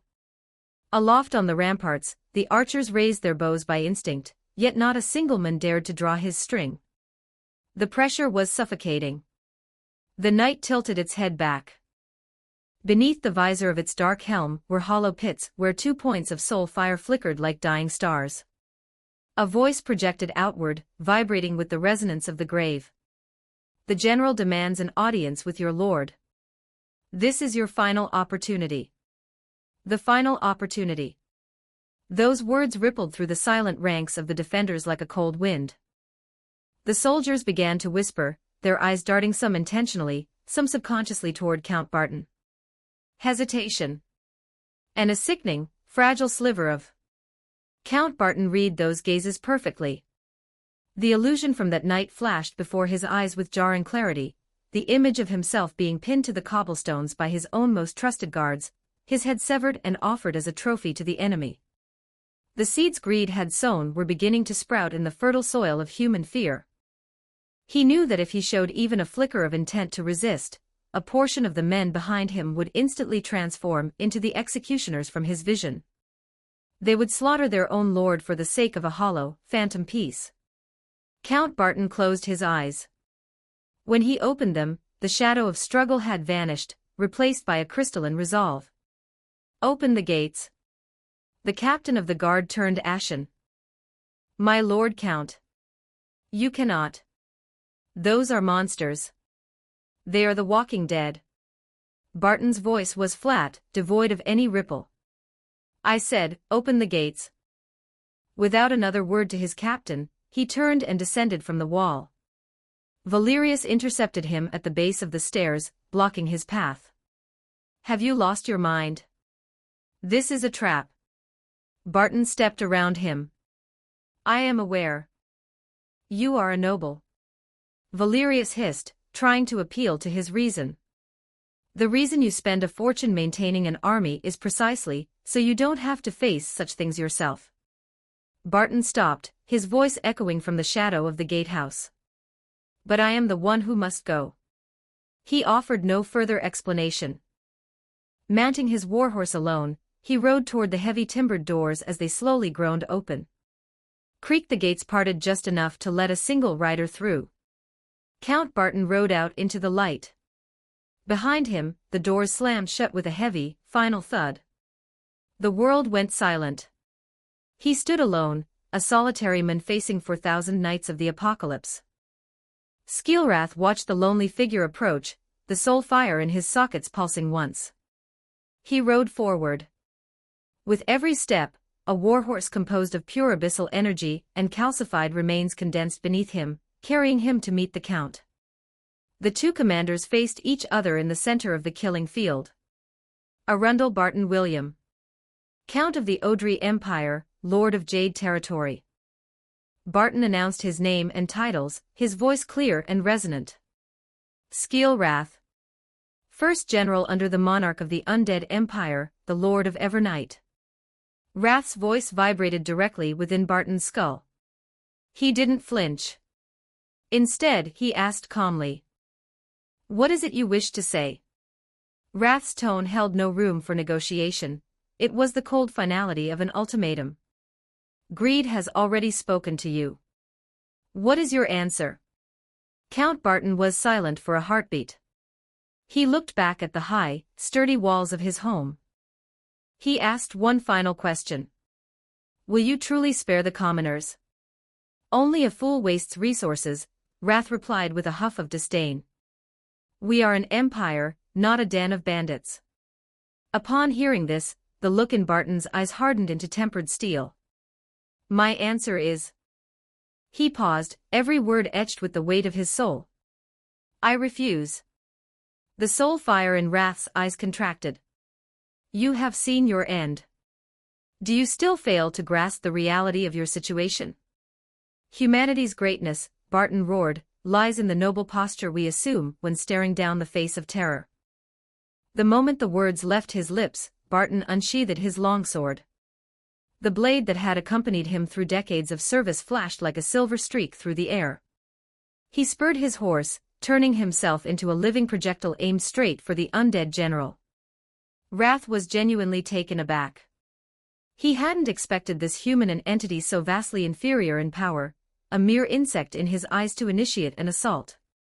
He raised a bony hand instinctively. He used no weapon.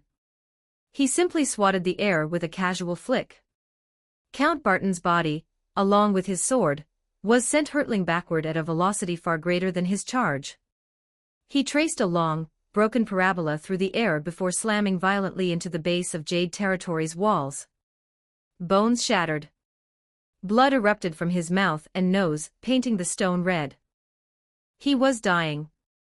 His life was flickering out like a guttering candle. And yet, he smiled. He had done it. He had personally shattered the prophecy of the illusion. By dying here, he had ensured his men would not become traitors. He looked up at the stunned soldiers atop the wall, using the very last of his strength to let out a guttural, blood-choked roar. "Soldiers!" The voice echoed across the battlefield. On the wall, there was a deathly silence. Everyone had witnessed it. Their lord, having gone out to parley, was brutally struck down in a single, mocking blow. Surrender. The soldiers who, moments ago, had been calculating how to trade their lord's head for their own lives, felt their minds go blank. Their lord was dead. If they surrendered now, what would it matter? Wouldn't they simply be the next to die? Every soldier still standing gripped their weapon until their knuckles turned white. The terror remained. But now, it was drowned out by an overwhelming tide of despair and white-hot fury. In the center of the field, Wrath looked at his hand, then at the broken corpse beneath the wall. He let out a sharp tsk. What a nuisance. He forced my hand. I wonder if the master will bury me for this when I return. He withdrew his gaze, ignoring the reaction of the humans above. He raised his bony arm high. Then he snapped it downward. The command was given. 4,000 skeletal warhorses began to gallop in perfect unison. The earth began to heave. The torrent of steel accelerated. The fearless vanguard launched their final charge against the walls of Jade Territory. The Knight Commander stood at the very front of the ramparts. He watched the black tide approaching, feeling the stone beneath his feet shudder. His hand drifted uncontrollably to his chest. He pulled out a hard object hanging from a red cord. A wolf-tooth pendant. A gift from his daughter. "Papa, this is the strongest tooth I found. It will protect you." His daughter's voice pierced through the roar of the approaching army, ringing in his mind. The Knight Commander looked down. He looked at the broken body of Count Barton. Slowly, he let go of the pendant. His hand moved to the hilt of his sword. He drew the steel with a scream of metal, pointing it straight at the oncoming flood of death. With every ounce of breath in his lungs, he let out a shriek that tore the sky. For Jade Territory. For the Lord Count. Hold the wall to the last man. 20 advanced chapters now available on Patreon. https://www.com/c/hollowborn. Just remove the hyphen symbol to access Patreon normally. If you like this novel, please consider leaving a review. That's helped the story a lot. Thank you. Chapter 51. The Last Bastion. 1507 words. Chapter 51. The Last Bastion. Activate the stakes. Loose the boulders.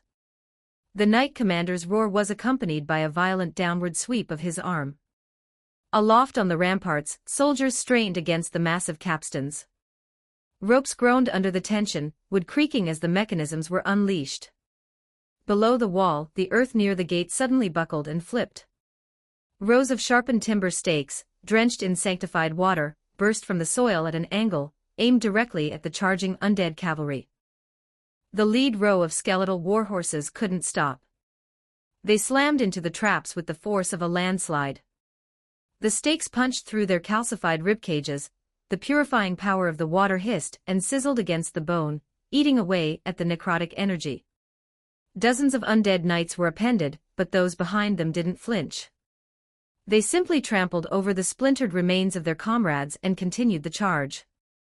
A brief, desperate cheer erupted from the wall. Direct hit. Give them another round, a young soldier shouted, his face flushed with adrenaline. Beside him, a veteran remained silent, his expression grim as he loaded a heavy stone into his sling. Do you see that? This is what we prepared for you. You God's forsaken monsters. The young soldier continued to laugh. The next heartbeat, a bone spear whistled through the air, launched from the ranks below. It spun with a high-pitched shriek. The spear entered the young soldier's open mouth, tore through the back of his skull, and detonated his head into a spray of red mist. The headless corpse swayed for a second before collapsing like a puppet with its strings cut. The cheering stopped. The soldiers nearby stared at the body, the color draining from their faces. Ready the boulders, the knight commander's order rang out again, breaking the stupor. Massive stones traced long arcs through the sky, crashing into the undead phalanx. Skeletons were smashed into fragments across the field. But it was meaningless. The shards of bone squirmed across the grass, knitting themselves back together. One by one, the knights stood back up. They didn't even bother to retrieve their fallen weapons, they simply condensed new spears from pure shadow energy. A soldier's voice trembled. What kind of nightmares are these? The flood of the dead had reached the base of the wall. They carried no ladders, no rams, no siege towers. The knight commander soon realized why. The front row of undead knights stopped at the foot of the wall, using their lances to brace themselves against the stone. Then, the knights following them stepped onto their shoulders and began to climb. One over another. One stacking upon the next. They were using their own bodies to construct a ladder-a rising, vertical spine of bone and steel that grew toward the battlements. Pour the oil. Drop the fire logs. Sanctified water. Pour every drop we have. The commander's voice was hoarse. Barrels of boiling oil and blessed water were tipped over the edge.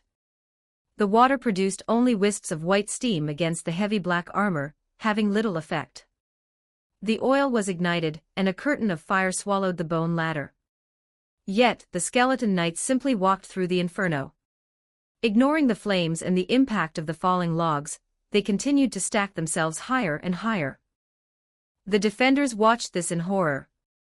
A primal terror gripped their hearts. The knight commander spun around, screaming toward the rear, Lord Valerius. Where is your mana? Valerius and his dozens of apprentices were already positioned behind the wall. Fireball. Continuous fire. Do not stop. Valerius commanded. Streams of fire roared from the mages, slamming into the bone ladder and causing parts of it to explode. Master. It's no use. A young apprentice wailed, tears streaming down his face as he watched the undead reform. They won't die. We can't kill them.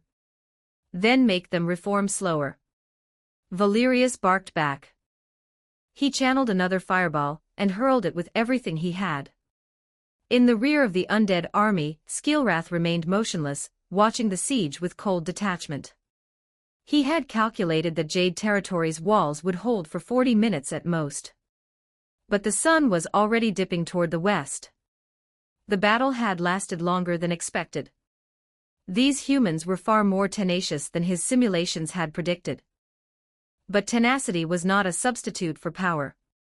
Draw your steel, the knight commander shouted as a dark silhouette crested the wall.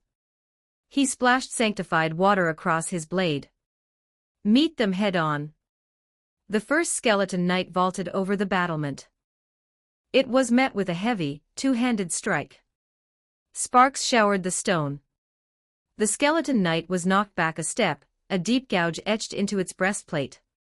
Away from their mounts, the skeleton's speed and power were marginally diminished. Seeing this, the human soldiers felt a spark of hope. They lunged forward, blades ringing against bone. The skeleton knight ignored the swords hacking at its frame. It braced itself and thrust its bone spear not at the enemies in front of it but at the mages in the rear. The spear left its hand like a bolt of lightning, aiming straight for a young girl chanting a spell. Valerius saw it.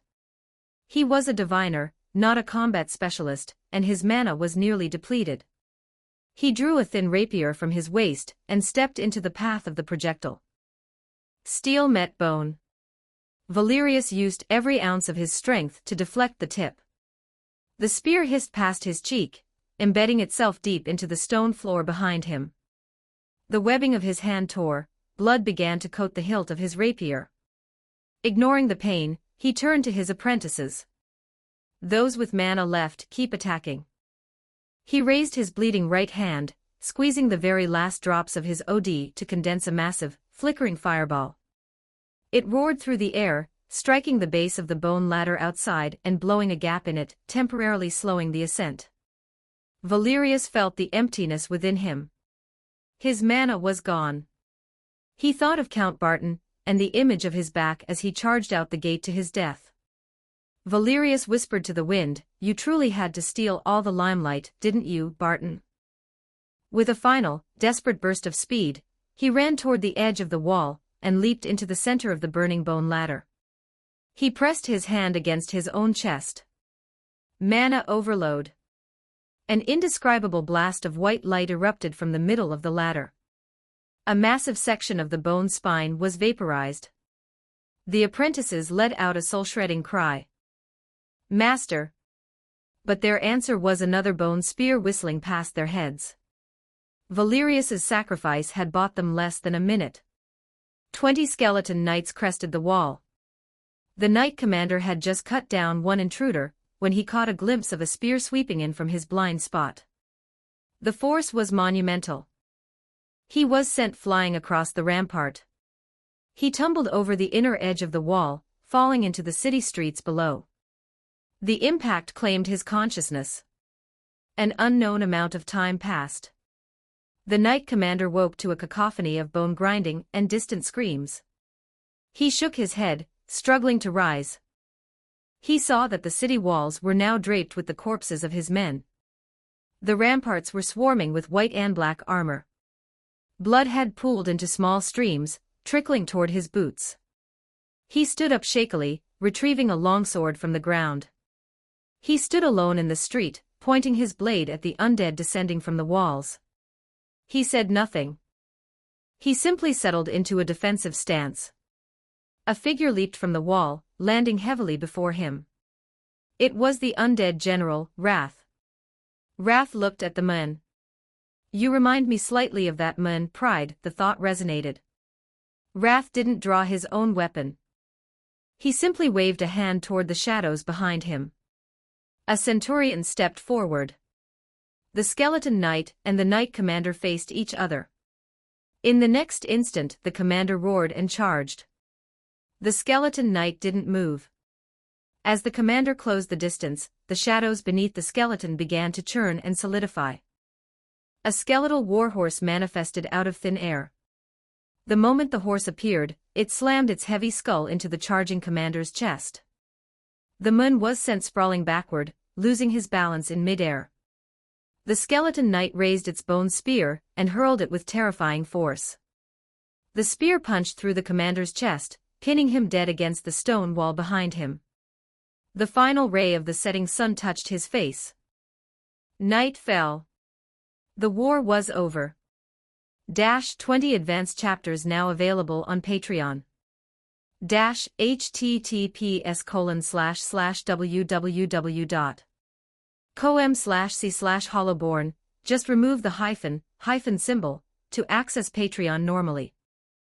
If you like this novel, please consider leaving a review. That's helped the story a lot. Thank you. Chapter 52.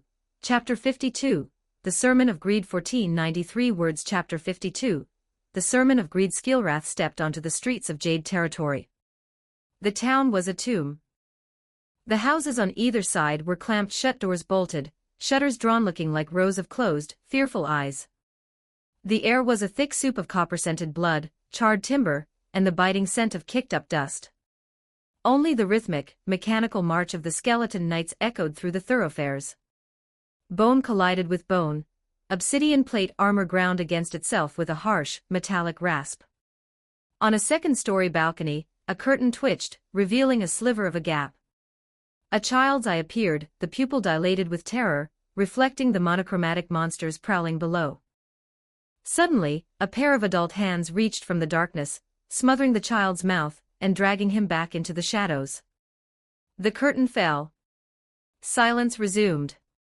Wrath had no interest in such things. Fear was the currency of the weak, it held no value for him. He was simply executing his parameters. A small stone skipped across the cobblestones and struck a skeleton knight's breastplate with a sharp, hollow ring. A small boy stood there, his face a mask of defiant terror, already clutching a second stone in his trembling fist. His parents burst from a nearby doorway, tackling the boy to the ground. They pressed his forehead into the dirt, facing the undead, and began to kowtow frantically, their foreheads striking the stone until they bled, screaming for mercy. A centurion raised its hand. Shadow energy began to coil around its palm, condensing into the jagged shape of a bone spear. Wrath reached out, his heavy gauntlet pressing down on the centurion's arm. The centurion's soul fire pulsed with confusion. Wrath looked at the family of three shivering, bleeding, and wretched. He said nothing. He simply stepped around them and continued his march. The centurion withdrew its energy and followed silently. The fearless vanguard quickly secured the four walls, sealing every exit. Not even a field mouse could slip through the perimeter now. Wrath shifted a thread of his consciousness into the soul link. Jade territory has fallen. Requesting further instructions.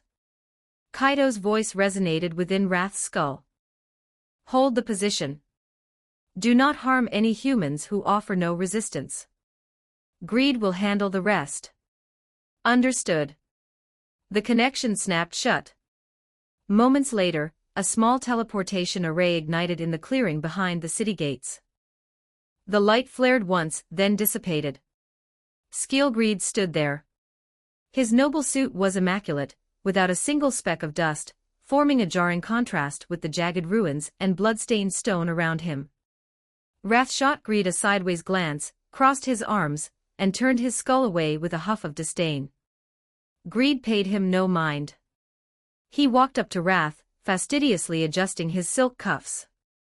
Hard work, General, Greed said smoothly. Now, if you please, allow me to take the stage. The next morning. As the sun crested the horizon, a command rippled through every alley and cellar of Jade territory. All humans, assemble at the central plaza. The skeleton knights used the butts of their lances to hammer against every door. It wasn't a request, it was an ultimatum. The people were dragged from their hiding spots, from damp cellars, from beneath floorboards, from the backs of wardrobes. They were herded like cattle, merging into a silent, shuffling stream toward the plaza. No one spoke. There was only the sound of feet dragging over stone, and the sound of suppressed, jagged sobbing. In the plaza, the gargantuan stone statue of Count Barton, the symbol of his house's glory and protection, had been toppled. It lay in shattered, pathetic chunks across the ground. Greed stood atop the ruins. The morning light caught the sharp lines of his handsome face, casting him in a halo of deceptive warmth. He did nothing but stand there, yet the gaze of every human was drawn to him as if by a magnetic pull. The clamor of the plaza died down. Only the whimpers of infants and the uneven breathing of the crowd remained. Greed scanned the sea of faces. He raised a hand, and a simple voice amplification spell carried his words into the ears of every soul present. His voice was mellow and resonant, carrying a magnetic quality that seemed to stroke the eardrums of his listeners. Subjects of Jade territory, Greed began. There was no victory declaration. No conqueror's boast. Only a plain, neutral address. You are afraid. Greed spoke the truth living in their hearts. You fear that we have come to strip you of everything you hold dear. You hate us because we struck down your lord and dismantled your defenders. A ripple of unrest went through the crowd. A young man squeezed his fists until they bled. A mother clutched her child's head against her chest, shielding his eyes from the monster on the pedestal. Greed watched these reactions, his voice taking on a tone of mild, curious inquiry. I ask you to think. Truly think. Even without our arrival, was your life before this truly one of happiness? The question caused the crowd to falter. You toil for a year, tilling the earth and harvesting the grain. In the end, how much is left in your larders? Where did your taxes truly go? Greed extended a hand, pointing toward the distant, opulent spires of the castle. Were they used to patch your leaking roofs?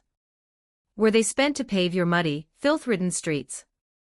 Or were they transformed into a single bottle of vintage wine for the count's table? A new silk gown for a noble lady who has never seen the inside of a barn? When they protected Jade territory, were they protecting you? Or were they merely protecting their own wealth and the status that rests upon your broken backs? The commotion grew. The glares of hatred began to waver, replaced by a flickering, uncertain confusion. Greed saw it all. He knew the mana woven into his voice was taking hold.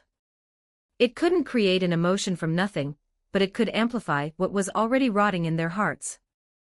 Now that era is over, Greed said, his voice turning soft and comforting. The old order has been buried in the same soil as your count. And I, by my master's grace, have come to grant you a rebirth. Greed spread his arms as if to embrace the entire city. In the great undead empire, every individual shall have the place they deserve. Your labor shall be used to build your home. Every drop of sweat you spill will become the stone road beneath your feet. It will become the parchment in the books your children hold. He leaned forward slightly, his gaze piercing through the crowd, finding the hidden longings of the common man. Your children will have the opportunity to learn true knowledge. They may become master craftsmen, scholars, or even mages. Their lives will be determined by their own talent and effort, not by the name of the man who sired them. Your taxes will be used solely for the reconstruction of Jade territory. The ledgers will be made public, posted right here in this plaza. Every one of you shall have the right to inspect them. You have lost nothing, people of Jade. You have only lost the shackles that bound you. You have lost the mountain that sat upon your heads, and the leeches that sucked the very marrow from your bones. What you gain is a brand new world. A world where labor equals value, and ability equals status. A world where no man is born to be a slave, and no man is born superior to another. Greed finished his sermon. The plaza fell into a heavy, absolute silence. No one cheered, but no one protested. They looked up at Greed with eyes that began to glow with a dangerous, fragile longing. Their grievances, their resentment, and the desires they had suppressed for decades had been magnified 1,000-fold. Greed turned and stepped down from the rubble. The crowd parted automatically, forming a wide path for him. He walked through them toward the castle, never looking back. Behind him, in the silent crowd, the first man knelt. It wasn't out of terror. It wasn't out of submission. An old farmer fell to his knees, pressing his forehead against the cold stone, his shoulders heaving. A sob he had held back for a lifetime finally tore from his throat. Then a second person knelt. Then a third. The sound of weeping spread across the plaza like wildfire. It wasn't the wail of despair, it was a release. A new world was beginning, rising from their tears and the ruins of the old. 20 advanced chapters now available on Patreon. https://www.com/c/hollowborn. Just remove the hyphen symbol to access Patreon normally. If you like this novel, please consider leaving a review. That's helped the story a lot. Thank you. Chapter 53. The Toll 1782 words. Chapter 53. The Toll elsewhere. Hans the merchant wiped a bead of sweat from his brow, squinting into the distance. Iron Fortress. The city known for its iron production was his final destination. Recently, rumors had been flying that something was happening in the territory. The price of iron ore was fluctuating wildly by the hour. To a man like Hans, that didn't sound like trouble, it sounded like a golden opportunity. He had brought his entire life's savings, hired 9 guards, and formed a 10-man caravan. All of this just to get to Iron Fortress ahead of the competition and strike it rich. His guard captain spoke up, sounding wary. "Boss, the road ahead, it doesn't look right." Hans snapped out of his golden daydreams and peered forward. The familiar dirt path he had traveled for years was gone. In its place was a vast, bubbling marshland. The caravan ground to a halt. The horses blew air through their nostrils, backing away, and refusing to take another step. One of the guards stared at the disgusting mire and groaned. "Hell's bells, since when was there a swamp here?" The guard captain turned to Hans. "We should detour, boss. This place looks..." Hans's face twitched. A detour meant at least 2 extra days of travel. That was 2 days of rations and 2 days of guard wages. Every gold coin he owned was a coin he had scraped together through sheer grit. "What's the rush?" Hans cleared his throat. "It's probably just some weird natural phenomenon. Take 2 men and see if there's a path through." The captain cursed him in his heart, but since he was being paid, he had to bite the bullet. He tapped 2 guards and the 3 of them crept toward the edge of the marsh. They tested the ground with their boots. "It's solid. The ground is hard as a rock." Hans's eyes lit up. "I knew it. Just a bit of mud on top to scare the faint-hearted. We're crossing now to save time." He urged the caravan forward, leading his carriage onto the swamp. The moment the last man's heel crossed the threshold of the marsh, the world changed. The guard captain found himself tied to a wooden stake. He was in a damp, pitch-black cave that reeked of the pungent stench of goblins. Dozens of the green-skinned runts surrounded him, snickering with high-pitched, guttural glee. A particularly large goblin stepped forward, using a wooden stick to poke at his trousers. "Let me have a look," it shrieked. Another goblin chimed in, "Open wide for us." The captain's mind went blank. He began to thrash frantically, but the ropes were impossibly tight. The goblins swarmed him. "Get away from me, you green-skinned freaks." His screams echoed through the cave, only to be drowned out by wet, squelching sounds. He felt as though his body no longer belonged to him. Guard A found himself in a meadow of vibrant wildflowers. A beautiful elf girl in a white dress, her pointed ears twitching, was waving to him from a distance. "Come and catch me, brave hero of humanity," she sang, her voice like silver bells. He felt his heart melt. He took off running, a grin plastered on his face. "Baby, don't run. I'm coming for you." It was a romantic game of tag. Sun, grass, and a beauty. He was the luckiest man in the world. He finally caught up to her, spinning her around in his arms. The girl looked at him with huge, watery eyes. "You caught me." "I did, my sweetheart." He leaned in for a kiss. The next second, the elf girl began to swell. Her skin turned a rough, warty green, her frame expanded into a massive, muscular hulk, and tusks erupted from her jaw. A 7-foot-tall orc was now looking at him with terrifying possessiveness. The orc split its mouth open, revealing yellowed fangs, and rumbled in a baritone voice, "You won't be getting any sleep tonight." His smile froze. "Get away from me." AAF. Hans the merchant found himself lying atop a mountain of gold. Countless coins, stacked higher than any castle, glittered under a brilliant sun. "I'm rich. I'm finally rich." Hans rolled in the sea of gold, frantically stuffing coins into his shirt. Suddenly, a piece of parchment drifted from the sky, landing in front of his nose. Written in blood-red ink was a curse. "The golden curse: you possess infinite wealth, but you must follow the rules. Your gold can only be used to purchase wandering bard services for your subordinates. Every male employee must receive 10 bard services per day. If the daily quota is not met, your gold turns to stone." Hans froze. As a merchant, he understood the bard service subtext perfectly. Do you have any idea how much that costs? Even with infinite gold, the thought of his money flowing like water into someone else's pocket made his heart bleed. Worst of all, he couldn't spend a cent on himself. This is my money.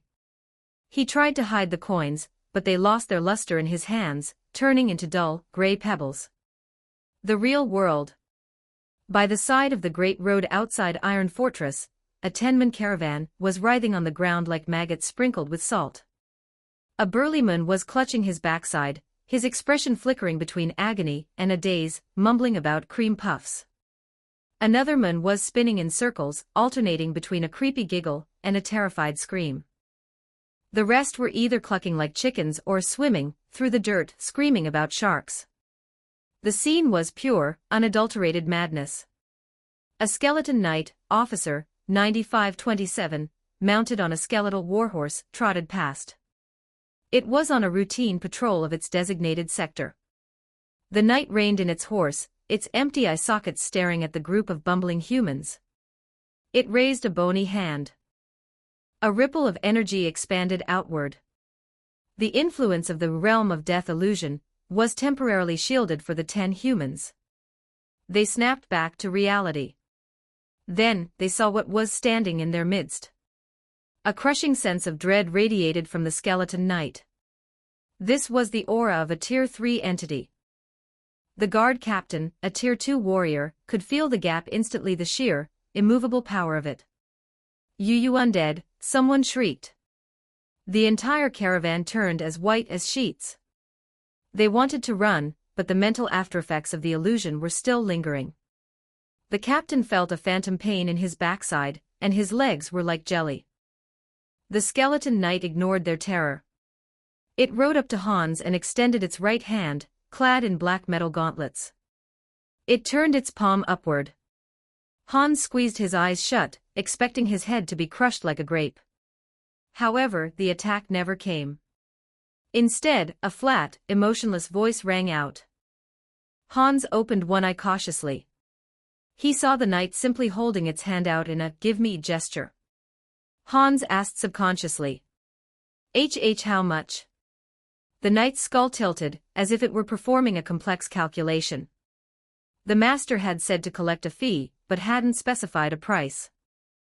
Then, the knight remembered a conversation it had overheard from the Bone Village refugees. If someone gave me 10 gold to sell my backside, I might just consider it. The knight spoke, 10 gold coins. Per person. 100 gold coins total. Hans felt like a hand had reached into his chest and squeezed his heart. That was more than half of his operating capital for this trip. Lord Undead. Have mercy. Hans's tears began to flow, looking remarkably sincere. That's my wedding fund. Please have pity and let us pass. The skeleton knight offered no response. Its parameters were set. It leaned down, preparing to take the coin purse from Hans's belt itself. The moment the knight leaned over, Hans's inner monologue turned into a cackle. Fell for it. You stupid bone rack. No one takes a coin from my pocket. A murderous glint flashed in his eyes. He roared, and opening. He whipped a dagger from his sleeve, stabbing like lightning at the knight's lowered skull, aiming straight for the eye socket. The skeleton knight was faster. It didn't even lift its head. It simply flicked its left hand in a casual backhand. The dagger was sent spinning 20 meters away. Immediately after, the knight's right hand followed through with a swing of its own. A thunderous slap connected squarely with Hans's face. His body spun 2.5 times in the air before he slammed onto his backside. Half of his face swelled up into a red knot instantly. He felt his molars rattling in his gums. Dizzily, he turned his head back to the emotionless skeleton knight. He immediately forced a smile that looked worse than a corpse's grin. Now, no need to get touchy. I was just making a little joke to lighten the mood. He tremblingly unbuckled his coin purse and offered it with both hands. Here, my lord. For real this time. Please, count it. He comforted himself, as long as there's life in the hills, there's wood to burn. I can make the money back later. The skeleton knight took the bag and weighed it. It reached into its own storage space, and pulled out a small bone plate, tossing it to Hans. Drip blood onto it. Hans dared not refuse. He pricked his finger, and let a drop of blood fall onto the plate. The others followed suit. When the last drop merged with the bone, the plate emitted a faint glow. The world before Hans and his men shifted again. The dangerous, reeking swamp vanished. In its place was a magnificent, impossibly wide highway, clean and flat, stretching all the way to the horizon. The entire caravan stood with their mouths hanging open, unable to believe their eyes. Go, the skeleton knight's voice rumbled. You are authorized to pass. Remember to pay again if you return tomorrow. With that, it ignored the humans, turned its skeletal warhorse around, and resumed its patrol along the highway. Hans stood there, dazed, staring at the miracle of engineering before him, rubbing his swollen cheek. Iron Fortress was going to be very different from what he expected. 20 advanced chapters now available on Patreon. https://www.com/c/hollowborn. Just remove the hyphen symbol to access Patreon normally. If you like this novel, please consider leaving a review. That's helped the story a lot. Thank you. Chapter 54. Opportunity 1547 words. Chapter 54. Opportunity. Are we really going to keep going? Hans's heart was doing gymnastics in his chest, every beat feeling like a drop of blood leaving his body. Hearing the guard's question, he squeezed a single word through his gritted teeth. We've come this far, and we've already paid that exorbitant fee.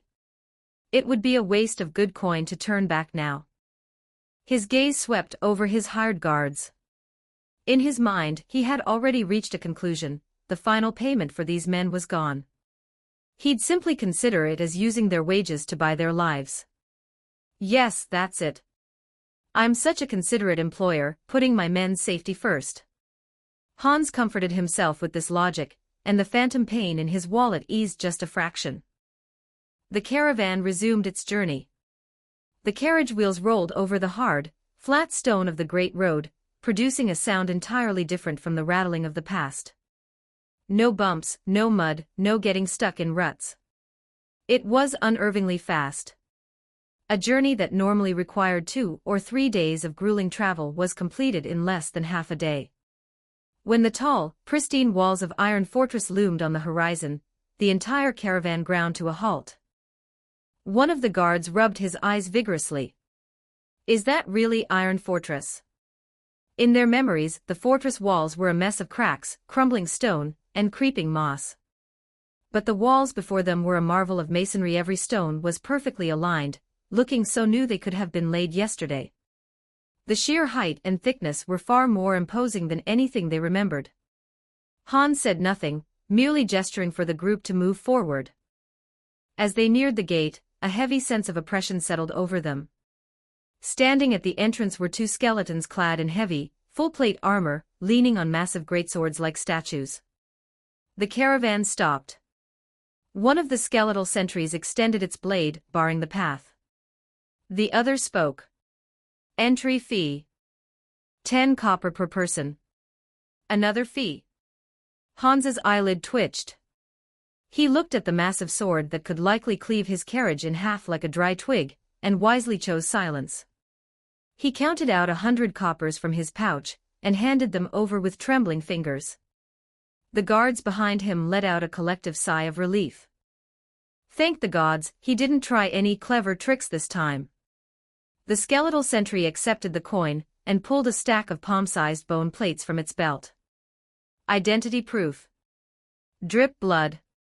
Record your OD signature. Valid for 1 week. Failure to renew or loss of ID within the city will result in classification as an intruder unit and summary expulsion. Again with this procedure. Hans and his guards practiced the routine, pricking their fingers and letting the blood sink into the white bone. A faint red light pulsed and the plates took on a smooth, warm texture. The sentry withdrew its blade. Hans urged the horses forward, entering the city with a sense of grim resignation. And then, he froze. They all did. It was too clean. The wide thoroughfares were paved with the same dark stone, polished well enough to see one's reflection. The houses lining the streets had been freshly repainted, broken windows and doors had been replaced with brand new timber and glass. The entire city felt grand, orderly, and solemn.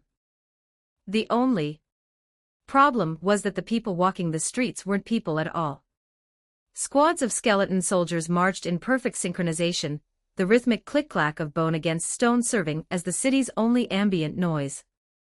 A few ghouls with gray skin and bared fangs were using precision tools to repair the finer details of a building, their movements meticulous and unwavering. Hans didn't feel like he had entered Iron Fortress. He felt like he had stepped into the capital of a demon king from a bard's tale. One guard's legs went weak, nearly tumbling from the wagon. "Shouldn't we leave? Right now?" Hans's voice was airy, almost trance-like. His eyes were locked onto a scene just a few yards away. An elderly human villager was standing with his hands on his hips, shouting at a skeleton until spit flew. "I told you. You can't pay for vegetables with rocks. Tell me, what kind of stupid rock buys a whole chicken?" The skeleton in question was pretending not to hear, staring at the clouds with a tilted skull while a hen struggled in its bony grip. It didn't retaliate. It didn't even argue. A human scolding the undead. Hans's breathing quickened. It wasn't fear. It was the specific, electric excitement of a merchant who had caught the scent of gold. This place. This is a functioning society with order, rules, and a working population. And the commerce, it's a total vacuum. Everything was waiting to be built. He was the very first legitimate merchant to bring goods into this new market. The opportunity of a lifetime. Hans felt his blood beginning to boil. He glanced at his bone ID card. Validity, 7 days. He would use these 7 days. He would look through every crack and corner of this city. He had to know if this place was worth a gamble involving his entire life's fortune. Hans took 2 guards and wandered aimlessly through the city. They stayed near the main roads, too afraid to venture into the side alleys. They reached the agricultural planning zone in the south. Vast swaths of land had been reclaimed and organized into neat grids. Skeletons worked the fields with stiff but flawless efficiency. A middle-aged man in peasant clothes stood on a ridge, bellowing at them. "A hoe is for tilling. Not for throwing. You lot are the worst batch of skeletons I've ever trained." Hans's guards watched in terror. Hans watched with eyes that shone like lanterns. The foundation of any city. They have it, and they're mass-producing it. Curiosity began to overtake his fear. He explored deeper, finding a plot of land cordoned off by a wooden fence with a sign, "Re-Education Demonstration Zone." Inside, a skeletal head poked out of the dirt like a bizarre radish. Hans summoned his courage and walked over. "Hey, pal," Hans whispered. The skull's eye sockets turned toward him, soul fire flickering. "Why'd you get planted here?" "I am unauthorized to disclose that information," the skull replied in a flat monotone. Hans pulled out a particularly shiny stone and waved it. "Talk to me." The skeleton, seeing the shine, answered instantly. "I jumped out from behind the teacher while he was using the privy last night. Just to see if he'd jump." Hans imagined the scene and shuddered. "I'll leave the stone by your head. Pick it up when you get out." He hurried away. There was a law here, crude and violent perhaps, but absolute. For a merchant that was a blessing. Day 3. Near the central plaza, Hans saw a legion on the move. Thousands of skeleton mages surrounding a high-tier lich, marching toward the city gates. Their direction, Jade territory. Hans was a merchant, he knew the map. Jade territory was human-held. What is a necromantic legion doing there? Hans felt a spike of worry, but quickly suppressed it. The cacophony of metal led Hans to the industrial district. Inside the massive new foundry, heat billowed in waves. Thousands of skeletal apprentices were swinging hammers with manic energy. Sparks flew, and hammers occasionally went airborne. A human blacksmith in a pair of glowing iron briefs was screaming instructions from a high platform. Looking at the mountains of iron ore and the crates of armor being produced, Hans's heart raced. Military industry. The core of power. Their productivity is terrifying. Hans witnessed the scene that finally cemented his resolve. A long line of people was entering Iron Fortress from the direction of Jade territory. They weren't soldiers. They were civilians. Hundreds of families, faces filled with confusion and a sliver of hope, were entering the city of the dead. They were guided by skeleton soldiers, queued for registration, and issued bone IDs.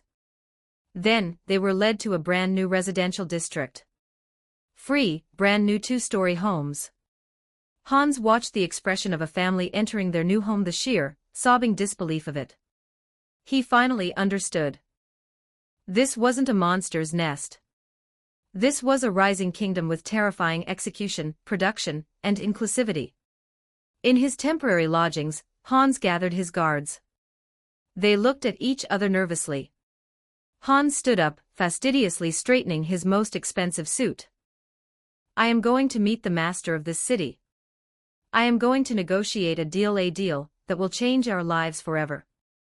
Hans looked out the window at the tireless skeletons building the city. The corners of his mouth curled upward. He could already see the mountain of gold coins beckoning him. 20 advanced chapters now available on Patreon. https://www.com/c/hollowborn. Just remove the hyphen symbol to access Patreon normally. If you like this novel, please consider leaving a review. That's helped the story a lot. Thank you. Chapter 55, effort 1675 words. Chapter 55, effort. Hans led his remaining guards toward the gates of the Lord's mansion, his chest puffed out with the confidence of a man about to close the deal of a lifetime. A ghoul stood at the entrance, motionless as a statue, its jaw hanging slightly agape. Hans was a master of the social arts. He knew that in any world, a little grease made the gears turn faster. He reached into his tunic and pulled out a river pebble he had found earlier. It was polished to a mirror sheen and reflected the sunlight beautifully. He sidled up to the ghoul, surreptitiously pressing the stone into its cold hand. "Friend," Hans whispered with a conspiratorial wink. "How about a little professional courtesy? Lead me to your lord, and there's plenty more where that came from." The ghoul's fingers curled shut, stowing the stone into a pocket on its armor. Then, it returned to standing perfectly still. The smile on Hans's face froze. 1 second. 2 seconds. 10 seconds. Hans forced his grin wider, his voice dropping to a strained hiss. "Friend, you're being a bit uncool right now." The ghoul gave him a brief, sideways glance before turning its head back to stare at the sky, as if performing an intensive study on the migratory patterns of clouds. Hans felt his blood pressure spike. He suppressed his rising fury, staring dead at the ghoul before extending his hand. "Give me back my stone." The ghoul spoke, its voice raspy and slow. "What stone?" "The one I just gave you." "I have no memory of this." Hans's brain let out a visible ping. He had just been scammed by a member of the Walking Dead. His pride as a merchant had never been so thoroughly insulted. A wave of white-hot rage rushed to his head. "This is fraud. I'll have you know that private property is sacred and inviolable." Hans rolled up his sleeves, ready to lunge and perhaps turn the ghoul into a late afternoon snack. Before he could commit social suicide, his guard captain tackled him from behind, pinning his arms. "Calm down. Be reasonable, boss. You can't win this fight." Another guard rushed in to help pull him back. "He's right, boss. His bicep is thicker than your damn thigh." Under the combined weight of his guards, Hans eventually deflated. He straightened his expensive, now wrinkled suit, and let out a heavy, indignant huff. Then, he walked to the side of the gate and sat down right on the dirt. "I'm not leaving." Hans decided to play the long game. He didn't believe for a second that the lord of this mansion could stay inside forever. And so, the standoff began, a human merchant, a group of tired guards, and an apathetic ghoul sentry. Hans glared at the ghoul. The ghoul stared at the sky. The sun rose in the east and dipped in the west. By evening, Hans's guards had reached their limit. They found a clean patch of ground, rolled out their blankets, and fell into a deep sleep, their snoring echoing through the quiet streets. Hans, however, wrapped himself in a quilt, his teeth chattering from the night chill. He watched the ghoul, who hadn't shifted its weight by so much as a millimeter. He spent the night mentally cursing the creature's entire lineage back to the first pile of rot. By dawn the next day, Hans, now sporting 2 dark circles under his eyes, couldn't take it anymore. He stood up, wobbled over to the ghoul, and spoke in a voice that sounded half dead. "Does your lord ever come out? Or are you just guarding an empty house?" Perhaps the ghoul felt that taking the stone without providing service was indeed uncool by the master's standards. It finally stopped studying the clouds and looked down at Hans. "That personage is not currently within the walls of Iron Fortress." Hans stood frozen for 3 full seconds. Then, he ripped the warming quilt off his shoulders and slammed it into the dirt. "Why didn't you say that yesterday?" The ghoul's response lacked even a shred of apology. It was pure, unadulterated apathy. "You didn't ask yesterday." Hans forgot to breathe for a moment, nearly fainting on the spot. He leaned against the stone wall for support, gasping for air until his heart stopped hammering. "Then where is he?" The ghoul ignored him. It turned its head back to the horizon, resuming its watch over the morning mist. To hell with this. Hans gave up on communicating with the undead. But he hadn't given up on finding the Lord. His observations over the past few days hadn't been in vain. He had noticed that Iron Fortress only had 3 high-spec roads. One was the road they had arrived on. One led to Jade territory. The third led into the deep unknown, and he had no idea how to access it. Hans made a decision. He would start where he came from. He turned to his weary guards. "Our contract is concluded. You're dismissed." "What about our final payment?" the captain asked. "The toll fees I paid for your lives count as your severance. I literally bought your continued existence." "Don't mention it." The guards looked at each other. It was true that they hadn't had 10 gold coins to their names when they hit the checkpoint. Without the boss handling the trouble, they'd be radishes by now. As for where the trouble came from, they decided not to dwell on it. Hans, now alone, shouldered his pack and stepped back onto the great road. He didn't know how long he would be walking, or if he had enough coin to cover the tolls along the way. But he had to go. This was a gamble for his soul. He walked for a full day. By the time the sun rose on the second day, he found himself at the edge of a great forest. The wide stone road simply. A skeleton knight and 2 toxic archers stood silently at the forest entrance. The knight raised a gauntlet hand, barring the way. "Present your permit." Hans stared, his eyes bulging. "What permit?" "I'm just looking for your lord." The skeleton knight ignored his plea, repeating the requirement with the mechanical precision of a clock. "Present your permit." Hans felt like he was being driven insane by the bureaucracy of the dead. He decided to try a different approach. He stepped off the road and plunged into the thickets, intending to find a side path around the ghost sheriff. He spent hours crawling through thorny bushes, getting scratched and covered in grime, only to realize he was hopelessly lost.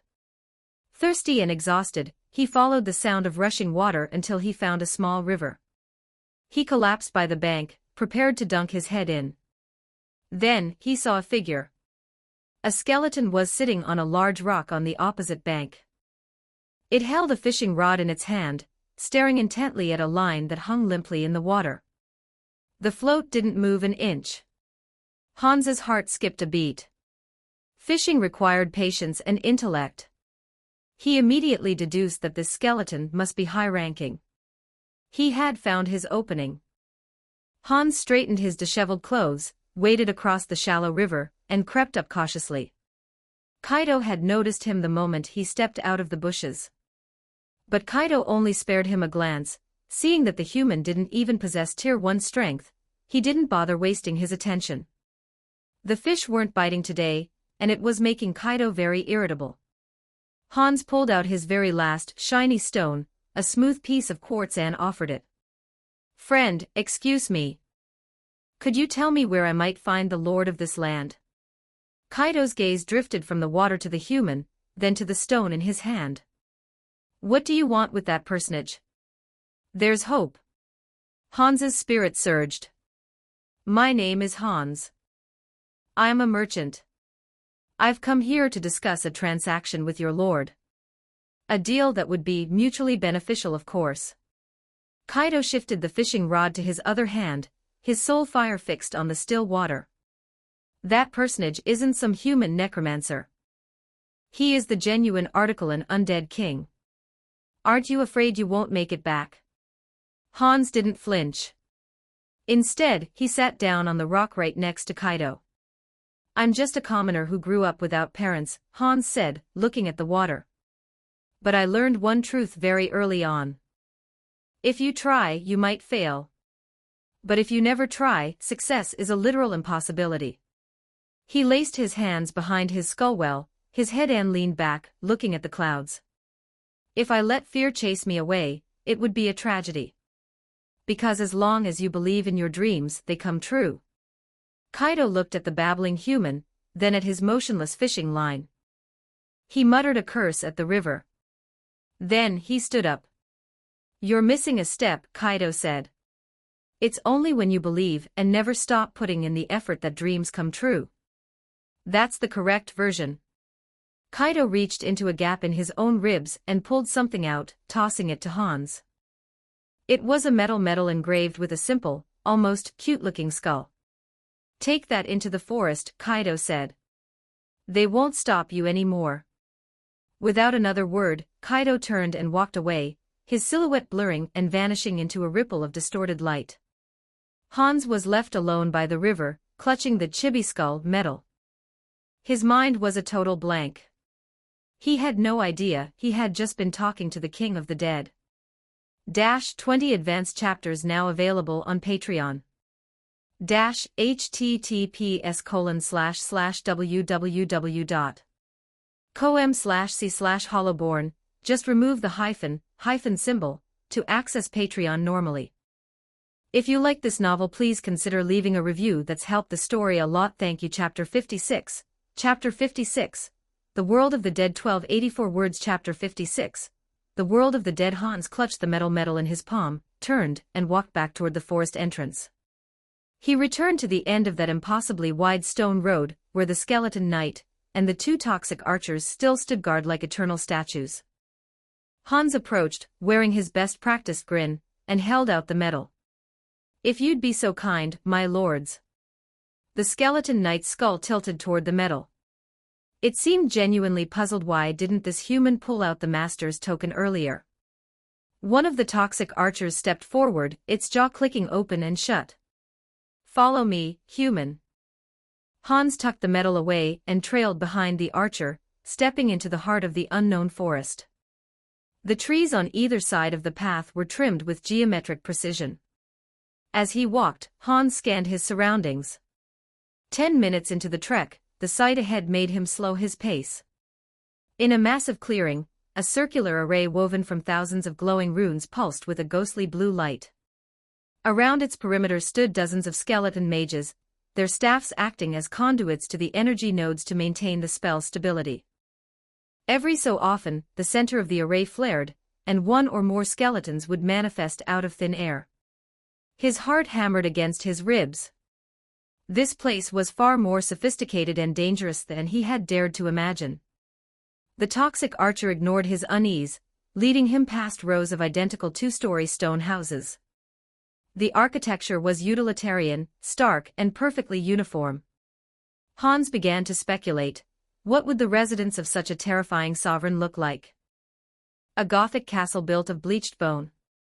A floating fortress held up by ancient manna. Countless possibilities flashed through his mind, each representing absolute power and dread. Then, the toxic archer stopped.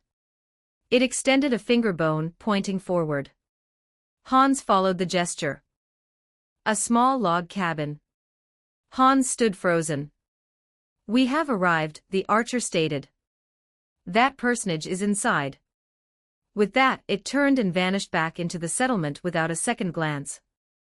Hans stood alone before the ugly cute, wooden shack, feeling his entire worldview beginning to fracture. He straightened his collar, hesitated for a long second, and then knocked on the door. Hans pushed the door open. The interior was Spartan. A small wooden table, two simple chairs, and a coffin. On the table lay a fishing rod. The skeleton he had just met by the river, the one who couldn't catch a fish, and gave him the strange medal, was sitting in one of the chairs. Hans's brain stalled. He had prepared for a terrifying lich, an ancient vampire, perhaps even a dragon in human form. He never expected the ruler of the massive undead empire to be the same bone rack that had just been complaining about his luck by the water. Kaido looked up and set down the cloth he was using to wipe his rod. Hans stood tense, his throat tight. But he was a merchant, an elite merchant. No matter the client, he had to maintain his composure. He adjusted his mindset in a heartbeat. "Great Lord of the Dead, Hans the merchant offers you his highest respects." Kaido gave no reaction, listening in silence. Hans paused, searching for a spark of interest, then pressed on. "Your empire lacks for nothing in terms of resources. You have grain, you have iron, you have weapons, and you have a tireless labor force. You possess a terrifying level of productivity, you are almost entirely self-sufficient. But your empire is missing one vital component." Hans leaned in, his voice dropping to a whisper. "Circulation." Kaido's skull tilted slightly to the side. Encouraged, Hans's voice grew louder, fueled by his own excitement. "You need me, my lord. You need a merchant like me to bridge the gap. I can be your sharpest spear, piercing through the trade barriers of the human world. I can be your sturdiest shield, deflecting unnecessary trouble and prying eyes. Grant me this opportunity, and I will bring you wealth beyond your imagination." Kaido ignored the grand speech and asked flatly, "And what would I do with all that money?" Hans's mind went blank. The ultimate overlord flex. But he didn't give up. He wasn't just representing himself anymore. He began to organize his words to explain the strategic advantages again, but Kaido spoke first, his tone carrying a hint of dark amusement. "But you're not wrong. I do need you, or rather, my territory needs you. Perhaps greed will find you interesting." Kaido didn't wait for a response. He laid back into his coffin and gave a dismissive wave of his hand. "Leave the medal on the table. You may go. And remember to move your family to Iron Fortress." Hans didn't bother asking who Greed was. The adrenaline of the emotional roller coaster had him vibrating with energy. All he wanted now was to start his plan. "Yes, my lord." As he reached the door, he stopped, rubbing the back of his head sheepishly. My lord, about the toll fee, could you maybe lower it a bit? I'm actually out of coin for the trip back." Kaido paused, realizing he hadn't actually set a formal price for the Ghost Road yet. "I'll have a skeleton knight escort you back. Just provide the coordinates." Hans bowed frantically in gratitude and practically skipped out the door. Kaido lay in his coffin, staring at the ceiling. Greed had indeed been grumbling about the Empire's lack of a currency system, an internal economic loop. This human, Hans, had arrived at the perfect time. Right tool for the right job. He sent a pulse through the soul link, transmitting everything about Hans and his own preliminary concepts to Greed in Jade territory. Then, he issued a command to a skeleton knight outside the valley to begin the escort. Finally, as an afterthought, Kaido set the formal toll for the Great Road. 1 silver coin. Hans stepped out of the cabin, feeling as though the sun had never shone brighter. His life had changed forever. He was no longer a small-time trader scrounging for gold. He was going to be the chief purveyor of a rising empire, the shadow mogul of a transcontinental trade route. He was immersed in his golden fantasies when a massive figure appeared. It was a skeleton knight sitting atop a midnight black warhorse. The knight extended a gauntlet hand. Hans understood. With the knight's help, he scrambled clumsily onto the horse's back, sitting behind the silent warrior. He puffed out his chest and pointed south. To the southern city, to Leaf City. The skeleton knight didn't answer, but the warhorse lunged forward. The wind whistled in Hans's ears as the landscape blurred into streaks of color. He gripped the knight's armor tight, exhilarated by the speed. He could already see the gold coins lining the road ahead. The sheer excitement finally overcame his lingering fear. He shouted over the wind to the knight, "Your emperor. That personage, why does he live in such a simple place?" The knight didn't look back, silently guiding the steed. Hans thought he wouldn't get an answer. But after a long silence, the knight's voice drifted back with the wind. The master once said, "The world of the dead is sustained by memory." Hans chewed on those words as they flew across the plains. Sustained by memory. Is forgetting the only true death? 20 advanced chapters now available on Patreon. https://www.com/c/hollowborn. Just remove the hyphen symbol to access Patreon normally. If you like this novel, please consider leaving a review. That's helped the story a lot. Thank you. Chapter 57, Sunflower 1564 words. Chapter 57, Sunflower. Leaf City. The skeleton knight reined in his skeletal warhorse at the city gate. Without a single word, he simply extended a bony hand, signaling that Hans could disembark. Hans slid down from the massive steed, his legs still feeling like half-melted jelly. "Many thanks. My deepest gratitude, Sir Knight." He bowed to the back of the skeleton knight. The undead warrior didn't look back. The horse simply wheeled around and vanished like a gust of black wind at the end of the road. Hans patted the dust from his expensive suit. The grime and wrinkles couldn't mask the sheer, revitalized spirit radiating from him. He walked through the streets of Leaf City. He knew every brick, every vendor, every crooked alleyway. He passed the city's largest tavern. Before, he would only linger at the door to catch a whiff of the ale, too stingy to spend a single copper inside. Now, Hans wondered if he should just buy out the head bartender's recipe book and market the brew as an Iron Fortress specialty. As he passed the Lord's manor, the guards gave him their usual sideways sneers. Hans didn't look away. Instead, he shot back a gaze filled with newfound confidence. "Just you wait. Soon enough, even your lord will have to be polite when he sees me." Hans navigated through several familiar streets, finally stopping before a somewhat dilapidated two-story wooden building. Hanging on the door was a crooked wooden plaque. Written in a childish, shaky script were the words, "Sunflower House." This was Hans's home, an orphanage he had founded and funded himself. He straightened his collar, adjusted his expression to look composed, and pushed open the creaking wooden door. Hans is back. Inside the house, 5 or 6 children of various ages instantly dropped their toys. Like a swarm of small projectiles, they charged at him. Hans laughed heartily, opening his arms wide to catch the smallest girl at the front, planting a kiss on her cheek. "Have you been a good girl these past few days? Did you listen to your big brother?" The little girl named Lily hugged Hans's neck and nodded vigorously. "Miguel Oniakan's cooking was really gross, but I finished all of it." In the corner, a 14-year-old youth who was busy wiping a table froze at her words. "It was perfectly edible." Miguel barked back, his face flushing red with a teenager's stubborn pride. The rest of the children burst into fits of giggles. Hans set Lily down, ruffled her hair, and looked at Miguel. "Thanks for the hard work, Miguel." Miguel turned his head away, muttering a quiet, "It was nothing," though his hand moved even faster with the rag. Hans walked to the center of the room, and clapped his hands to get everyone's attention. "Children, listen up. I have wonderful news." His face glowed with an unprecedented light. "We're moving. This time, we're going to make a fortune." The children froze for a heartbeat, then erupted into a massive cheer.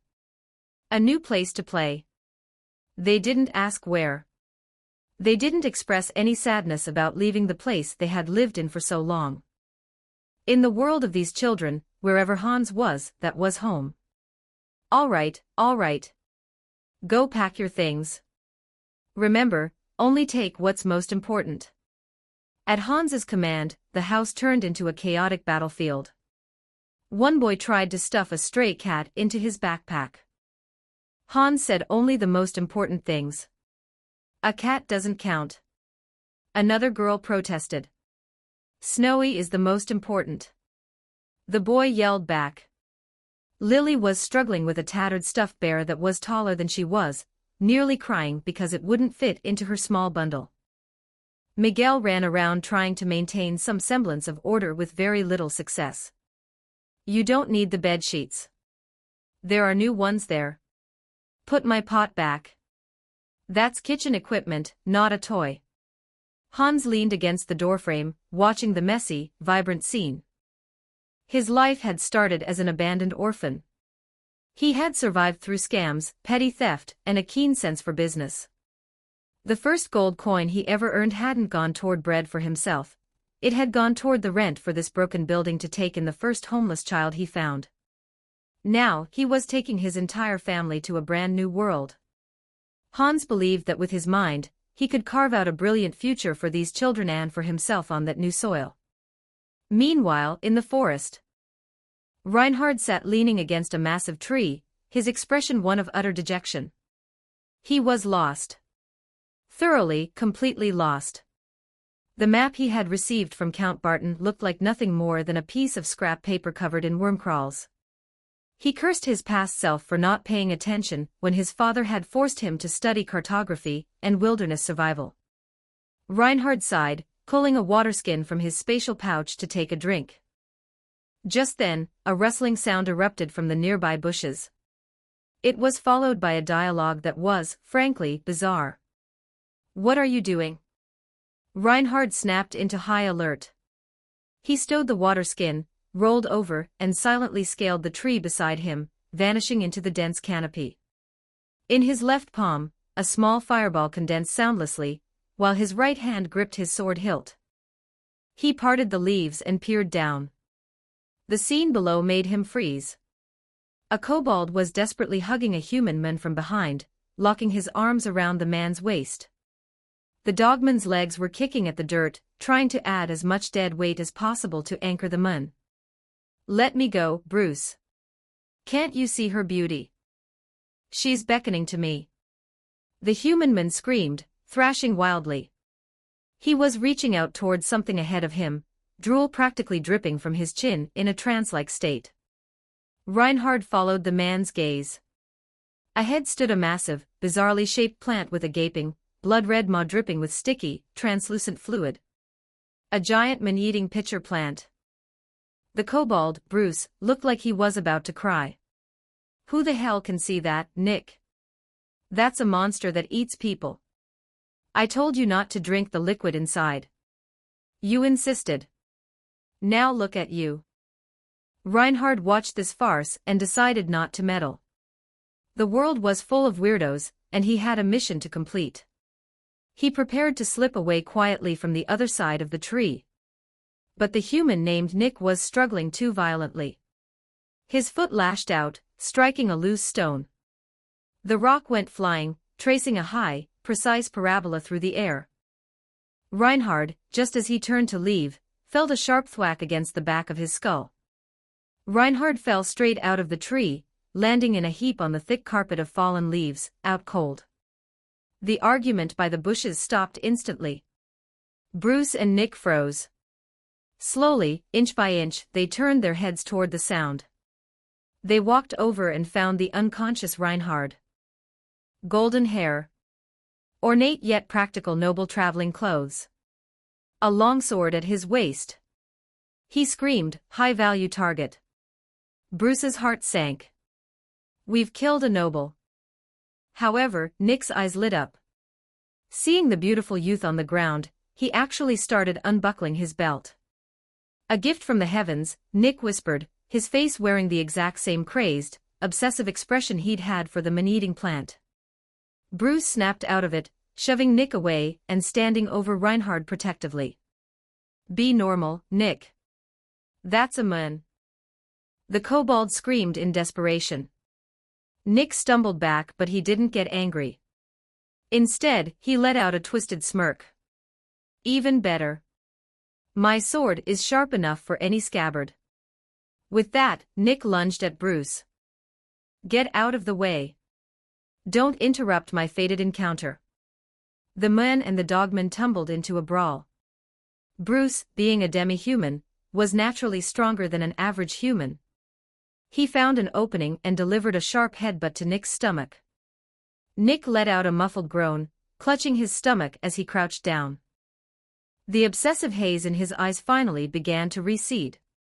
Nick dry heaved, spitting out some of the translucent, sickly sweet liquid he'd ingested from the plant. Why did you hit me?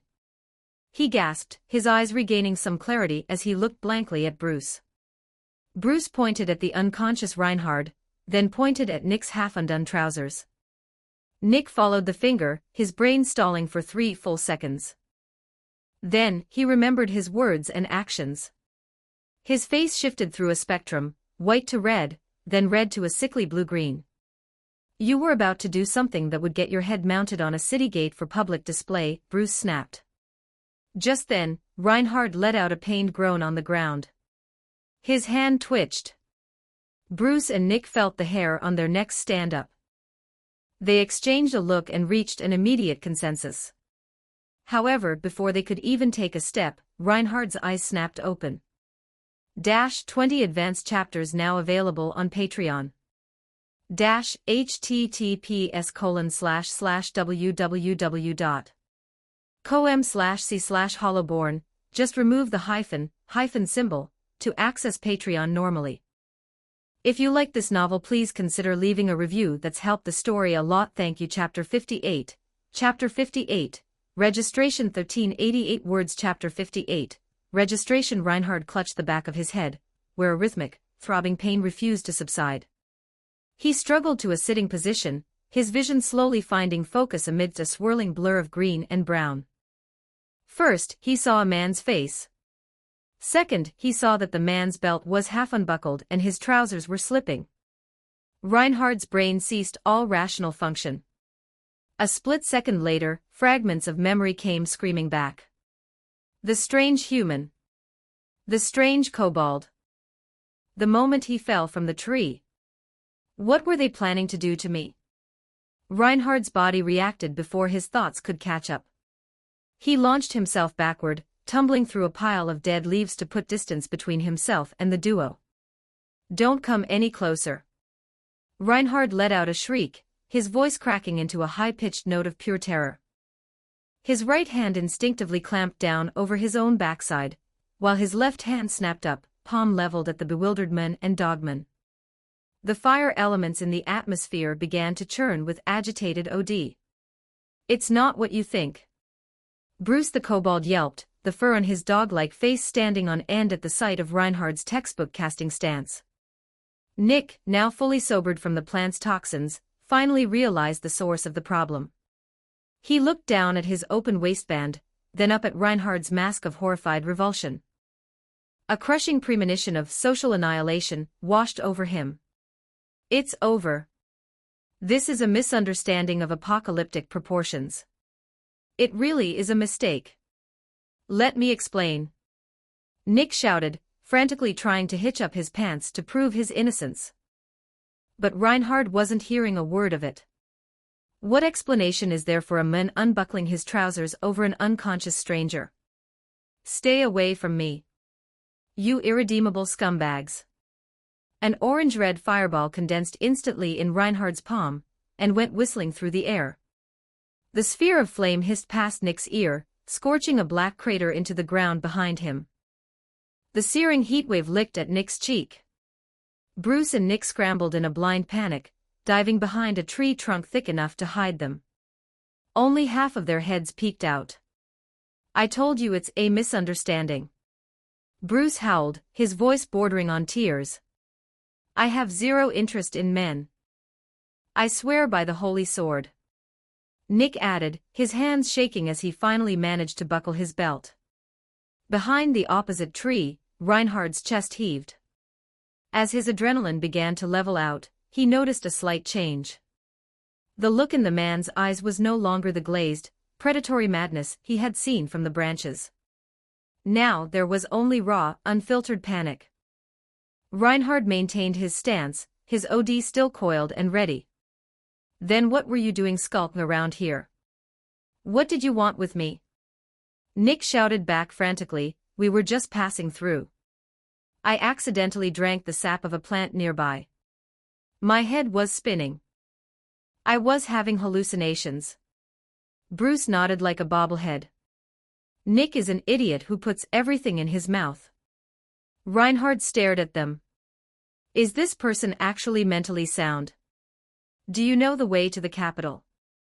Reinhard asked, cutting to the most vital point. He was hopelessly lost. If he kept wandering alone, forget the capital, he wouldn't even make it out of this forest alive. At the mention of the capital, Nick's eyes lit up. Of course we do. That's exactly where we're going.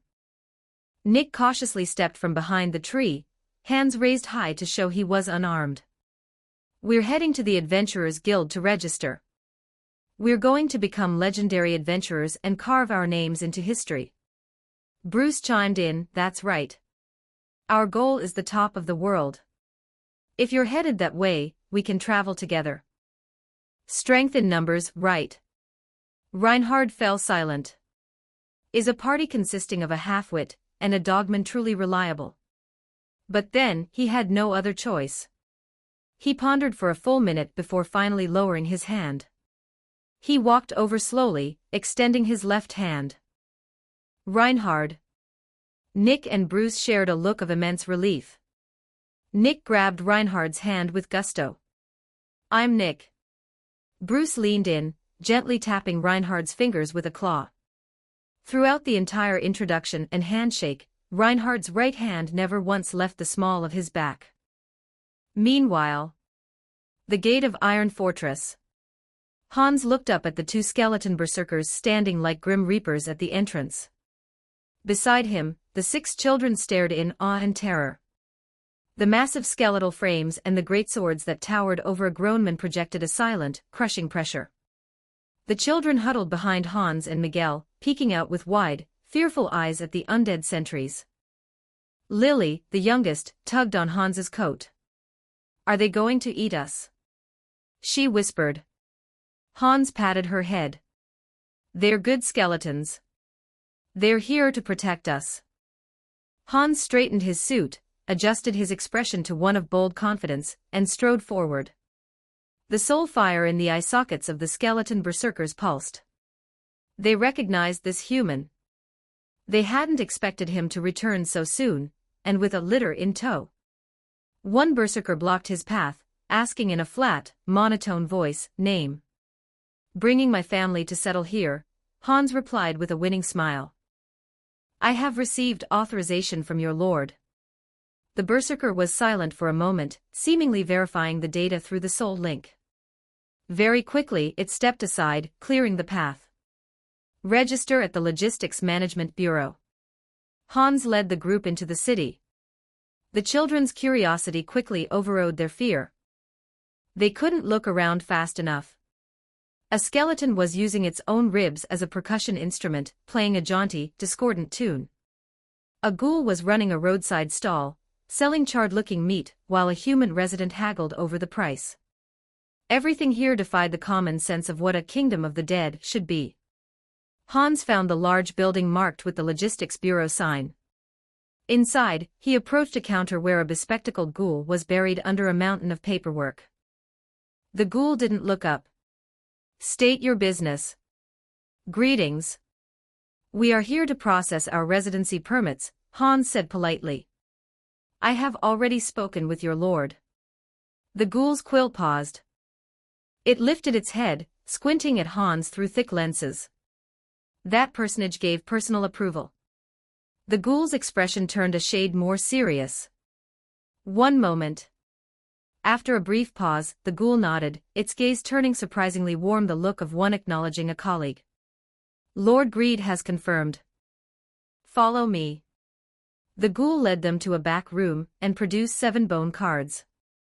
"These are your identity cards. Drip a drop of blood onto them and sign your names." The children were nervous, so Hans went first. The blood hit the bone and was absorbed instantly, causing a string of complex runes to glow on the surface. Miguel followed, then the other children.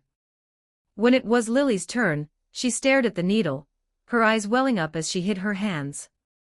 Hans knelt beside her. "Be a brave girl, Lily. It only stings for a second." As he spoke, he gave her finger a quick, expert prick. Before Lily could even react, the blood had dropped. The ghoul spoke in a flat voice, "Next." When it came time to sign, Lily, who couldn't write yet, carefully drew a shaky, lopsided sunflower on the card. The ghoul looked at it, said nothing, and slammed a skull-shaped seal onto it. With the paperwork finished, the ghoul handed Hans a heavy, rusted iron key. "East Sector 3, Row 7, Building 3. That is your residence." The ghoul pointed a vague finger toward the city interior. "Find it yourself." With that, it turned back to its desk to tackle the endless sea of documents. Hans took the key and led the children out of the bureau. Iron Fortress was finally starting to feel like home. 20 advanced chapters now available on Patreon.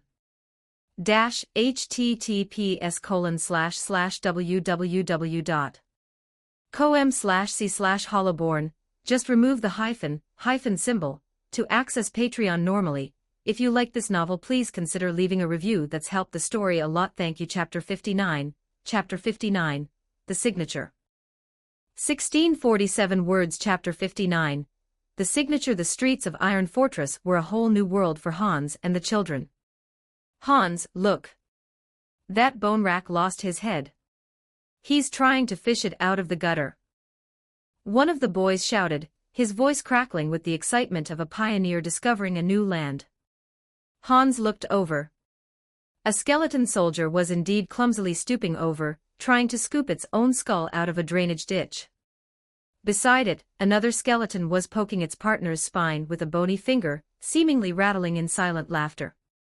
Hans immediately chided the boy, though his own lip was twitching in a futile attempt to stay serious. "I told you, don't point at people. It's rude." Lily, clutching her oversized, tattered stuffed bear, tilted her head. "But he looks so silly, Hans and I." They navigated the city, asking for directions as they went. The responses from the undead residents varied wildly. Most skeletons would simply stare at them with empty sockets for a long minute, before pointing a bony hand in the exact opposite direction of their destination. Eventually, a human resident eating a loaf of bread by the roadside pointed them the right way. Hans offered his thanks and led the children to their new home. It was a 2-story stone building, matching the utilitarian architecture of the surrounding area. The structure was simple, built from sturdy, ash-gray stone. "We're home." The children cheered. The interior was Spartan, a few wooden beds, a large table, and some cupboards. The children didn't mind the simplicity in the slightest. Like a pack of unleashed young maybyasts, they charged inside with high-pitched screams of joy. "This bed is mine. I saw it first. Miguel O'Niakin, look. There's a mushroom growing in the corner. Can we eat it?" Miguel, the 14-year-old, trailed behind them, trying to maintain some semblance of order. His voice was quickly drowned out by the chaotic celebratory din. "Don't lick the walls. That mushroom is probably lethal." Miguel's shout was laced with the despair of an older brother. Hans clapped his hands. Operation Clean Sweep begins now. Miguel, take them to fetch water and scrub the floors. I'm going to see what we can salvage in the kitchen. Yes, sir. Miguel snapped to attention like a tiny sergeant, and began assigning tasks to his younger siblings. Hans stepped into the kitchen. The equipment was surprisingly complete. There was even a large iron pot that looked brand new. However, the cupboards were as empty as a skeleton's stomach. By dinner time, Hans and Miguel had used the last of their flour and salted meat to boil a pot of fragrant stew. The children crowded around the table, devouring the meal until not a single drop of broth remained. Lily patted her round belly and let out a small burp. Hans, are we really going to live here forever? Hans ruffled her hair. That's the plan. This is our home now. Once the excitement and the exhaustion of the journey took hold, the children fell into a deep sleep. Miguel carefully tucked each of them in before retiring to his own room. The house fell silent. Hans sat alone at the table by the flickering light of an oil lamp. He reached into his coat and pulled out a weathered notebook and a quill. The Sunflower Merchant Guild. Hans wrote those words on the first page. It was a plan he had been crafting for a long time. A great mercantile empire would rise, and its foundation would be laid right here, in this city of the dead. However, according to the regulations of Iron Fortress, establishing a guild required at least 2 founding members. Where was he supposed to find a partner? Hans was a newcomer whose pockets were currently cleaner than his conscience. What could he possibly use to convince someone to join a shell company with nothing but a name? The power of friendship. He pondered for hours before deciding on a gamble. He bet that this massive undead empire wouldn't care about the petty schemes of a small-time operator like himself. All he needed was to trick someone into signing a paper to make the paperwork legal. Afterward, the poor bastard would just be a ghost member on paper. Once the guild struck gold, Hans would just relocate him out of the partnership. Hans began scribbling clauses in his notebook, each more predatory than the last. After finishing the final line, he blew on the ink to dry it, a grin stretching across his face that would give most people nightmares. Everything was ready. He just needed a signature. The next morning, Hans strode onto the streets of Iron Fortress alone. He scrutinized every stall, every vendor, and every face. He circled the market district 3 times before his target radar finally locked onto a target. Have a look. Red apples from the Evernight territory. Big, sweet, and crisp. If they aren't the best you've had, you don't pay a copper. The voice was booming. Behind the apple stall stood a burly human man. He was built like a brick wall with a thick, bushy beard, the kind of man who looked like his physical strength was inversely proportional to his cunning. Hans straightened his collar and marched over. He picked up an apple, wearing a look of practiced skepticism. Boss, are these really as good as you claim? Seeing a potential customer, the big man slapped his chest. Listen here, friend. If even one of these apples is sour, I'll eat the whole damn stall, wood and all. Bold words, Hans muttered, curling his lip. I've eaten more apples in my life than you've seen gold coins. I've never met a man brave enough to make such a boast. The man's competitive streak flared. He polished an apple until it shone, and shoved it toward Hans. Taste it. I'll show you what a real apple tastes like. Hans didn't take it. Instead, he placed a single copper coin on the counter. I'll taste it, but I have my own rules. I'll buy 2. If they're good, the copper is yours. If they're sour. Hans paused for effect. If they're sour, what then? The man, whose name was Grog, demanded. If they're sour, you refund my copper and give me an extra apple for free. Do you have the stones to take that bet? Hans used the oldest trick in the book, the merchant's provocation. The stakes were tiny, and Grog fell for it hook, line, and sinker. His face flushed red as he bellowed, "You're on. I'm not afraid of a little wager. Words are wind, Hans said, slowly pulling a prepared parchment from his vest. We need it in writing. I don't want you backing out when your fruit fails the test. Hans spread the paper on the counter, pointing to a blank space at the very bottom. Just sign your name. It's a standard fair trade guarantee. Protects both of us. Grog didn't even glance at the tiny, cramped handwriting filling the page. His head was too full of confidence in his apples to worry about a guarantee. Give me the pen. Grog scrawled his name in large, messy letters, Grog. Hans watched the signature take form, his heart giving an unprofessional little skip of joy. Hans took a bite of the apple. It was crisp. The sweet juice exploded in his mouth. To be honest, it was a magnificent piece of fruit. Grog watched him expectantly. Well, boss. I didn't lie, did I? Hans finished chewing. He looked at Grog and revealed a very specific, crooked smile, the kind used by Karaji merchants right before they take your house.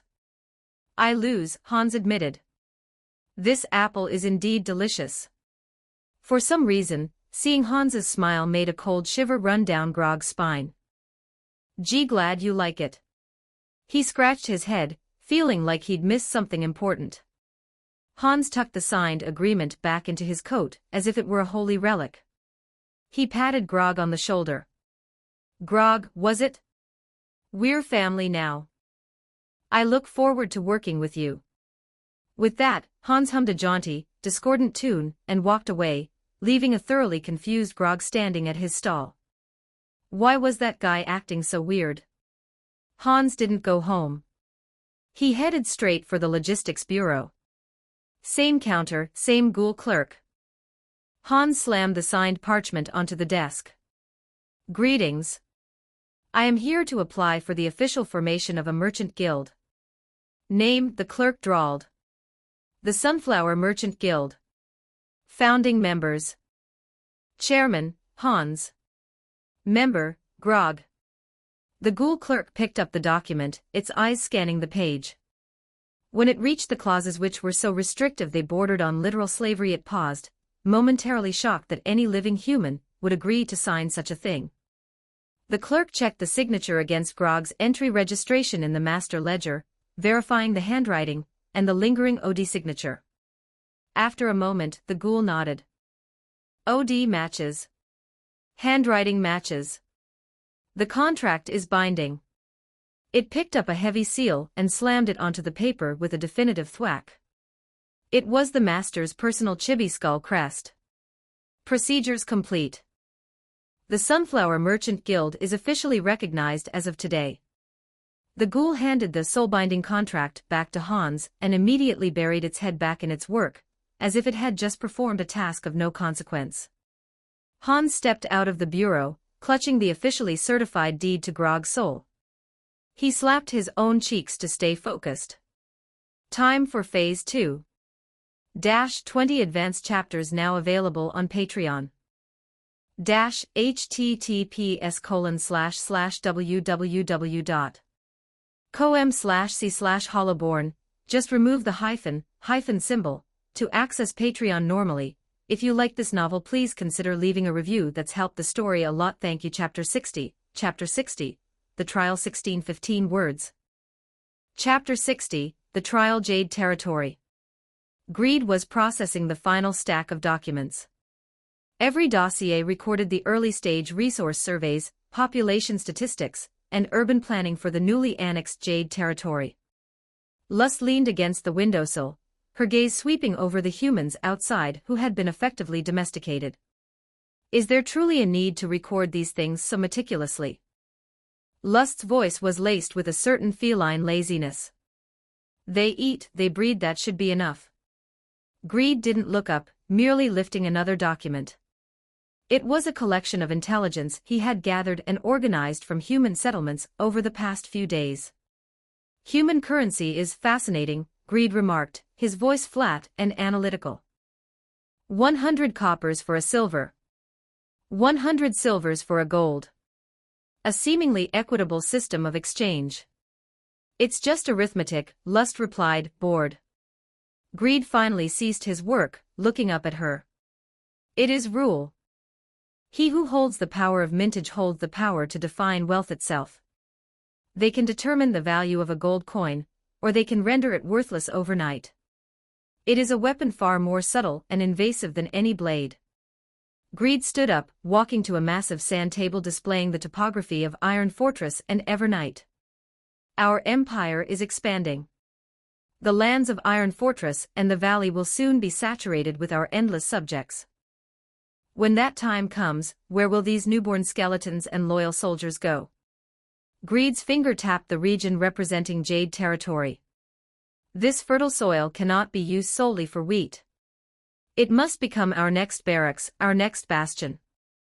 I will bring the human currency system back to the capital. We will use their rules to establish our order. Wealth will flow through the empire's veins like blood. At that moment, Greed's soul core received a pulse from Kaido. A human merchant named Hans. He has been granted the master's permission. The corner of Greed's mouth curled into a nearly imperceptible arc. My work here is done, Greed said, turning to Lust. Jade territory is yours. Execute the plan as outlined. And do not experiment on the residents indiscriminately. Remember, every human is a valuable asset. With those words, Greed's form dissolved into a swarm of tiny bats that surged through the window's gap. They converged into a single dark streak, hurtling toward Iron Fortress at a terrifying velocity. Lust watched the horizon where he had vanished, then looked at the mountain of paperwork on the desk and let out a soft sigh. She picked up the report on currency. Ruling, is it? Perhaps it will be an interesting experiment after all. Iron Fortress. The moment Greed returned to the Lord's mansion, he accessed the files of all newly registered residents. Sunflower House. 6 children. The Sunflower Merchant Guild. When Greed saw the guild formation agreement certified by the Logistics Bureau, he fell silent for a long time. Every clause was a minefield of traps and predatory legalities. And there in the signature line, Grog's messy, uneven name sat like a stain. An interesting human indeed. Guards, Greed's voice echoed in the empty study. A skeleton knight standing at the door entered and knelt. Go to East Sector 3. Bring a human named Hans to me. Understood. The knight rose and departed, the rhythmic clack-clack of bone echoing down the corridor. At that moment, Hans was in his new home, working under the light of an oil lamp to refine the manifesto of action for the Sunflower Guild. His next step was a thorough market analysis of Iron Fortress to determine the residents' primary needs. Then, using the prestige of an Imperial Merchant Guild, he planned to return to Jade territory to source supplies and profit from the margins. A heavy pounding at the door shattered Hans's train of thought. He frowned. Who would be here at this hour? Hans opened the door to find a towering skeleton knight. The soul fire in its sockets burned with a ghostly light against the night. Human, Hans, the knight intoned in a flat voice. Lord Greed summons you. Hans's heart skipped a beat. Lord Greed. He knew he had already met the supreme monarch of this empire. So who was this Greed? The city governor? A high-ranking general? Daring not to delay, Hans straightened his clothes and followed the knight into the darkness. This was his first time walking the streets of Iron Fortress at night. The knight led him through the city and into the Lord's mansion without resistance. The corridors were long, lined with flickering torches that cast dancing shadows across grotesque wall reliefs. Finally, they stopped before a pair of massive wooden doors. Enter, the knight commanded, assuming a sentinel's stance by the frame. Hans steadied his breathing and pushed open the heavy doors. The study was enormous, lined with floor-to-ceiling bookshelves packed with scrolls and tomes. A wide desk sat in the center, illuminated by a soft, magical lamp. A figure stood with his back to Hans, staring at a giant map on the wall. He wore a suit of exquisite tailoring, his long silver hair tied back with meticulous precision. Hans couldn't see his face, but he could feel an invisible weight pressing down on the room. Hans offered a deep bow. Hans the merchant offers his respects. The figure didn't turn. A smooth, calm voice drifted through the room. The Sunflower Merchant Guild. A name full of youthful vigor. However, a guild founded upon the deception of a countryman through a predatory contract, does its future truly look as bright as a sunflower? Cold sweat instantly drenched Hans's back. He knows everything. Hans's mind overclocked. He couldn't deny it, and he couldn't apologize. Denial was foolish, apology was weakness. Hans lifted his head, staring at the back of the silver-haired man. The essence of commerce is a game of information. Grog's confidence in his apples outweighed his patience for the fine print. I merely utilized that imbalance. It was not deception, it was a component of the trade. Sophistry, the figure remarked. He finally turned around. It was a face of terrifying perfection, with a pair of crimson eyes that studied Hans with chilling stillness. A vampire. However, it is an entertaining brand of sophistry. Greed walked to the desk and sat, interlacing his fingers. The master thinks highly of you. He says you require an opportunity. Yes, my lord. I need that opportunity. Hans blurted out. Iron Fortress possesses gargantuan potential. I will liquidate that potential into circulating wealth. Greed's fingers tapped the desk. I have just returned from the human world. I have studied your copper, your silver, and your gold. Using worthless bits of metal to measure the value of all things including life itself. Greed's gaze seemed to pierce through Hans's very soul. Tell me, Hans. How do you intend to use this metal to bring genuine value to the Empire? This was the trial. Hans knew his answer would dictate whether he walked out of this room, or became part of the carpet. My lord, currency itself has no value. But the credit it establishes, that is priceless. Your subject skeletons, humans, ghouls currently fight for glory and commands. But once the Empire expands, commands will suffer from delay, and the thrill of glory will grow thin. Hans took a step forward, his voice growing passionate. When that happens, you need a new tool to drive the gears of the Empire. Currency is that tool. We can pay a skeleton soldier a wage. We can allow him to use that wage to purchase a sharper blade, or to upgrade his own frame with sturdier bones. When every undead begins to work for the sake of acquiring currency, the productivity of the Empire will be fully liberated. We will no longer need overseers, because poverty is the greatest overseer ever devised. We will establish banks, issue bonds, and control prices. We can use economic means to dismantle a human kingdom without spilling a drop of blood. We can let their grain rot in their silos and their iron rust in their streets. We only need to manipulate the flow of gold. Hans grew more excited as he spoke, already seeing the birth of a financial leviathan in his mind's eye. The study fell into a deep silence. Greed listened, his crimson eyes showing no ripple of emotion. After a long pause, Greed spoke. Your conception is bold. And quite amusing. Greed pulled a badge from a drawer and tossed it onto the desk. It was engraved with a skull superimposed over a set of scales. From this day forth, the Sunflower Merchant Guild shall serve as the officially designated trade arm of Iron Fortress. You are responsible for the establishment and operation of the Empire's commercial framework. Greed stood up and walked toward Hans. The authority has been granted. I do not care to see the process, I only demand the result. His voice was soft, yet it carried an irresistible weight. But remember, if you fail. Greed left the sentence unfinished, but Hans understood the subtext. There was only one end for a failure. Hans's heart hammered against his ribs. A mixture of absolute terror and soaring joy filled him. He knelt on one knee, taking the badge with both hands. My Lord Greed. Hans shall not fail your expectations. 20 advanced chapters now available on Patreon. https://www.com/c/hollowborn, just remove the hyphen symbol, to access Patreon normally.